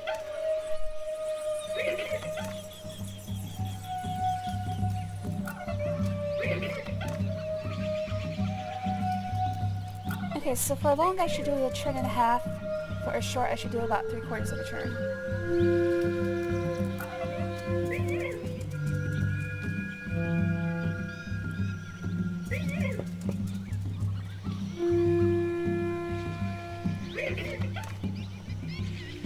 I don't think it matters, like, it doesn't have to be quick, I don't think.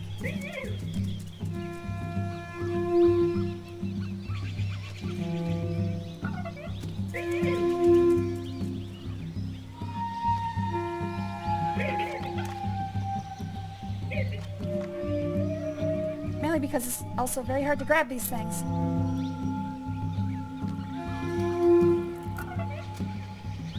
Okay, I'm doing exactly what I think I should be doing. I'm doing a turn and a half on the high one. 3/4, hold on.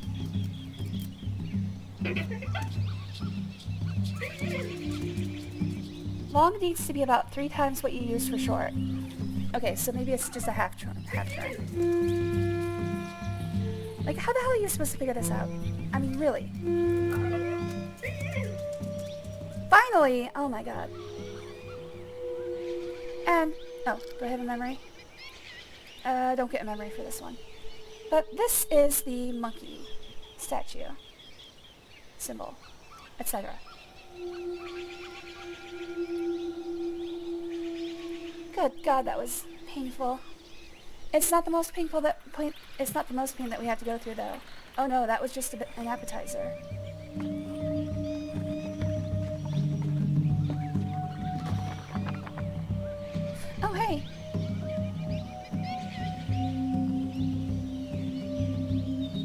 I take a picture? I took a picture of the footprints, right? I guess this is what we need it for.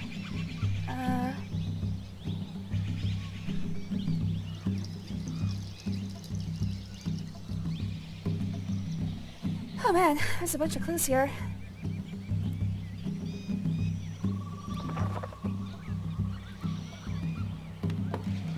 Actually, you know what? Let me stay there while I figure it out. This should give me the order that the symbols go in.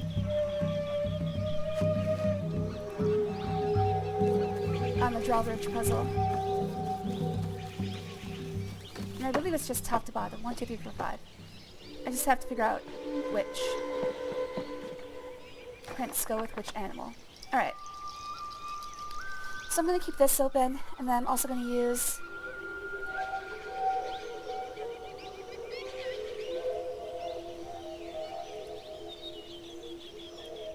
this picture to figure out which animal is which.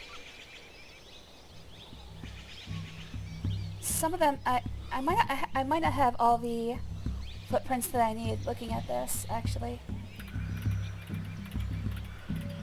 But we'll see how far I get. Alright, that first one, probably the malice.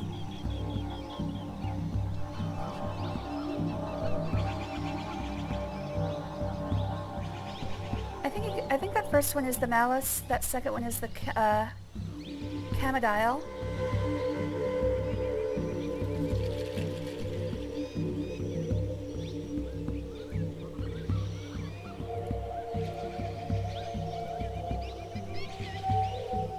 The third one I think is the monkeys.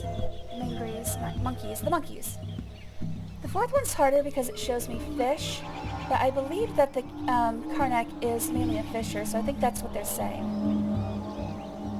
Actually, looking at this, looking at the picture, I think it's actually supposed to be what the beast preys upon, or eats.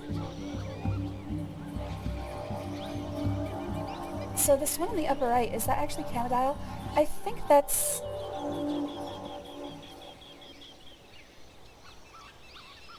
I don't think that's actually Camodiles. I think that's the... Anyways, it doesn't matter. Anyways, as I was saying, so this one shows fish, but I believe that's the Karnak's footprint.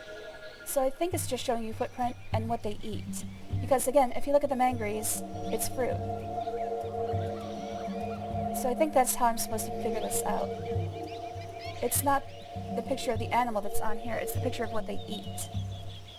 So this is probably a Zifter's head, not a Camodile's head. Because I think the Camodiles are supposed to eat off the Zifters.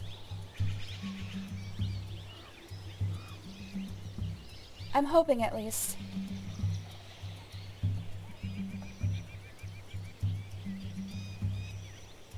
It might be a Windows 11 ship problem or the laptop, the audio issue. Is anyone else having problems hearing me? Because honestly, I don't think I can turn it up anymore without the microphone just being blown to hell and back. You gotta remember, this microphone is only a Bluetooth headset from a old cell phone kit I had. This thing is from like 2002. Okay, good. Which is part of the reason it always sounds a little glitchy. Oh no, it's no problem, Hippo Centaur. I don't want you to be like... I don't want you to... whatever. I don't want you to have to suffer. Alright, so I think what we're looking at here is Malice, Camodile, Mangry, Karnak, Zifter. I think is the order, and that's what I'm going to write down.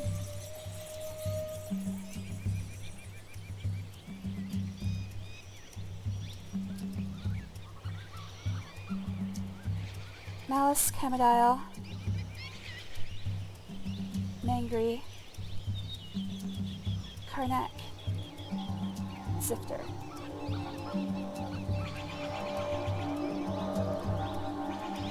That should be the combination to get out of here.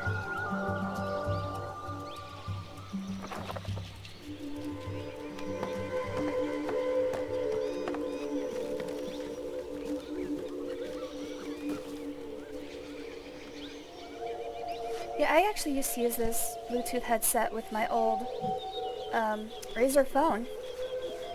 I bought it so that I could talk on the phone without having to pull it out. And I thought I was just the coolest person ever.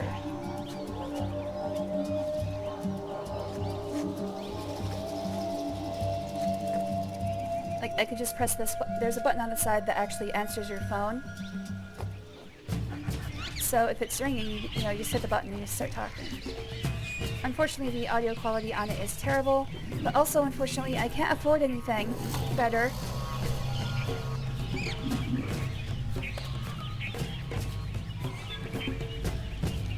Horrifyingly enough, my buying potential just halved, and I was already below poverty line.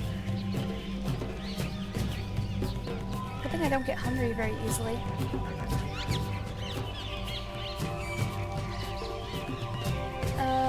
I want to go to the bridge. I can just sit there.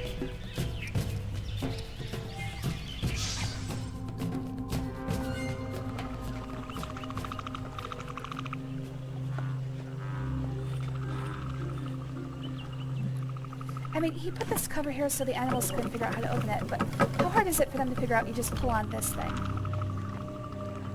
They might actually do that by accident. Alright, let's put in the combination. So Malice is first. That is a black diamond with a white square on top. Right there. Oh, nope. Then Hamadile, which was this, fucking hell, dude. This one. So put a little past, it'll fall back down into place. Mangry, I just got, what was that one? Oh, it's actually this right here. Oh.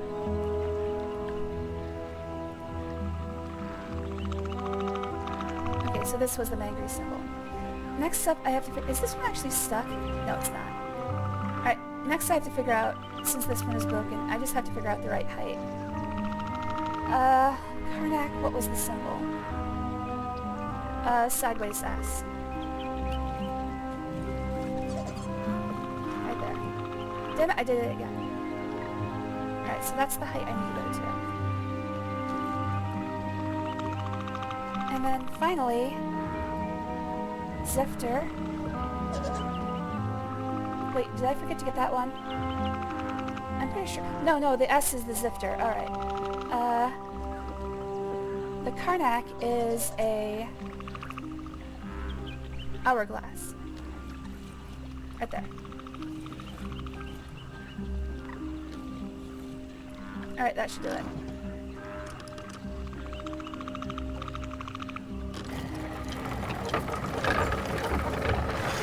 Alright, that's still a no. Wait, no, it's going.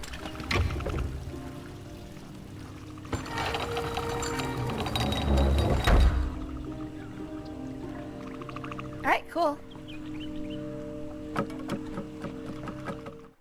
I believe there's one more puzzle, but it is a doozy.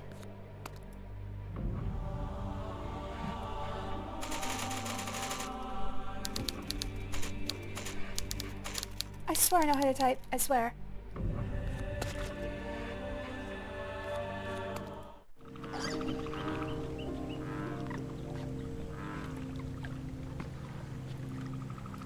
I think we're on the final puzzle of this world.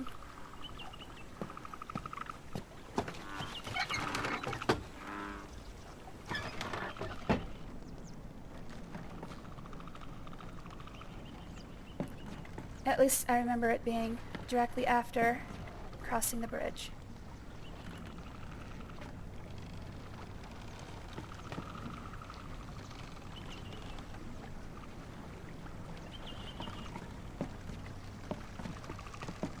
Oh, okay, got another journal. And Atris's stinky shirt. Please. I can't take it anymore. Well, it seems like there's a lot of ways to off yourself here. It's not too bad. Too late. They're all dead. All of them.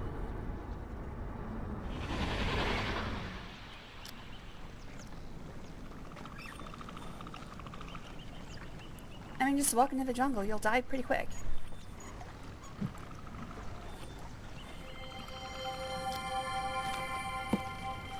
Not sure I can do this. Pen feels awkward. Keep slipping. Been so long since I used one. But what else is there? What else to do?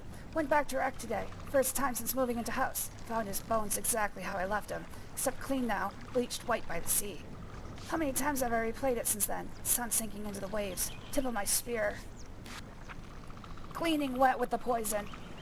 See myself crouching low near the rocks. So sure he will come because of his mate. Sometimes, in my head, it happens different.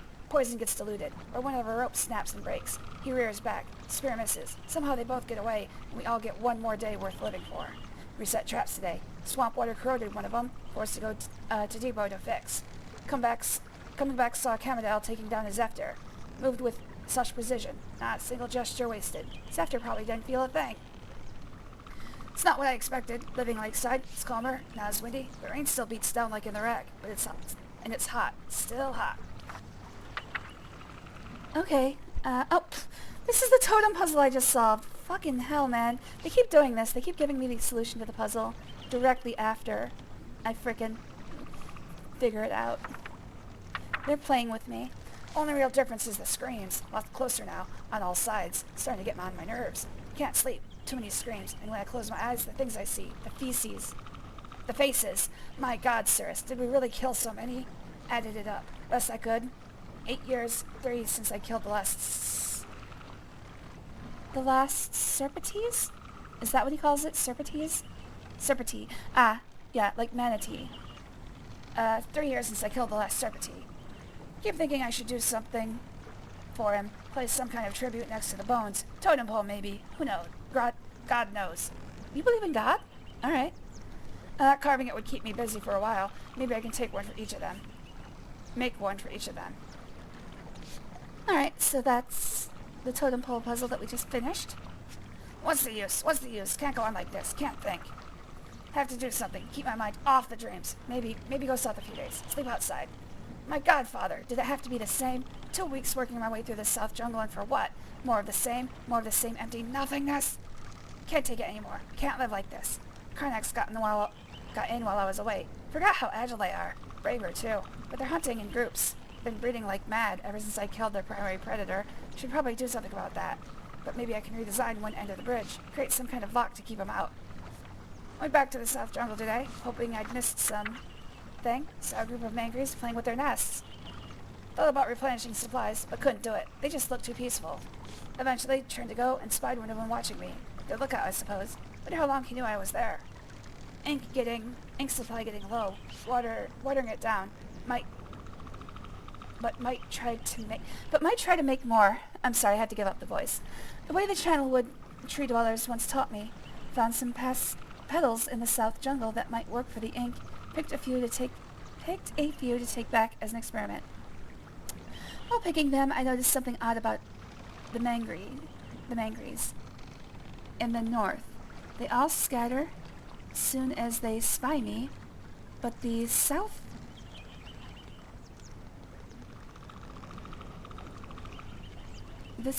tribe only looks curious.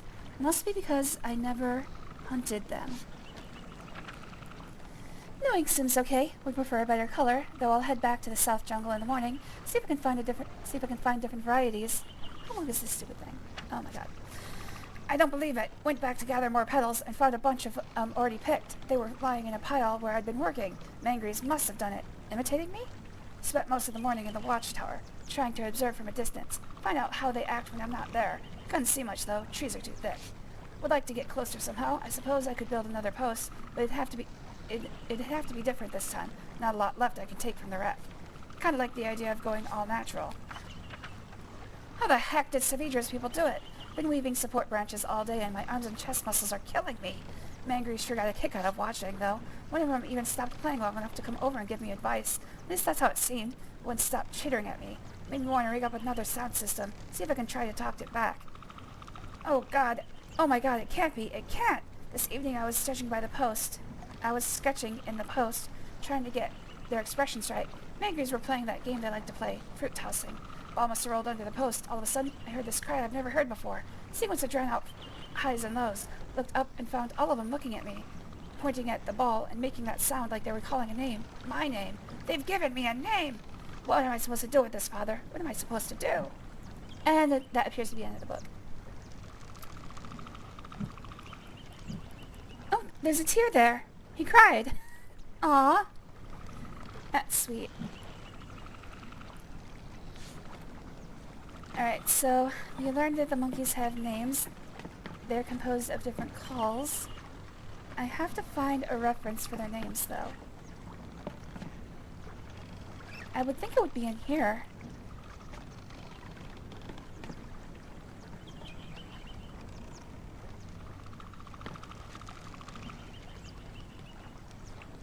Can I actually move anything? Oh, this is like a... Oh, this is the ladder. Hey! Found a monkey name. Beautiful. I like how he actually put like the posts in the picture. I'm gonna make what I see exactly as I see it. Does that actually give me a hint? I don't think it does, because that's the part of the jungle that we no longer need to return to. Alright, found a monkey name. Flop ear is a short high followed by a long low. A short high... I don't think the pauses actually matter. And I think all the monkeys have just... Oh, wait, no. Short low followed by a long high. I think that's what that means. Alright. This is the prelude to probably the worst freaking puzzle I've ever seen in any adventure game ever. This file exceeds the size limit. What? It's the same size as everything else I've uploaded up till now. That was weird.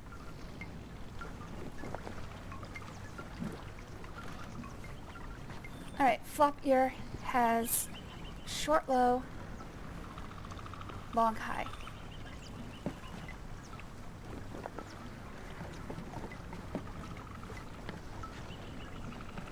Anything else up here? I believe in total there's 4 monkeys I need the names of. Oh, memory.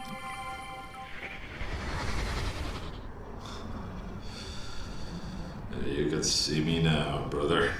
Mixing up inks like the tree dwellers in Channelwood taught us. Remember that? Remember?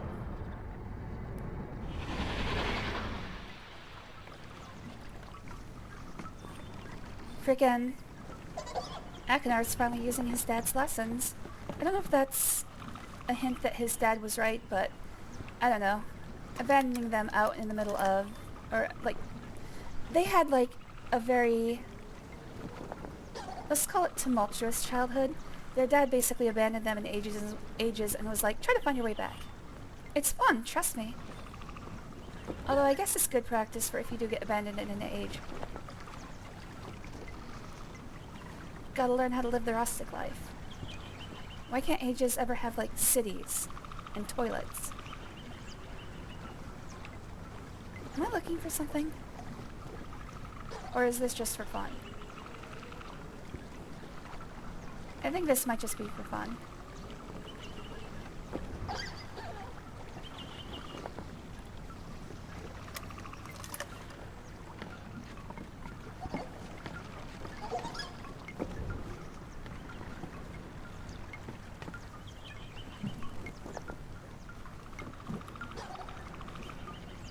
I'm trying to go this way. Why can't I go this way? Up. There we go.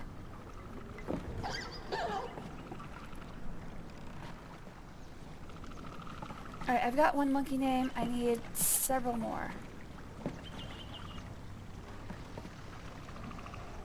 I don't know where they're all going to be.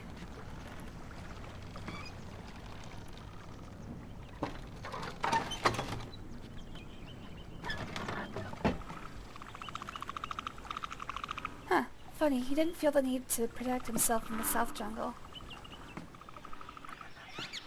If I remember correctly, this part is pretty straightforward. I actually don't remember why we need to get to the end of each age, other than that this is a Myst game. Hey, it's the Camodile. I've got to take care of him.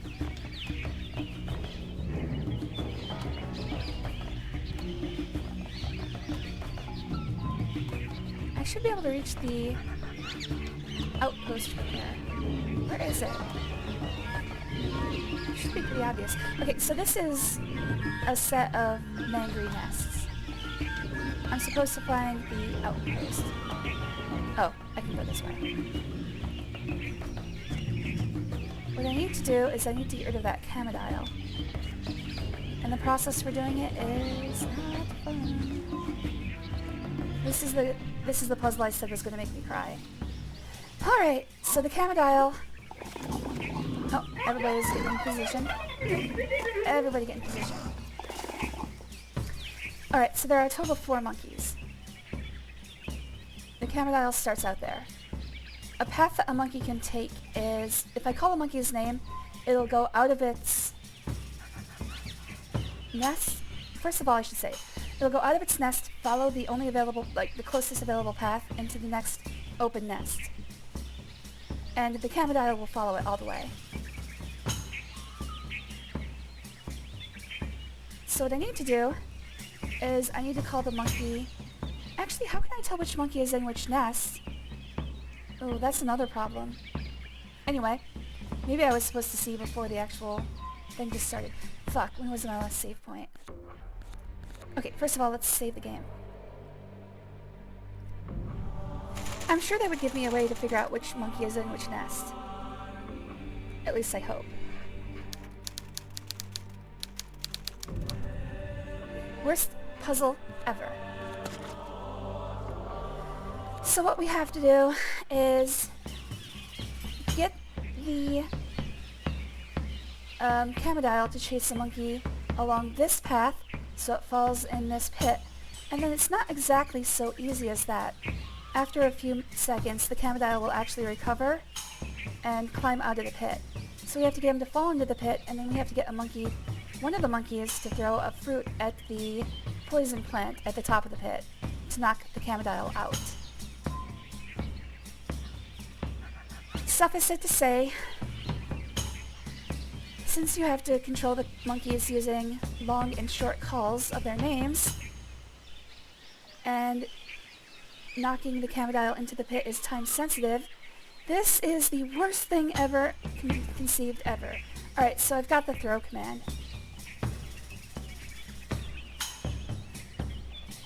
The throw command is short mid. Wait. How is this? Why does it look like this? Alright, it looks like short low, short mid. Oh, is this the order? Oh, okay, so it's probably the order. So, long high, short low, short mid. Yeah, that's the order. Okay. So then the monkey whose name I have... Wait, where is it? The monkey whose name I have is short low and then long high. Okay.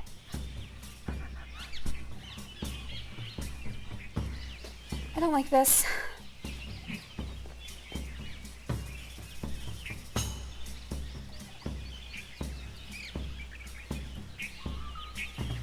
I'm gonna give it an honest go, but then I'm gonna have to... I am almost certainly gonna have to use a guide. Almost certainly.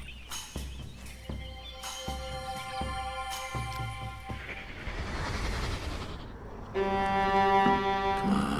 on. Gotta get at least close to their tunnel range if I'm ever gonna be understood.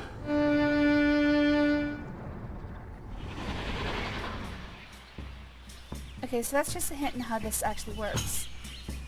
Hello there, Groki. Oh, it's good to see you, buddy.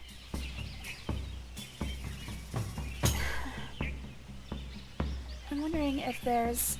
I mean, it's showing me that the path through the middle has the pit in it. And the poison trap. I don't think the call that he just made is something I have to remember. Alright, so what happens if I do the call that I know? Let's try to do the throw command.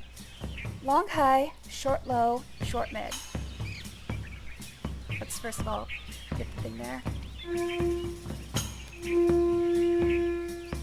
Okay, hold on.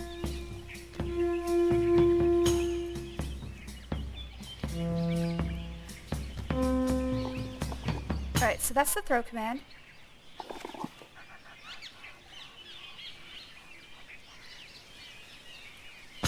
So one thing I'm noticing is that his throw did not hit the poison plant. That's a waving arm. Oh, I didn't even think that. I also, so I need to get the thrower into a position where he hits the poison plant. So my main concern here is I've only got one monkey name.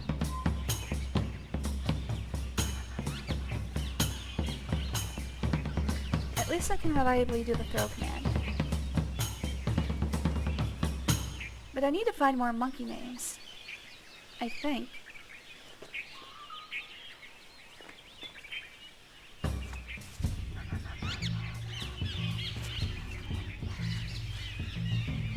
Where the hell is the path? There it is.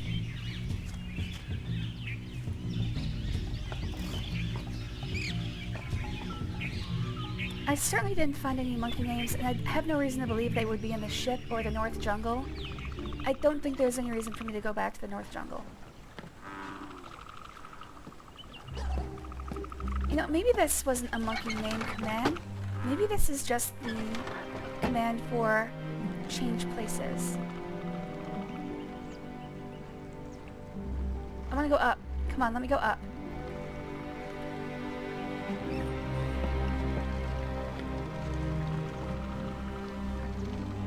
Are you serious?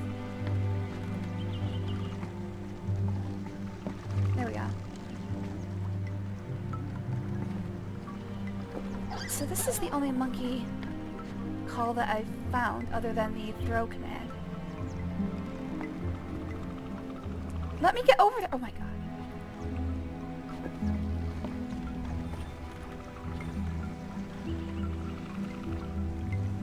I would assume this is one of the monkey's names, but maybe it just means change places.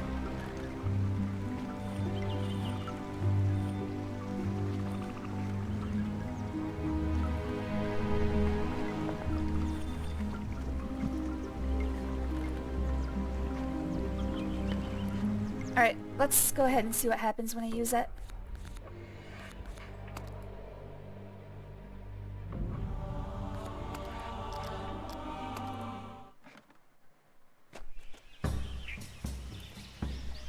Alright, the command is short, low, long, high.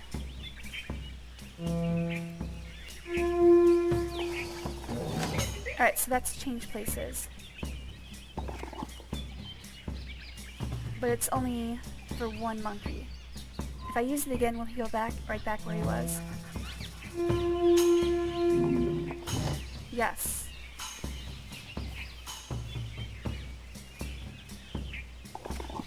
Wait, what the hell was that?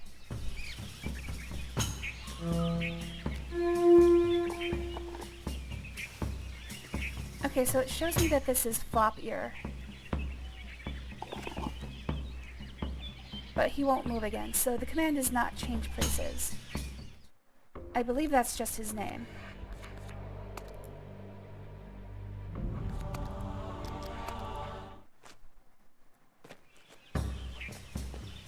I can't for the life of me think about how you're supposed to figure this out on your own.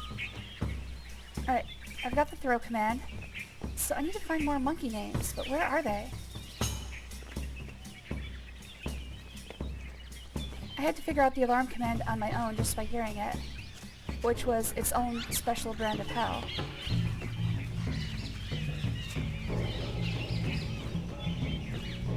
I've got 3 more monkeys' names to find. But where the heck are they?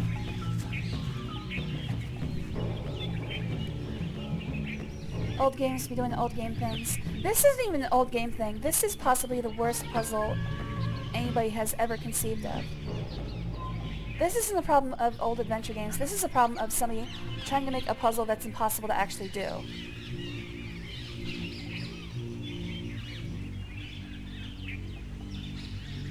I seriously think somebody wanted this game to be impossible to complete.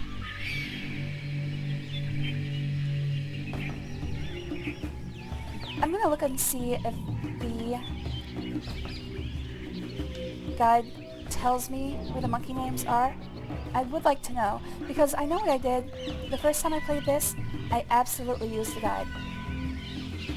100% used the guide on this.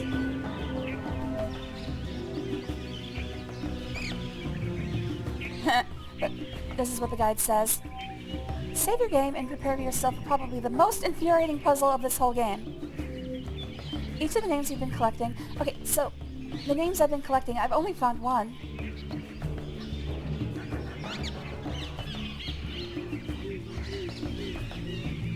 Yeah, I've already figured this all out. I just need to know where are the other names?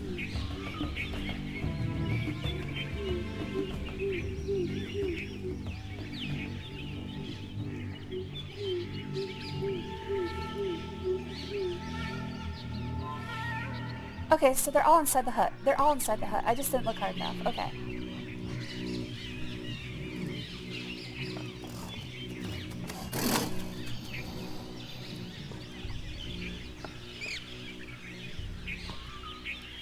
If it takes you longer to trial and error through the more play time you can milk from a single puzzle, that's true.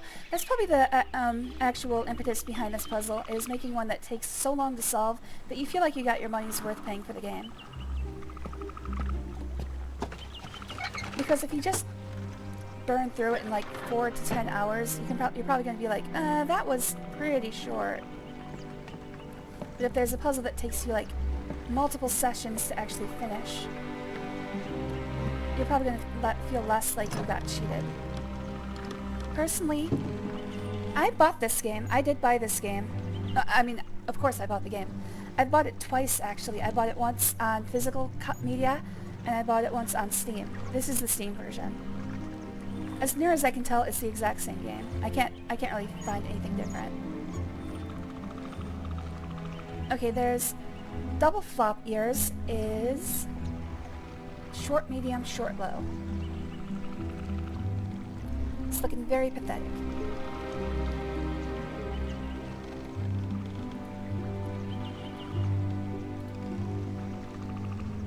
The graphics don't seem terrible because everything here is pre-rendered. The reason that I have node-to-node movement is because what we're looking at is actually a picture with slight elements of animation. So it doesn't look terrible because the entire game is pre-rendered.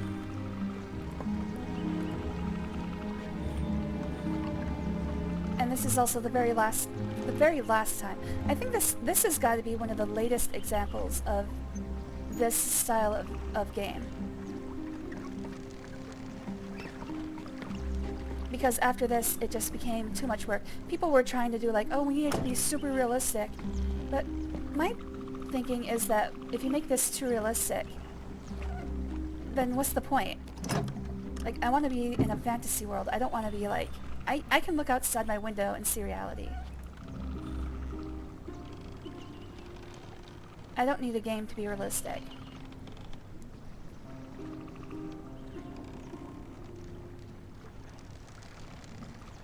Alright, so I'm missing 2 monkey names. I just need to find those.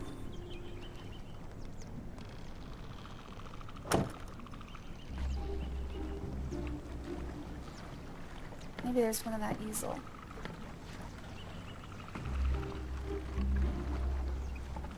What time is it? It's 9. This is the part... This is when I want it to be done. But once I'm done with this puzzle, I think I'm done... Oh, what's this? Once I'm done with this puzzle, I think I'm fully done with the game. What is this? There's like... There's some sort of control there that I can't interact with. Maybe I can do it from above?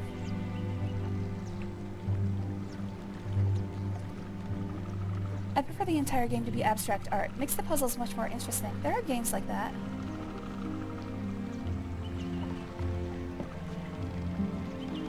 What's that one where everything, like the postmodernist one? Not Yick. Not talking about Yick. There's one that's like Helix or something?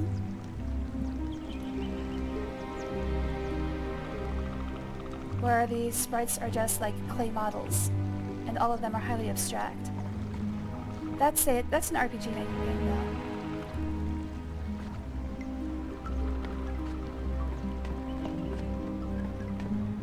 though. I guess I wouldn't call that an adventure game per se.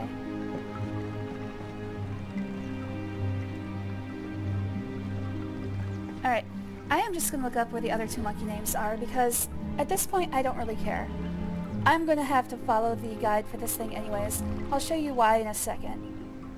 Even if you find all the monkey names yourself, this puzzle is still really freaking hard.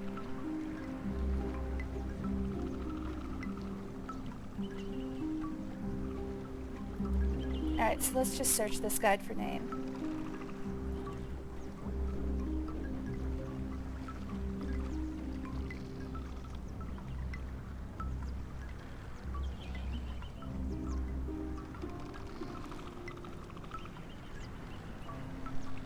Go to the writing desk and unroll the piece of paper on top of a small writing pad.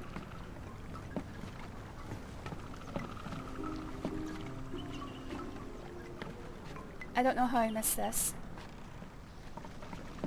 Oh, it's right there. Fuck, man. Alright, so that is... I don't know, I'm gonna call him Beardo. That is Beardo's name. Hello there, Olive. You telling me to stop playing? Yeah, I know. I've been playing too long. And I'm missing one. What the hell did you just do? Alright, I just need to find one more name. Where is it?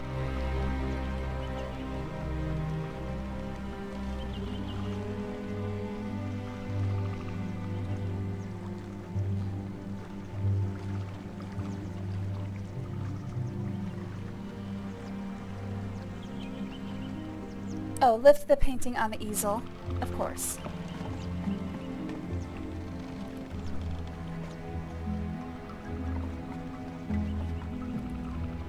I guess I should have paid attention to what the hand was doing.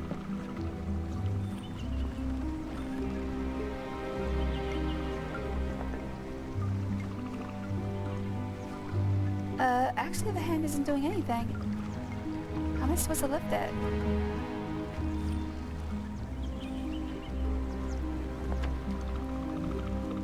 Oh, there it is. One very tiny pixel at the very corner of the frickin' painting. Jesus. And we'll call you Long Ears. Oh, and we have a memory.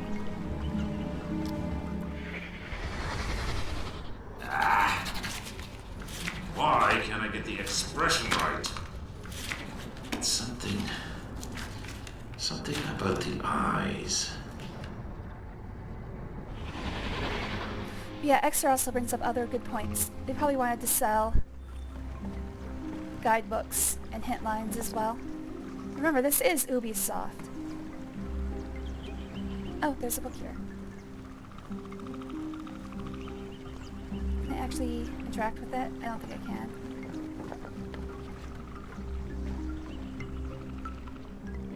Hey, this wind chime isn't made of bones. That's character growth.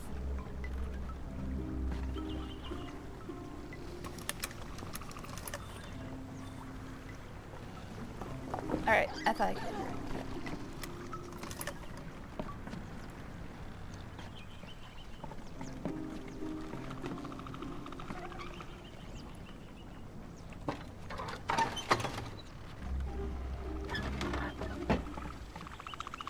Alright, I've got all the monkeys' names, so every time I call a monkey name, it's gonna go from the nest it's in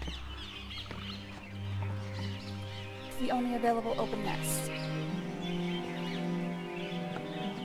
And the Camodile will follow. I have to get to a point where he follows through the middle of the jungle. Through the middle of the clearing. So that he falls into the pit. Oh, okay, so this puzzle does reset if I walk away and come back. Well, at least there's that. So this puzzle does have a reset button, sort of. That's actually very important. Okay, so I need to find, first of all, the only one who will throw a item when I use the throw command is Flop Ear, I think. Well, actually, maybe it's just the one in there. Olive? Not right now. I love you, buddy. He's angling for attention. But when he does that, he tries to rip apart my chair's arm. Alright, so I have to get the thrower into position where he can actually hit the poison plant with his fruit. And then I also just have to get the Camodile to follow from here through the middle into here. So really it's a big game of musical nests. And let me show you what it looks like, what the actual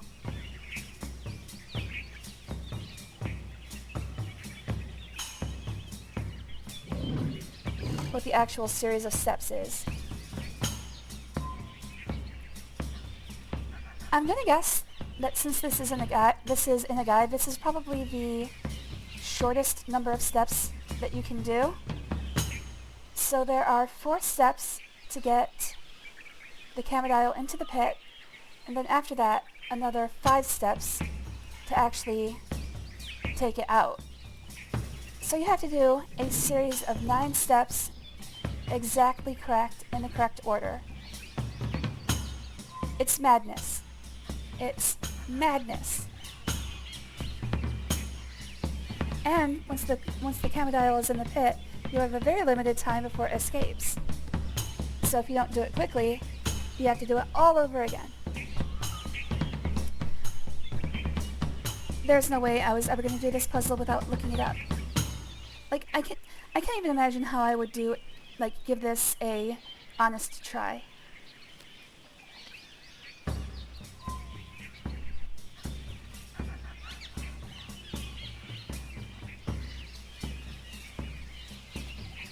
Because, yeah, this entire thing is actually trial and error. Anyways, alright, here we go.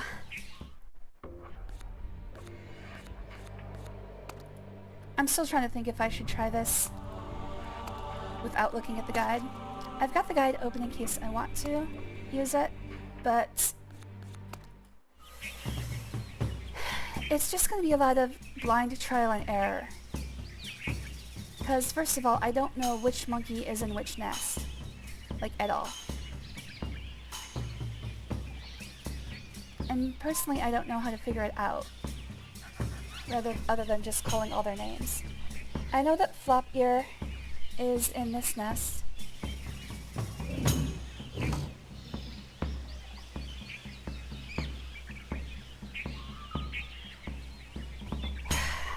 Okay, let's just figure out what the other ones are. Part of the problem is I cannot actually see all their names at once. Hold on.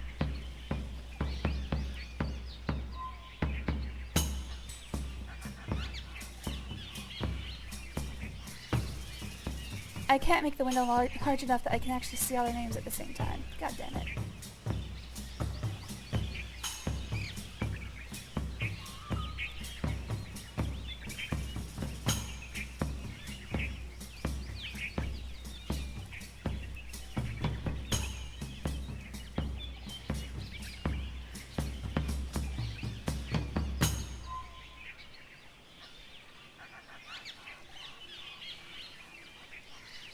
I'm trying to figure out how I can actually make something that will let me see every single one of these at the same time. I mean, if I show you the window that I'm using, in fact, let's just do that.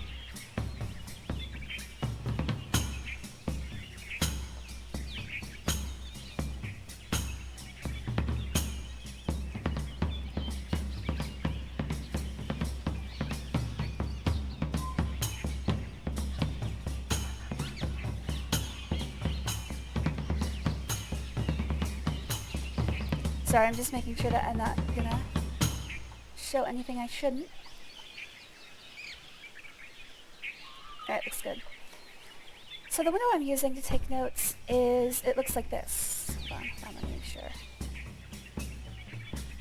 Alright, cool. So the window I'm using looks like this. And I can only see like 1 or 2 names at any given moment, which is gonna be a problem because I can't really switch back and forth very quickly. So I'm probably gonna have to make like a quick note of these.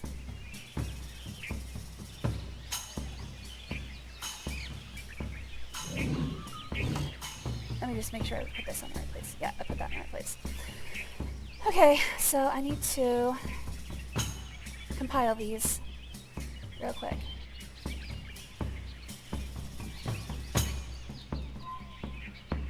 Instead of floppier, I'm going to call him one down. One down has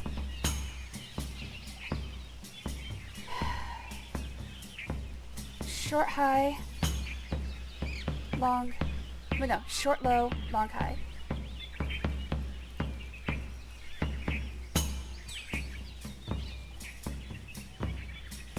Two down, that's both of his ears flopped downwards, is short mid, short low.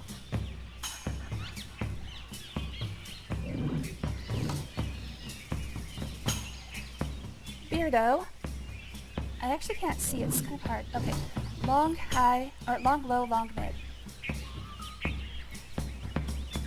Beardo is long low, long mid.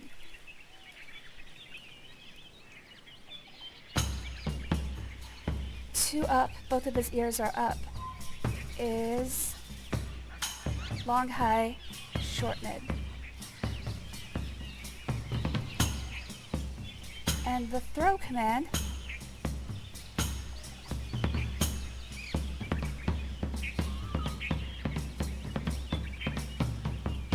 is long high, short low, short mid.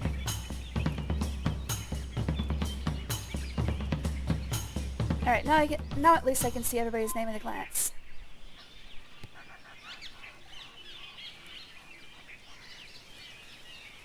Alright, next I need to figure out where they're all located. So, one down starts... I'm just going to label the nests 1 to 5, starting from the left. Nest 1 has 1 down in it.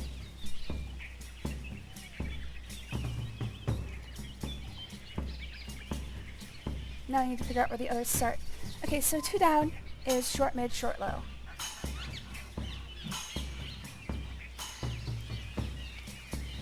Gonna wait for the screen to settle. There we go. Alright, so he's in nest number 3. Actually, I could probably call him flat ear. You know what? Maybe this one isn't as difficult as I'm making it out, because it seems like there are rules to how they move. I think maybe... Oh, maybe there needs to be a nest open near them. Although that doesn't make sense, because if I called... whatever. I called flop ear twice. The first time he moved here. The second time he just looked around. So maybe are there, like, certain paths that they can only use in certain directions? Like one-way streets? I'm not seeing any arrows.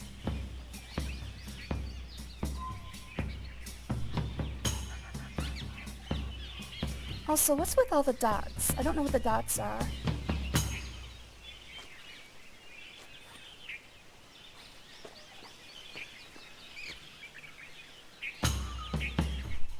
Okay, let's figure out where Beardo is. Long, low, long, mid.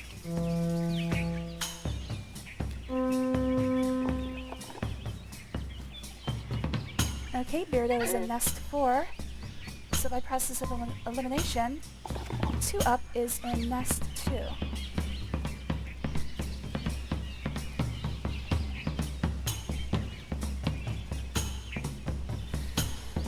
Okay, so I need to get... Actually, if I call 2 up, will it do anything? Long, high, short, mid.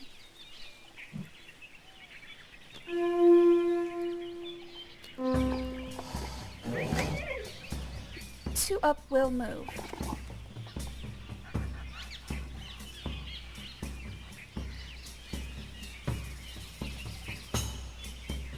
So when this nest is open... Wait, is there a... There is a line from here to here. Why didn't Beardo move? That's weird.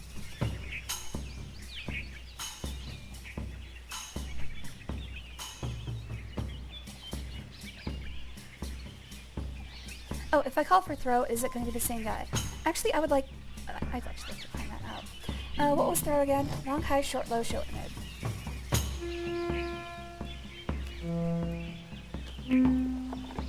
Okay, so flop ear, one down still is in the throw position.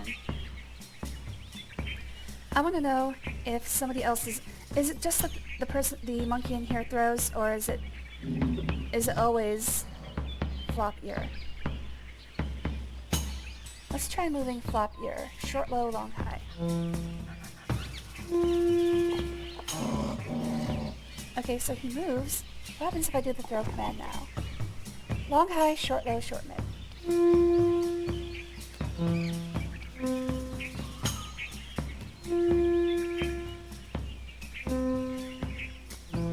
Oh, nope, that was wrong. Damn it, I did it again. Oh, what just happened? I was focused on the things. What just happened? He hit the poison plant.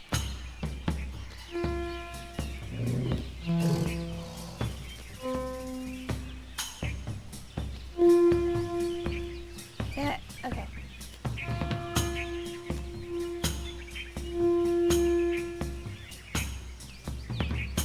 Ah, fuck. I keep fucking it up. Okay.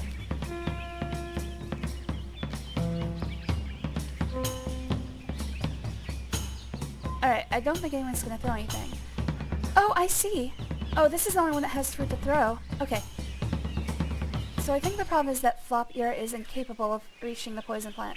He's probably just too weak. What about 2 up? Long, high, short, mid.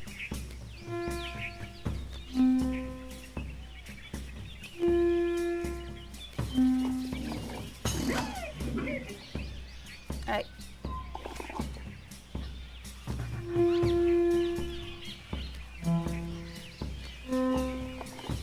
Okay, so yes, whoever's in that. Oh. So 2 up won't even throw anything. Okay. So I guess I have to figure out which monkey is able to throw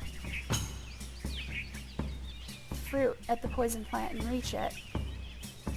1 down isn't possible, 2 down won't even try. Alright, so I have to move somebody else. Let's start over from the beginning.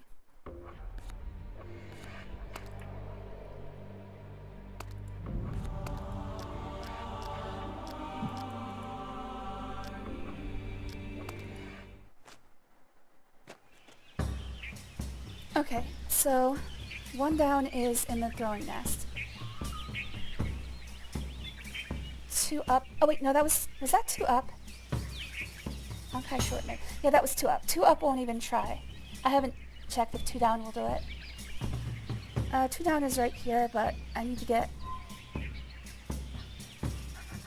how do I do this?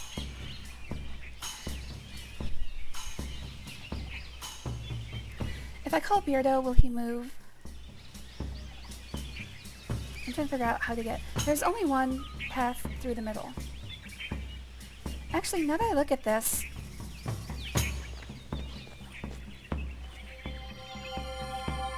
Oh, okay. So this is an accurate... I thought it was sort of like an artist interpretation. The fact that it didn't quite line up with what I'm looking at outside. But I think what I'm actually seeing is that this is rotated. Like, this one is the fruit throwing nest. That's what the dots mean. So what does the dot mean over here? That looks like a mistake. So this is the fruit throwing nest. If I am... Like, if I use my numbering system to label these nests, it would go 1, 2, 3, 4, 5.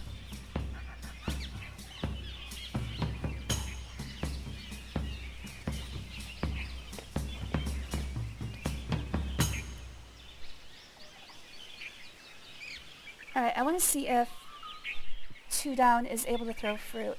My guess is that Beardo needs to throw the fruit. He seems to be the alpha... Well, alpha male isn't a real thing. He seems to be the leader of this group, like the silverback. But the problem is, to get him into the throwing position, I have to play a lot of musical chairs. You know what, let's just find out. I think it'll be easier to get Beardo into the place. Actually, wait, 1 second. I can move you over here, then you over here, then you over here. Then I have to move Beardo, then you,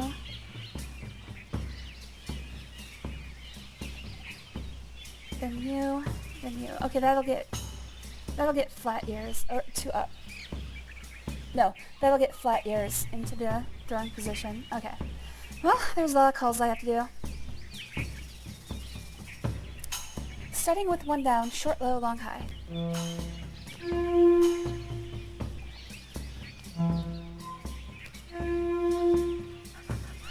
Seriously? Did I do this wrong? Short, low, long, high.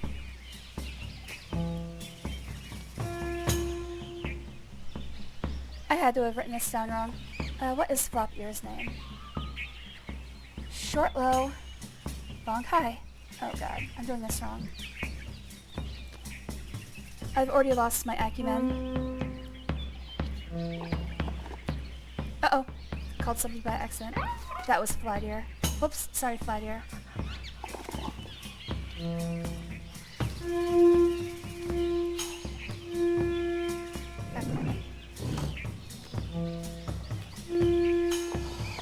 There we go. A little bit scuffed, but I got it. Alright, that means I have to move long, high, short, mid.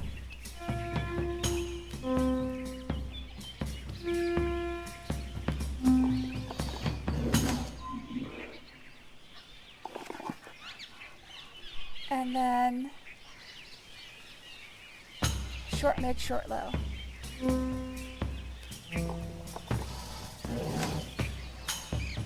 At least I've got the calls down to a science.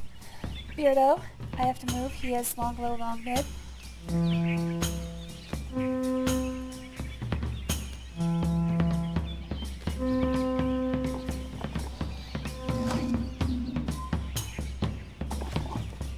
I have to move 1 down, short, low, long, high.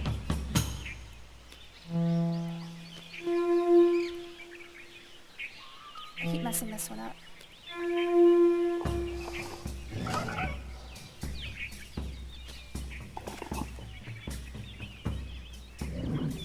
I should really just keep moving in a circle. Actually, that'll help me get Beardo into the throwing position. Anyway.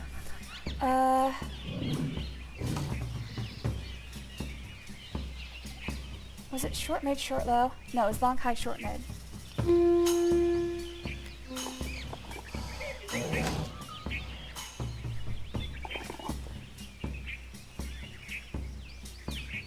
And then short, mid, short, low. Alright, now if I ask this guy to throw, I just want to find out which monkeys are capable of even hitting. Long, high, short, low, short, mid. I'm going to have to commit this one to memory.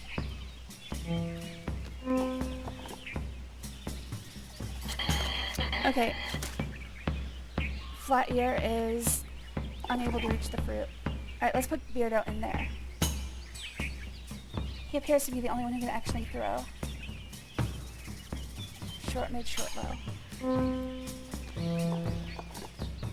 Oh, I have to move somebody out of the way first.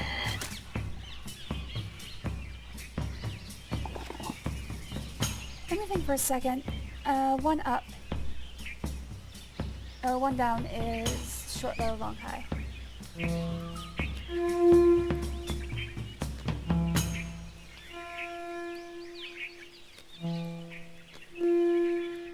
I have problems doing his name.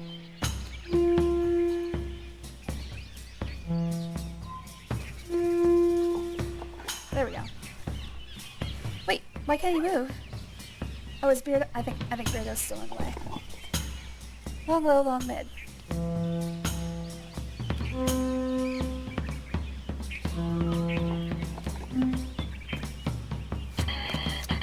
That'll just happen.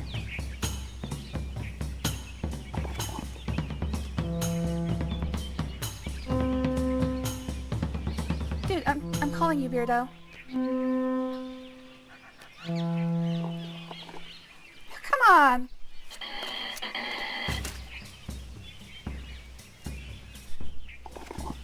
Long low, long mid.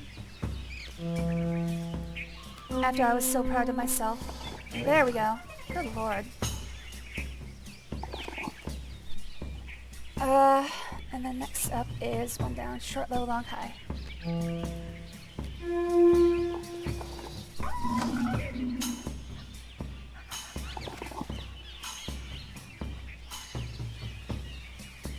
I'm trying to remember, what's the next one? I think long, high, short, mid.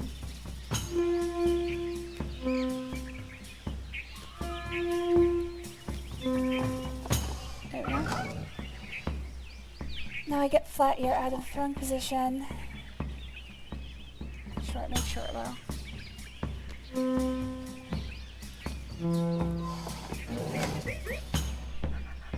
And finally put Beardo in. Long, low, long, mid.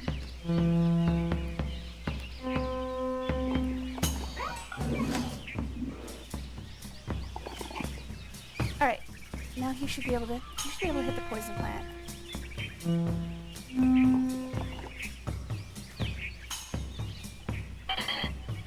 Wait, why do you refuse to throw? Wait, no. What? Is Floppier seriously the only one who can throw?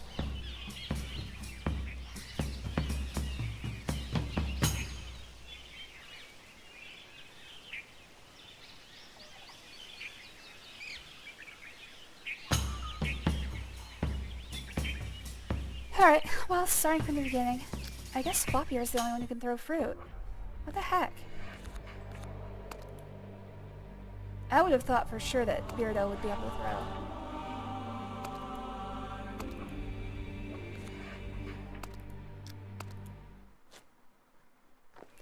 Okay, first things first, I have to get the Camodile into the pit. I should be able to save real quick there, and then that'll be like the halfway point. I don't have to recreate that work. I hate music theory. I hate any sound-based puzzles in these games. I can't figure them out. I can't do them. I feel like I'm doing fine here, but also I feel like I'm not going to be able to do this. Alright, first things first, I need to get the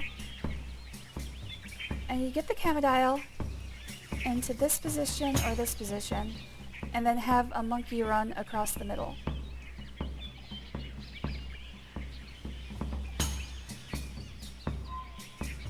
In other words,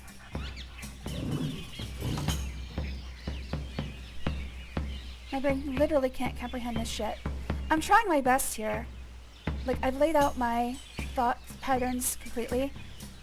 What I'm doing up until now is trying to figure out, so the monkeys can only throw from here.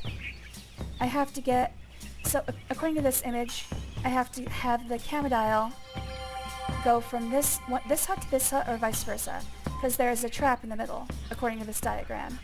I know that doesn't really read that well, but that's what it is. So I have to get the Camodile to be either in this position under this nest, or this position under this nest, with the one on the opposite side open, so that I can just have a monkey run across the middle, making the Camodile follow him into the pit. And then once he's stuck in the pit, I need to actually have a monkey throw a piece of fruit from this station into the poison plant to fully knock him out. The problem is, most of these monkeys are incapable of reaching the poison plant. They're just not strong enough. So, it looks like Floppier is the only one who can do it. So first things first, I have to figure out how to get the Camodile into the pit.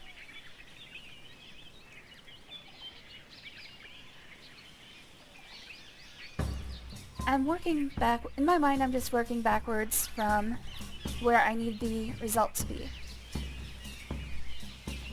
The notes are just beyond arbitrary. Like, there's an infinite amount of microtones. What about those? Why must it always be the arbitrary A, B, C, D, E, F, G? Fuck this shit. Oh, you mean music puzzles in general. I also tend to agree. Also, especially if they don't give you the actual, like, bar staff readings for the notes, and you have to, like, figure them out yourself. That is 100% not doable for me.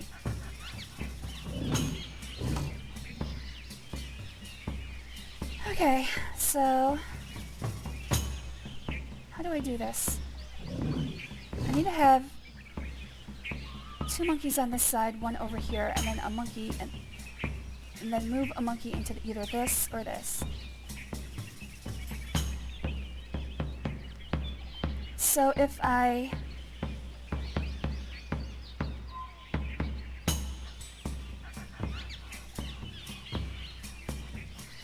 move a monkey over here, this one here, then this one here, then this one here. No, that's not going to work. I can't figure out a way to have him in one of these positions with the other side open.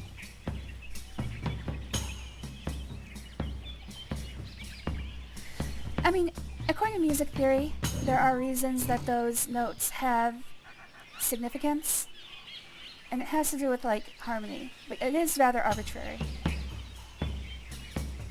And a lot of people will hear the tones differently than others. Music theory is basically just a bunch of agreements that people have come to over hundreds of years. That's about it. But then you can say the same thing about a lot of things in society, like sexuality and gender, but we're not getting into that today. It's basically all just a bunch of things that we agree upon as a people, and there's no real reason for them to be the way they are. So, whatever. It's just at some point. Same thing with the visible spectrum. Like, eventually they did, like, pin down, like, certain wavelengths of light that they can define as, okay, this is green. But again, the choice of what wavelength is green is somewhat arbitrary. It's actually funny, in a lot of Asian countries, like, for instance, Japan did not have a word for green until Americans introduced the concept to them. It's metery now, but that word didn't exist in Japan until after World War II. So if you go to Japan, you'll notice that a lot of their traffic lights are red, yellow, and blue. Like, they don't really see, they see, like, green as either, like, darker greens they would call blue, ao, or aoi for blue colored, and lighter greens they would call yellow, which I don't remember the Japanese word for. It's just that there was no concept of actual green.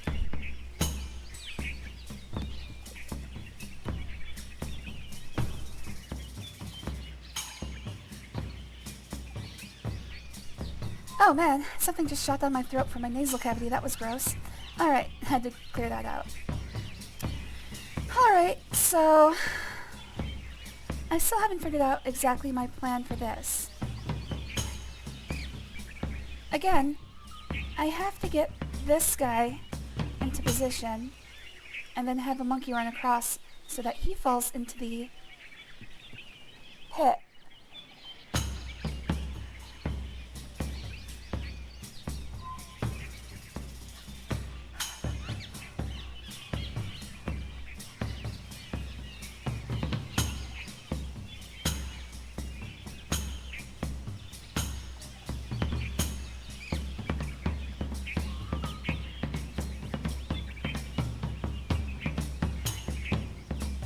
I just can't envision it.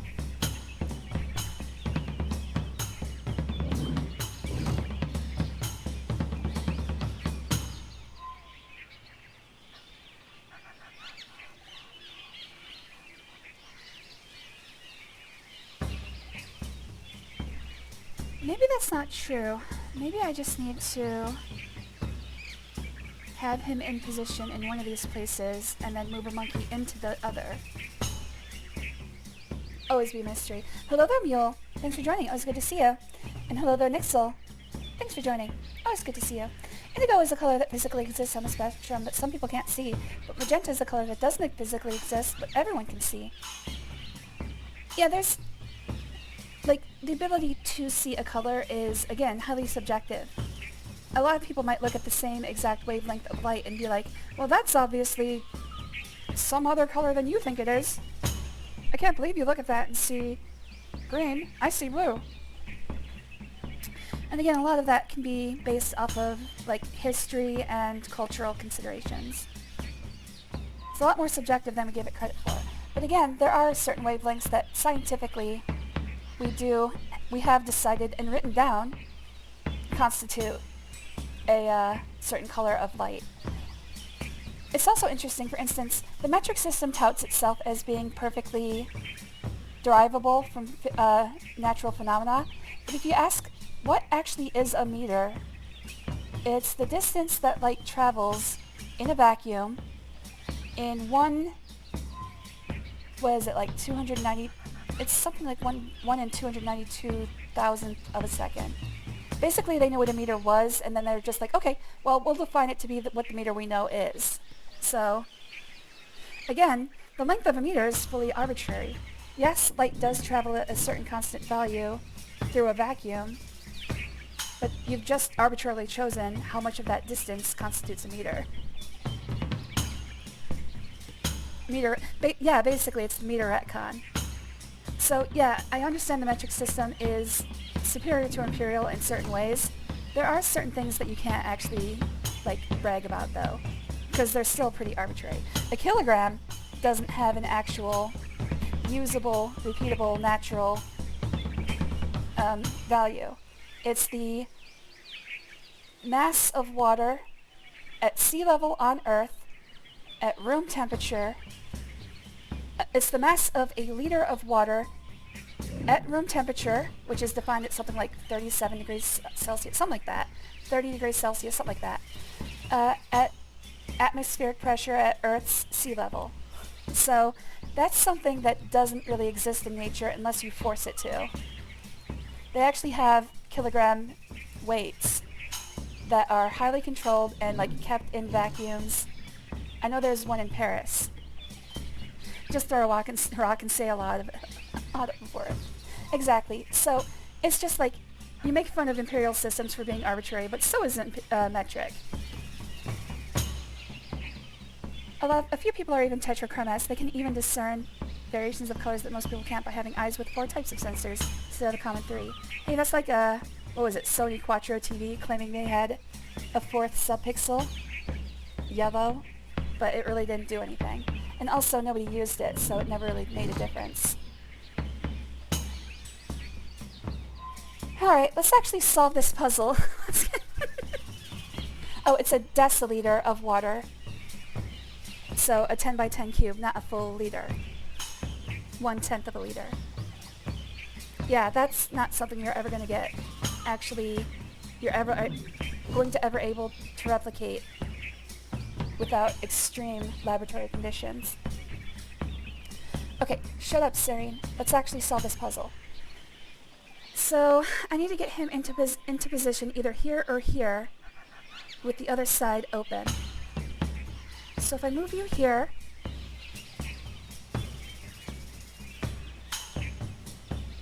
and then move you here. Okay, I think I see. I move you here. Excuse me.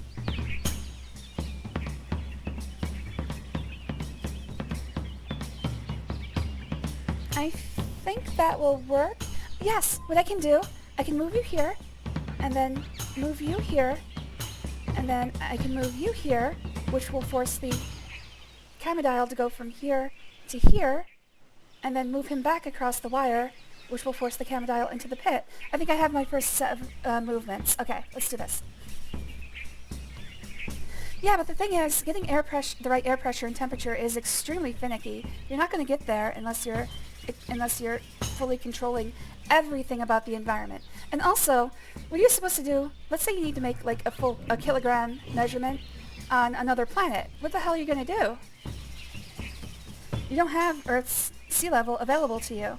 You might know how many kilopascals that is, but replicating it is going to be very difficult. Sorry. Going off on tangents, because I don't want to do this stupid puzzle. sucks to suck. That's the thing. If you want metric to be universally applicable, it has to be universally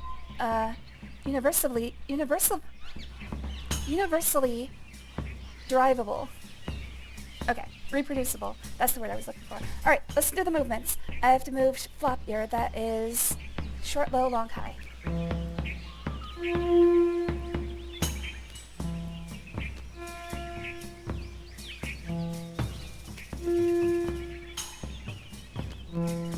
I always suck at doing this guy's name. Are you fucking kidding me? Come on, dude. Are you serious here? Short, low, long, high. Oh my god. Why do I have suddenly have such a problem with this guy? Ugh.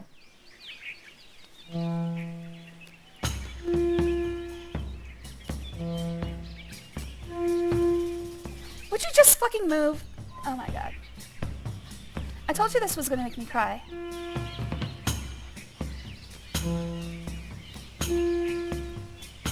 Maybe I should do it slower. There we go. Alright, gotta go slow on that one. Okay, next one I want to move is long, high, short, mid.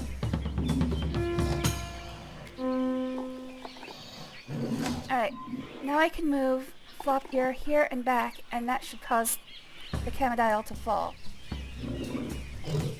So, short, low, long, high twice.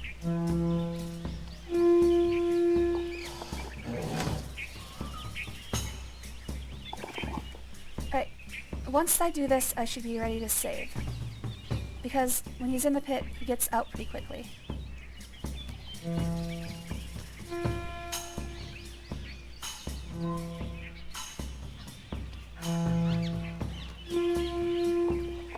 Alright, here we go. Wait, no! No! What?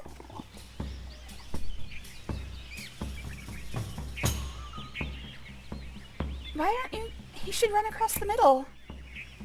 Oh. Oh, he won't move because the Camadial is there. Oh, fuck, another wrinkle.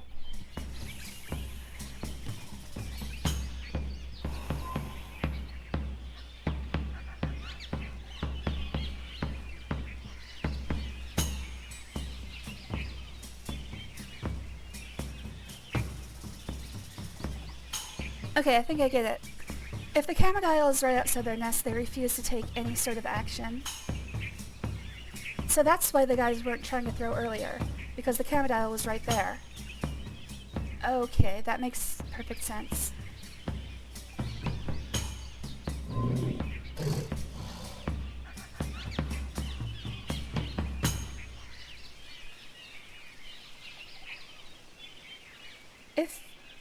If I move somebody into this position, I think he will fall into the pit. So I have two choices here.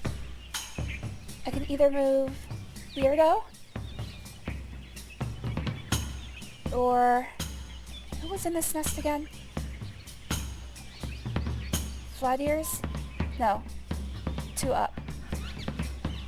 Tall ears. Long, high, short, mid. We'll move him over there.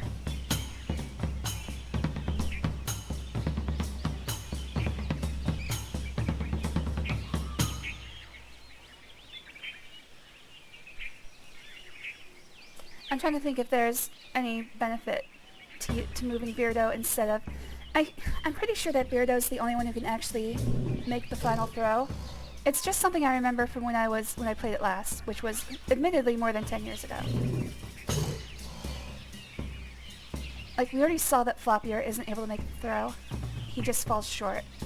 I think Beardo is the oldest and strongest. So I'm gonna pin all my hopes on him. So if I move him there, he will fall. And then quickly I need to move Beardo into this one. See, that one's also better because that's less calls to get Beardo into the throwing position. So I move Beardo here. He falls in the pit. Then I move Who's in nest 3 right now? Flat ears over here, and then flop ear over here, and then wait, is he tall ears? Yes. And then tall ears right here, and then bearder right here, and then call for throw. How many moves is that?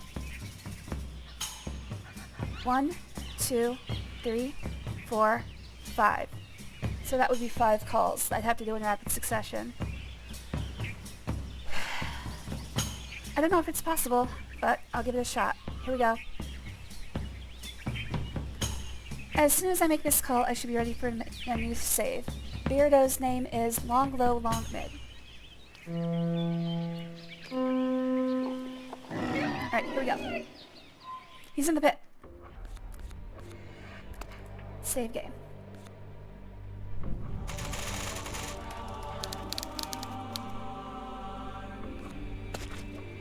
Alright, I've got to do 5 calls in rapid succession. So I guess I'm gonna actually write down the calls I need to make in order. So first I have to call flat ears, that is short mid, short low. In fact, let's make this, I'm gonna use a quick mnemonic, whatever, abbreviation. Alright, so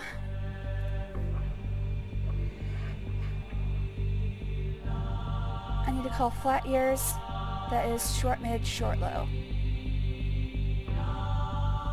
I need to call, who is currently in nest 2? I think it's flop ear. Yeah, it's flop ear. That's short low, long high.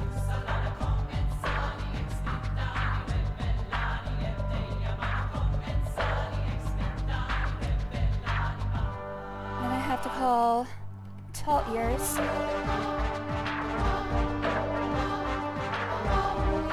That is long, high, short, mid.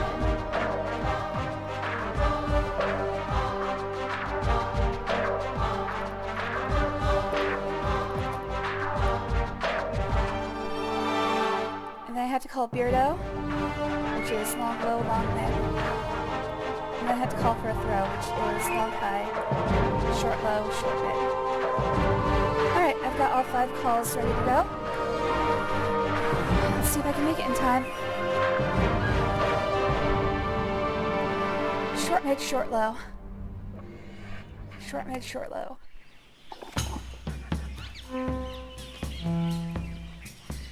Already messing up. Short, mid, short, low.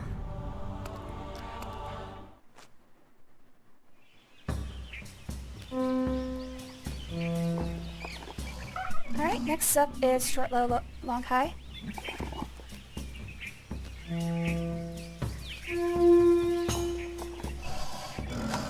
Next up is long, high, short, mid.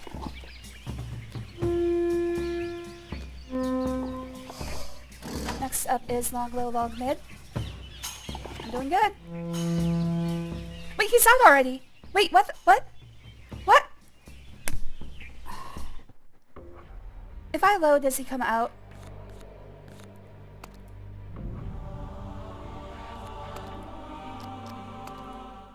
How long does he stay in there?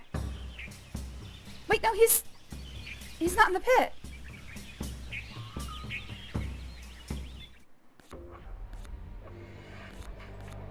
Can I not save in the pit? Oh no. This really is the worst puzzle ever.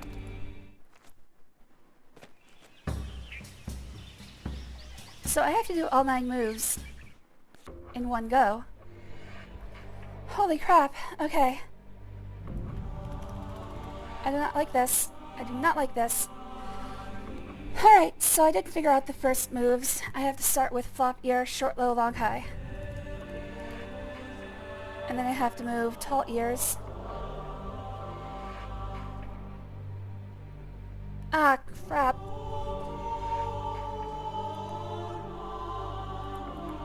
I screwed up. I lost which nests they start in. Alright.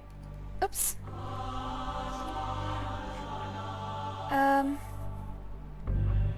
Flop ear starts in 1. Flat ear starts in 3. Beardo starts in 4.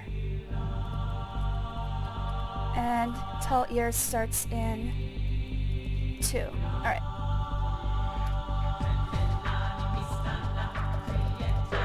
Alright, so first I have to call flop ear, short, low, long, high. And then tall ear, long, high, short, mid. And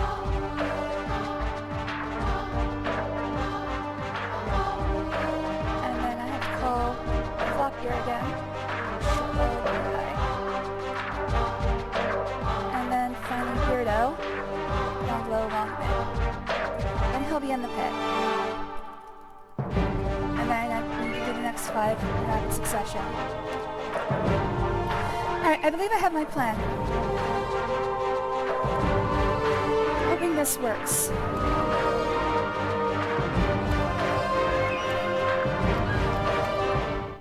Also, looking at the music, that's really freaking loud. I don't know if you could even hear me over that. I turned it up because of...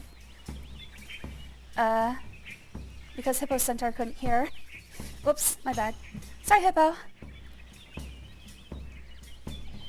Alright, I'll just follow this religiously. Short, low, long, high. Long, high, short, mid.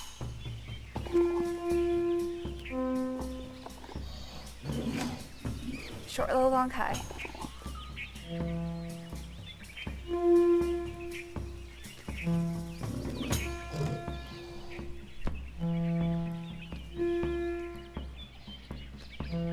I have the hardest problem with flop ear. Somehow I mess up his name every time. Alright, here's the critical point. Here we go. Long, low, long, mid.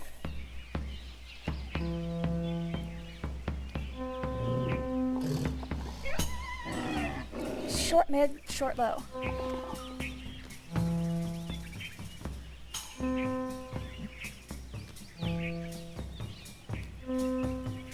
Okay, I am screwing this up.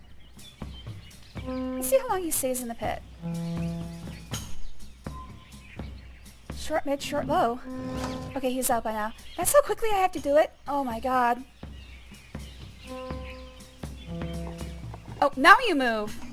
Freaking flat ear. Okay, let's start over again. I don't know if I can do this fast enough. But I can't think of any better way to do this. Is there a way I can get Beardo in throwing position before he falls in the pit? That might be worth testing.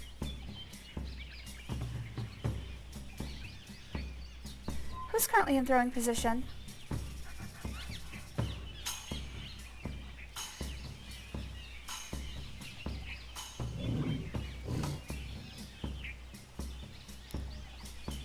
Following my guide, tall ears in throwing position. Let's just see what happens if I throw right away.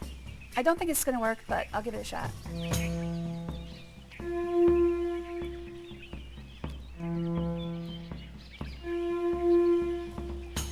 Are you fucking kidding me? There we go. Long, high, short, mid.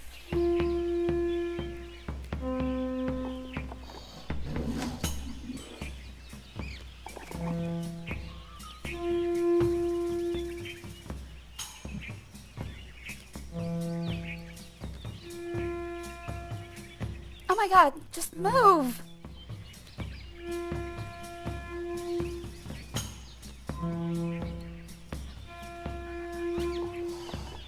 I hate freaking flop ears, the hardest to call. I don't know why.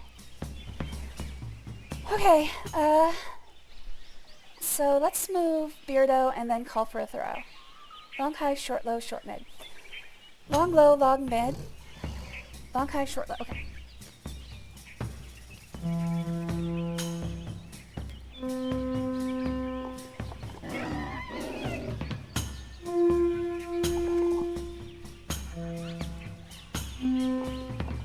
Alright, is it gonna work?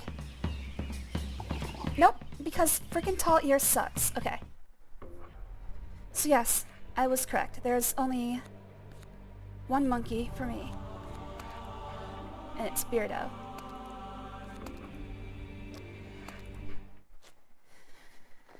So can I get Beardo into the throwing position before he falls in the pit so I don't have to fucking rush so fast?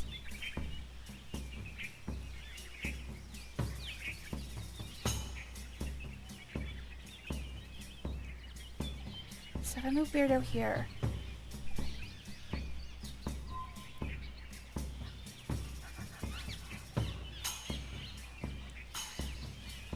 I'm trying to think. If I put Beardo here, while everything else is in the same configuration, yeah, I should be able to start from there. Alright. So move Beardo here. Tall ears here. No, flat ears here. Tall ears here. Then Beardo here. And then I do my entire plan to get the Camodile in the pit. Okay, that'll work. Let's do that. First I need to call Beardo.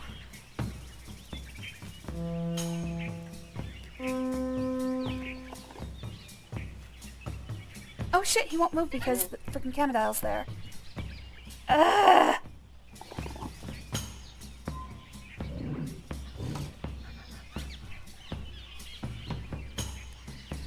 I can do this going the other way, though.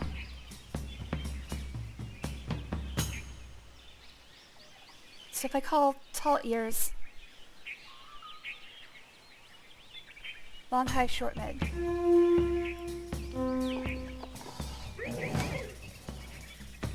And then flat ears, short, mid, short, low. And now Beardo. I'm just gonna have to move them around in a circle for a while. Beardo is... Come on, dude. You gotta be kidding me.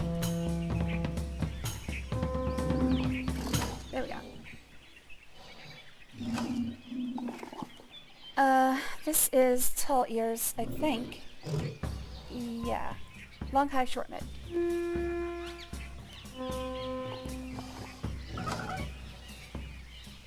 Alright.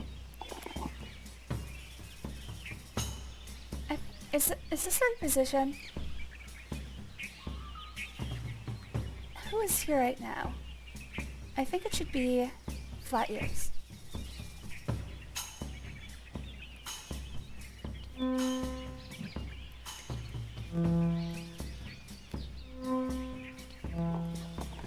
Yes.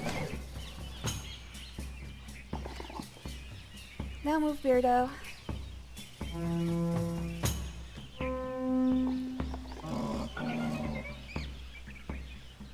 Oh, he's in the pit. Panicking. Oh, I'm never gonna be able to do that. We'll just let this one pass by.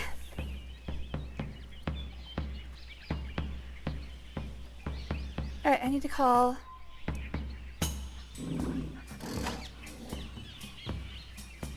I think that's... Okay, flat ears is here, meaning tall ears is here. Long, high, short, mid. And then short, mid, short, low. Alright. This should go a lot better. Alright, so my previous plan still works. We're gonna move flop ear here, then Beardo here. He'll be in throwing position so I don't have to rush. Then we move flop ear, wait. Oh yeah, we move flop ear here, and then I think tall ear is here. Down here. He'll fall into the pit, I call for a throw, and Beardo will put him down. Let's do this. I should save. hopefully, I don't think the thing fully resets when I save, but I hope it doesn't.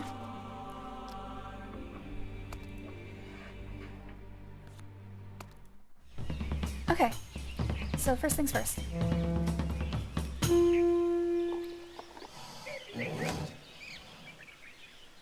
Now we move Beardo.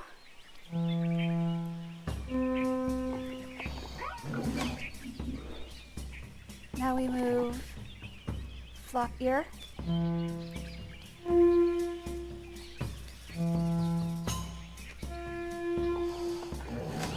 Alright, save here. We move Tall Ear and then call for a throw.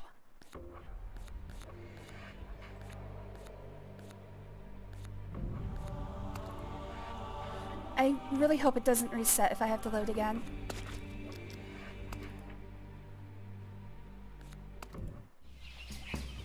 Alright. My heart is ready. Let's do this. Tall Ear is short mid, short low.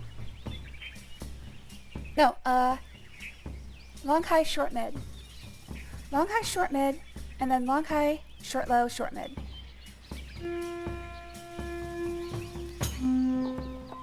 Okay, here, no, oh, wrong guy.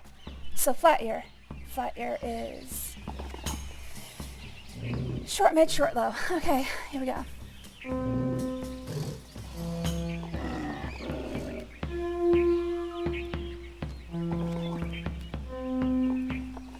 Here we go, here we go, here we go. Yes!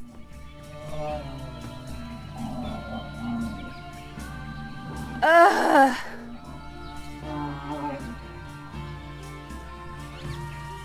Easily the worst puzzle in any adventure game ever. Whoever made this, I hope you have a bad life. Save.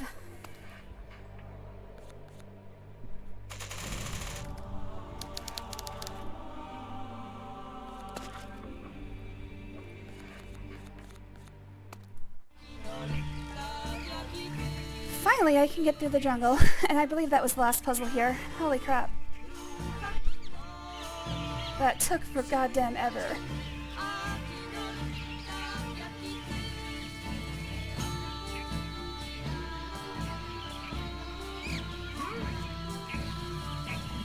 Hello, friends. Nice to finally meet you face to face. Alright, let's follow that monkey. I do believe that was the very last thing we had to do. Oh, that's creepy. Hey, fresh clothes! Wear this with love. My son, Catherine. It's a gift, Akinar. I made it for you. Don't you like it? No. No. I mean, yes. Yes. Yes. I like it. It's just... It's so soft. Almost forgot what soft feels like. All I've had is monkey companionship. Some of them are soft.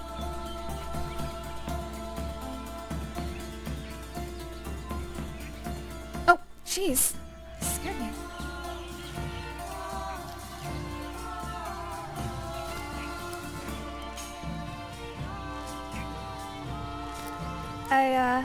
I don't exactly know why this is here.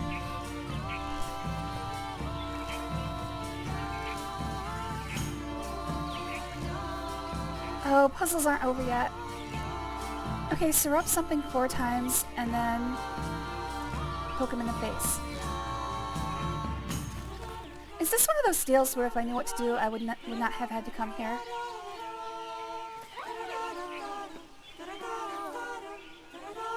Oh no, it looks like I still have to go all the way to the end.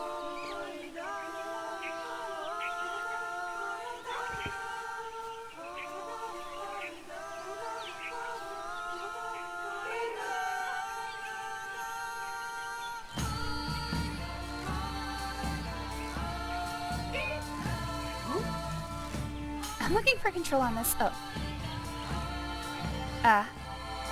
1, 2, 3, 4.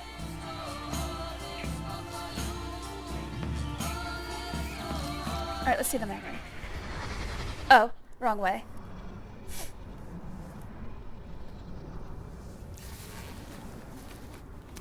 Boop.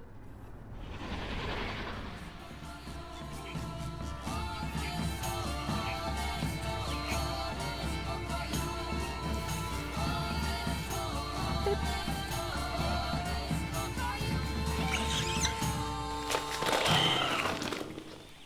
That was unexpected. Here we go.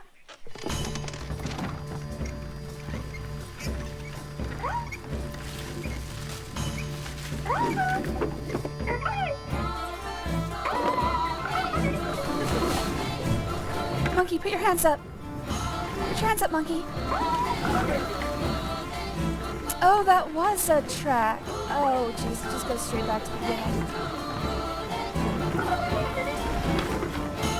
So my question is, why was any of that necessary? It didn't give me anything, other than, sorry.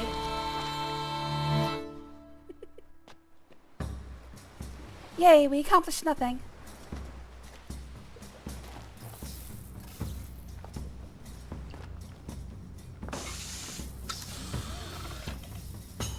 Alright, I'm gonna check real quick to make sure there's nothing else we have to do here.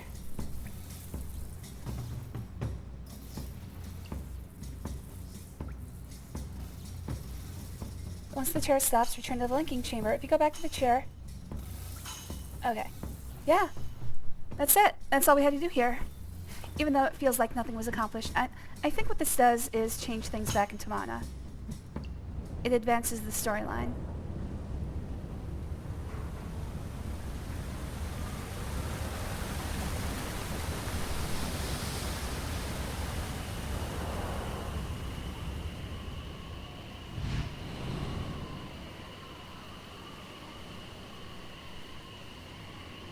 I wonder if I can just, like, turn around and go right back to Spire.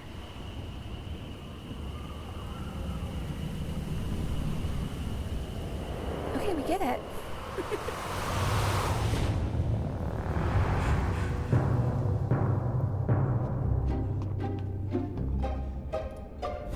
Oh, is something happening? Oh, something's happening! God damn it!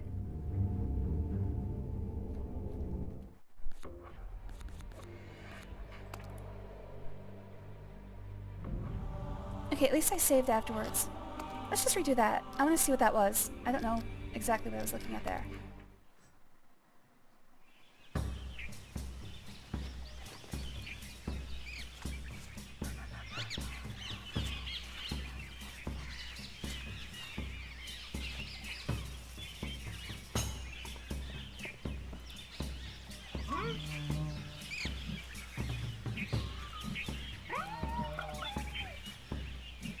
Oh, I can't go there yet because of the monkey.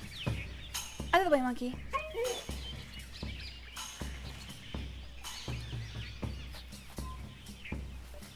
Alright, I got some memories and stuff. No, no, no, no, no.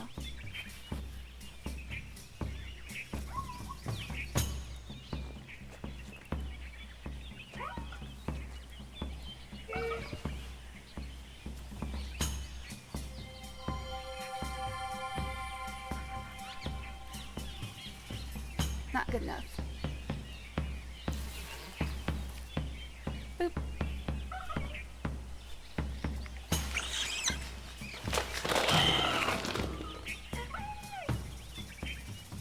Alright. This time I'll let go without talking over it.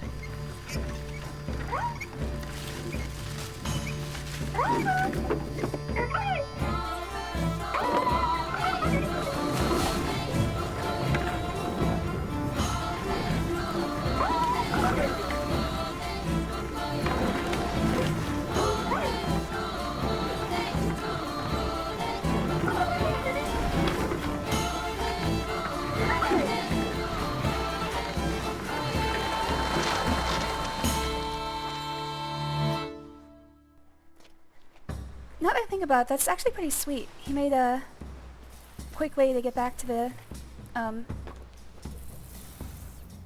visitation chamber for whenever his family calls. Even though he has to brave the jungle on the way back. It's actually pretty nice of him. He's like, Mom's here! Alright, let's see what that was. And then I'm gonna call it a day. Open the book, stupid. Alright. Just say facing forward. I missed something because I was looking around. Somebody used the linking book. And I'm guessing it was Akinar.